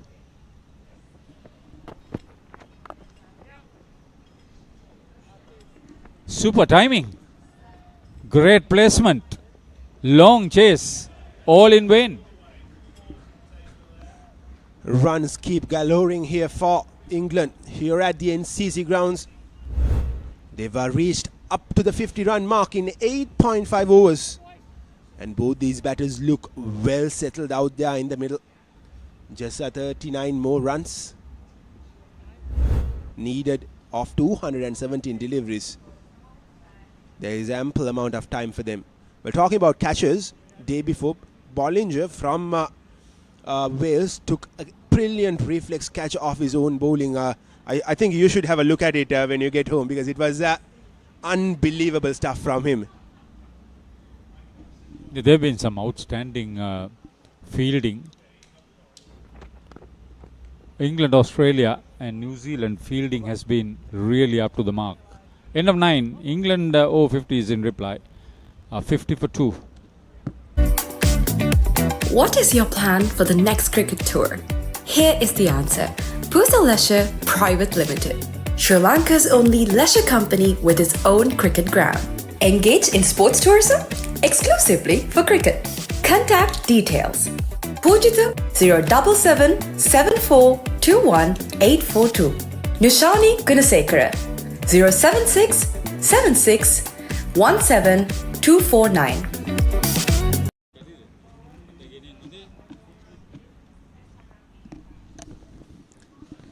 Runs on the board for England in 9 overs, chasing a score of 89 runs. Well, Haritha, you were all around Colombo for many matches during this IMC Over-50 World Cup. Any specific moment which has stood out for you in the last 2 weeks? I think the wake-up call for Sri Lanka Over-50s against England Over-50s. The top 4 playmakers failed. They were reduced to something like 20 for 4.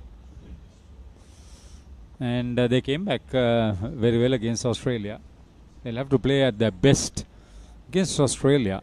All 4 played very well. Saman Jayanta led the way with the batting and bowling. Indika Serum, Upul Chandana with his fielding and batting.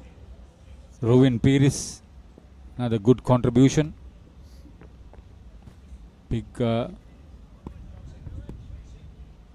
Big contribution.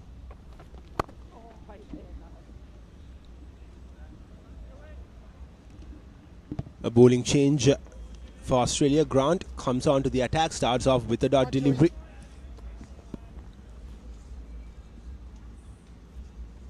Seems to me as if though England have put a deadlock to this game, and they don't have to worry about the run rate from here on. They never had to worry about the run rate when they came into this chase. And a huge appeal. Probably there was a bit of a bat in that. Martin Vale is the umpire from Wales. The angle probably saved him. He's bowling around the wicket to the left-hander.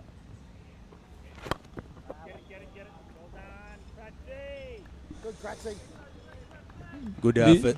These 2 countries will play another Ashes game after the tournament. Couple of days probably after the tournament finishes tomorrow at Colombo Coles.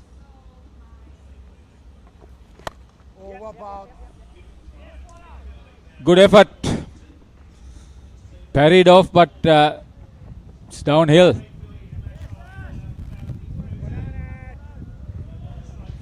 They saved one, but that was good cricket all round. We're talking about that game which will be played at Coles tomorrow. It'll be a game to watch because Australia... Not tomorrow. It's after the final. After the final. Sorry, I beg your pardon. After the final. It'll be a game to watch because Australia will be coming all guns blazing because they are not in a good position here. They'll probably end up losing this game, but they will come a lot stronger because they are a much better side than the performance suggests today.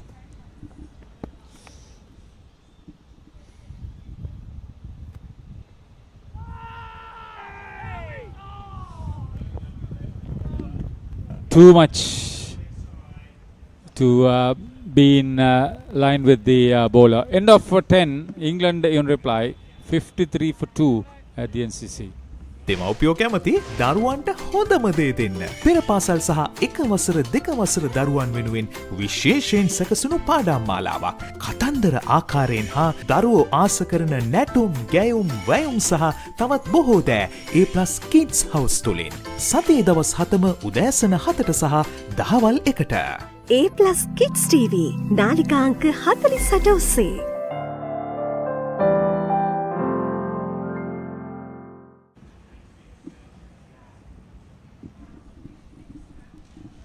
Welcome back here to the Nondescripts cricket ground here in Colombo.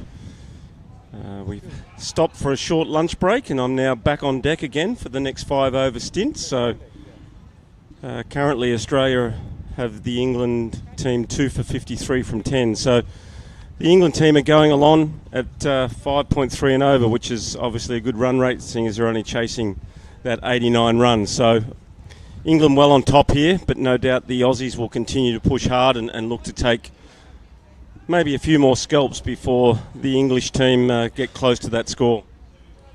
Correct, Anthony. I think there's been no success for the Aussies after lunch. The break has not brought about any good for the Aussies. These two batsmen have showed a lot of composure. They've taken the singles. The running between the wickets has been excellent between Eccleston and Jonathan. A treat to watch, and mind you, these are gentlemen who are over the age of 50. Yes, no, the English pride themselves on being super fit. They've been training right up to the World Cup, meeting regularly. As we see a change of bowler obviously now with Simon Waddington on. So Australia now reverting to a double spin attack here with Grant Dew and Simon Waddington bowling and looking to do some damage that the English spinner did in Zulfi Butt. So at this point we see Giles Eccleston watchfully looking at what Simon's doing with his bowling, with his left arm orthodox. Yeah, Waddington is indeed quite tall. His release point is very high, so there is an option of actually getting some extra bounce. Not a great turner of the ball, considering the pace at which he's bowling. Can afford to give it a bit more air.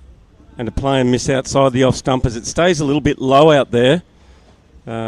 Obviously looking to bowl a fourth stump line with a slip in place and a backward point cover, extra cover and mid off. So that will be the line that he bowls, and obviously he'll try and target those pads and obviously the stumps of the Englishman. And he goes straight down the ground, and that's going to bounce over the boundary line for 4 runs. So an aggressive shot there from Joel Eccleston against Simon Waddington. Takes the score now to 57 for 2 with 1 ball remaining in the over. Beautiful shot over the bowler's head. Safest place, they say, on the cricket field to go over the bowler's head, earning him 4 very valuable runs, taking the Englishman that much more closer towards this very modest total.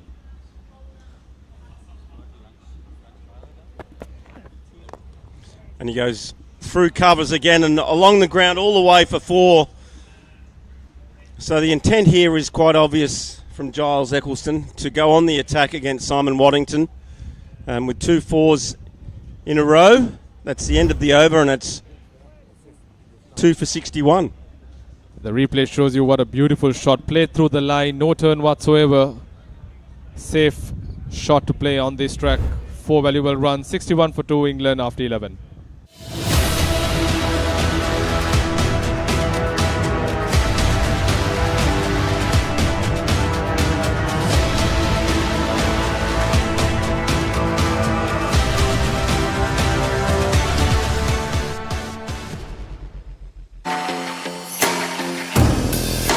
The oldest uninterrupted schoolboy cricket match is back. 146th Battle of the Blues and the 48th Mustangs Trophy Encounter. Live on the Papare 1 HD, Dialog ViU App and ThePapare.com.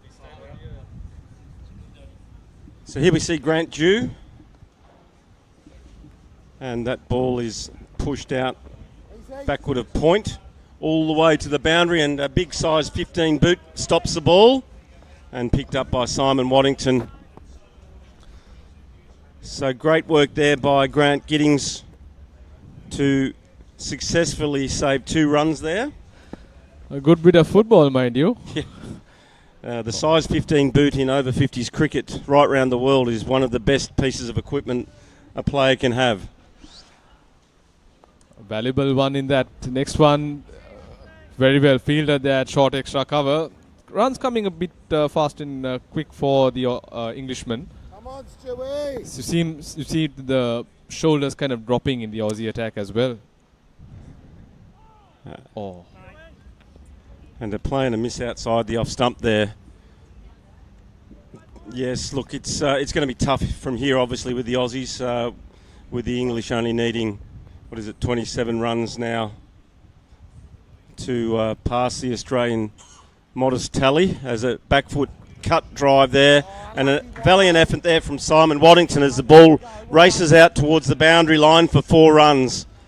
Well chased there by Grant Giddings, but another powerful shot there from Jonathan Wildman to really push the dominance here of England today. They're currently 2 for 67.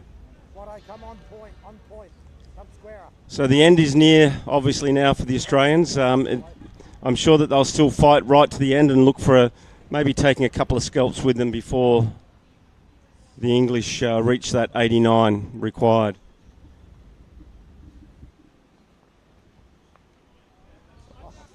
This time takes the outside edge. That too is running down to the boundary. It's 4 more to the score. Takes the Englishman to 71. So 3 boundaries in this over. Very expensive one in that.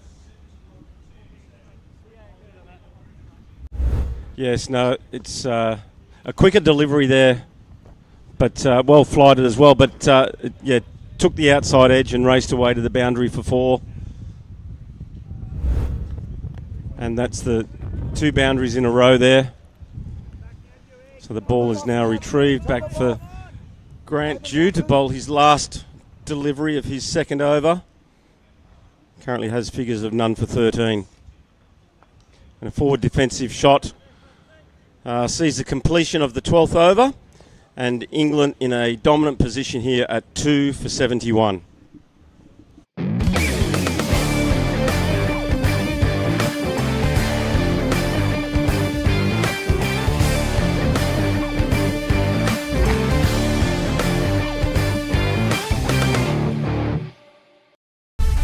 Nimal sir ඉංග්‍රීසි පාඩමට ලෑස්ති වෙනවා වගේ. ආයි මේවා ළමයිට විකුල්ලා වුණොත් එහෙම මං නරක ගෑණි කියන්නවා. පිටින් ඇවිල්ලා නටන්න හදන්න එපා මැඩම්. අපේ principal. Waddington to continue. Oh, Full juicy toss full there. toss. Yeah, lucky to just squirt that ball out towards the boundary line for a comfortable 2 there to Giles Eccleston. So 2 for 73.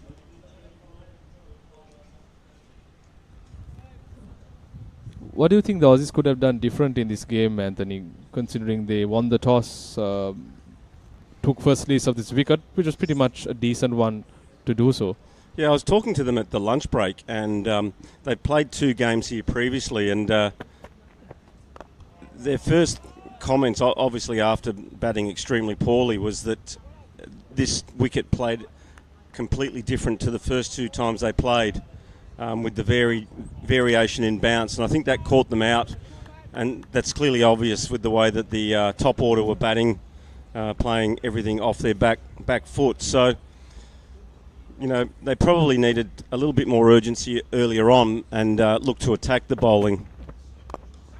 As you can see, the Englishmen are doing now against our spinners, you know, using their feet and looking to punish the balls and break that line and length that the English bowlers were so good at in the first innings. And that's why the Australian bowlers now are struggling to get that consistent line and length required. This time, Giles Eccleston goes straight down the ground for a maximum, and that's a massive six there. One of the longest boundaries on the ground. So Giles Eccleston's really put the foot down now and has raced to 31 from just 32 balls. And Jonathan Wildman's 30 now from 29. So England 2 for 79. And I would say the Australian boys are going to get an early finish today, and will probably venture back to the Grand Bell Hotel and sit in the pool and have a quiet beer. I think that's the order of the day. I'm sure they wouldn't mind that, considering they've been in this heat for quite some time over the last 10 or 11 days, mind you. It's been tough going for the cricketers. Look, the Aussies, just like the Poms, they came here to obviously win the World Cup, so they'd be extremely disappointed with the result and the performance they put out on the park in the last 2 days. As we see the ball worked out to mid-wicket by Giles Eccleston. It's the first time I've seen Giles bat, and I've become quite good friends with him, staying at the same hotel as them, and a very impressive batsman, probably one of the world's best over-50s batsmen currently going around the circuit.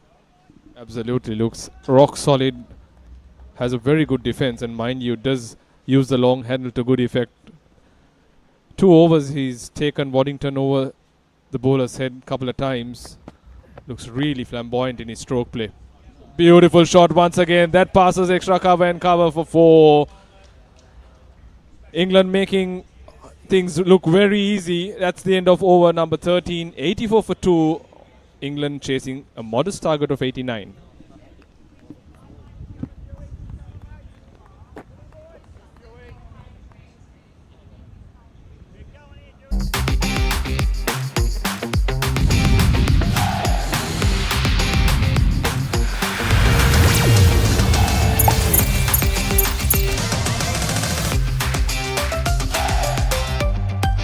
Dialog Television එක reload එකෙන් පවුලටම හිතේ හැටියට TV බලන්න රුපියල් 798කට අලුත්ම සුපිරි reload plan එකක්. Activate කිරීම reload සහ My Dialog app මගින්. 84 for 2, England. It's just the 14th over, 5 runs away from an emphatic victory, one can call it, in this third place playoff final versus their arch rivals Australia. Let's hope here that the Aussies hold their form and hopefully can take another 1 or 2 wickets before the England team pass the score. And very well bowled there by Grant Dew. Yeah, at least for it to look visually appealing, they wouldn't mind a couple of wickets, I suppose, as England make their way quite comfortably towards this target. Yes, the English team have played great cricket with all facets of their game. They fielded well. Charlie Knightley, brilliant behind the stumps with a couple of great catches and stumpings, keeping the pressure on the Australian batsmen. The bowlers bowled extremely tight lines and lengths, and now you can see their batsmen are doing the job for them. As a half-hearted appeal there as the ball balloons out just in front of first slip. Not giving anything easy, Grant Dew. Good comeback this has been after getting hit for 13 runs in the previous over. Doesn't turn the ball much. The ball goes on with the arm. This time Eccleston comes down the track. That passes mid-wicket. That too is running down to the boundary for 4. Just a run away, the Englishman, from a very famous and emphatic victory. Look at the replay. Tossed up, dances down the track. Beats the mid-wicket fielder. 4 valuable runs. So, will Giles Eccleston look to play the big shot here to get the winning runs here for England with 1 ball remaining in this over? And a push out to mid-on for 1 run. Sees the successful chase by the England team here, with England convincing winners over Australia, chasing down the mediocre score that Australia set of 88, 2 wickets down, and just, I think it was 14 overs in the end. So congratulations to the England Over-50s team.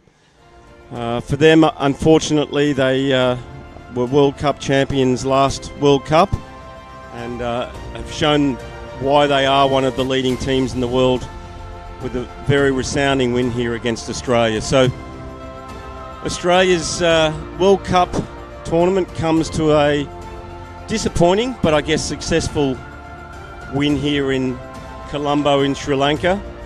But today the England team were comprehensive winners. There is 1 more game to go for both these teams. They will meet again in a couple of days to play a one-of Ashes game.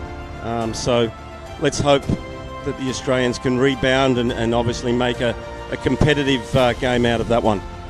Commiserations to the Australian outfit. They'll end up this tournament at 4th position, whilst the Englishmen would be placed 3rd at this IMC Over-50 Cricket World Cup.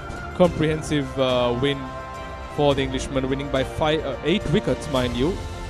Chasing this target in just 14 overs, showing how formidable of a batting unit or batting lineup they possess. Eccleston by far was, it was a masterclass performance. Left-handed batsman southpaw, showing absolute flamboyance in his stroke play, and mature head on his shoulders as well. Never went about it bang bang as at the start, but post lunch it's been all England that has taken them through as 3rd place champions in this IMC Over-50 Masters Cricket World Cup. Yes, and if we have a look at the Australian bowling figures, Craig Trindle obviously got the 2 early breakthroughs before lunch, bowled exceptionally well, and took 2 for 22 from his 4 overs. James Morris was probably unlucky, beat the edge quite a bit, bowling 5 overs and took none for 28. And then the 2 spinners, Grant Dew and Simon Waddington, a tough ask for those 2 bowlers with such a low score to chase. So England convincing winners here today against the Australians. And look, on behalf of the Australian family back home in Australia, I'd like to thank everyone here in Sri Lanka. It'll be our last opportunity to say thanks to all of those people that supported the Australian cause here, as we look to obviously play a lot better cricket than we've shown in the last couple of days. But to win 6 from 6 in our group pool, the guys can hold their head high as we see some of the highlights here from England. Yeah, they were quite dominant here today. But yeah, the Australians have really appreciated the support from everyone in Australia. And that was the first wicket to fall, and then a great catch by Kratzmann. But yes, thank you to everyone for their support. Social media has gone absolutely crazy. The number of views watching the production here that has been produced by ThePapare. It's a fantastic production, best in the world, multiple cameras, a team of, I'm not going to say hundreds, but they're all working hard, diligently now, making us look and sound great. So thank you very much for providing such a great viewing platform. Absolutely, we're very happy to have you two here, Anthony, you and the entire Australian fraternity in all those countries that have made it here during a very hot and humid period in Sri Lanka. I'm sure most of you are enjoying what's been offered in our motherland, and we hope the rest of the stay is much more fruitful. You'll have a very good time here. Looking forward to seeing you all very often, maybe as tourists, but also probably organizing many more events of this nature in this country, which is pretty much cricket crazy, Anthony. Yeah, Sri Lanka is definitely a crazy country when it comes to cricket, but it also is so hospitable. The people are amazing. They treat us like royalty, And if you're considering doing a tourist travel to Sri Lanka, I can highly recommend coming here because you will be treated like kings and queens. The food here is amazing. The tourist venues are also exceptional, and the hotels that we've been staying in are definitely world class. So thank you everyone from Sri Lanka, and lots of love from Australia. Thanks a lot, Anthony. It's been an absolute pleasure having you here with us in the commentary box. That's the summary. England win by 8 wickets. Australia bundled out for 88 just in 32 overs. England making easy pickings of this, just scoring it, just losing 2 wickets at the end of 14 overs. So that's the end of this third place playoff game between Australia and England. England coming through as deserved winners quite comprehensively. Tomorrow, ladies and gentlemen, it's the all-important final between Pakistan and Sri Lanka. This will be televised to you live through papare.com and Dialog TV and the ViU App. It's going to be played at the Pisara Stadium. All eyes on the host nation to bring this cup to Sri Lanka. It's going to be a very keenly contested match. 2 teams who have been on top of the game. It's going to be, only time would tell who the winner is.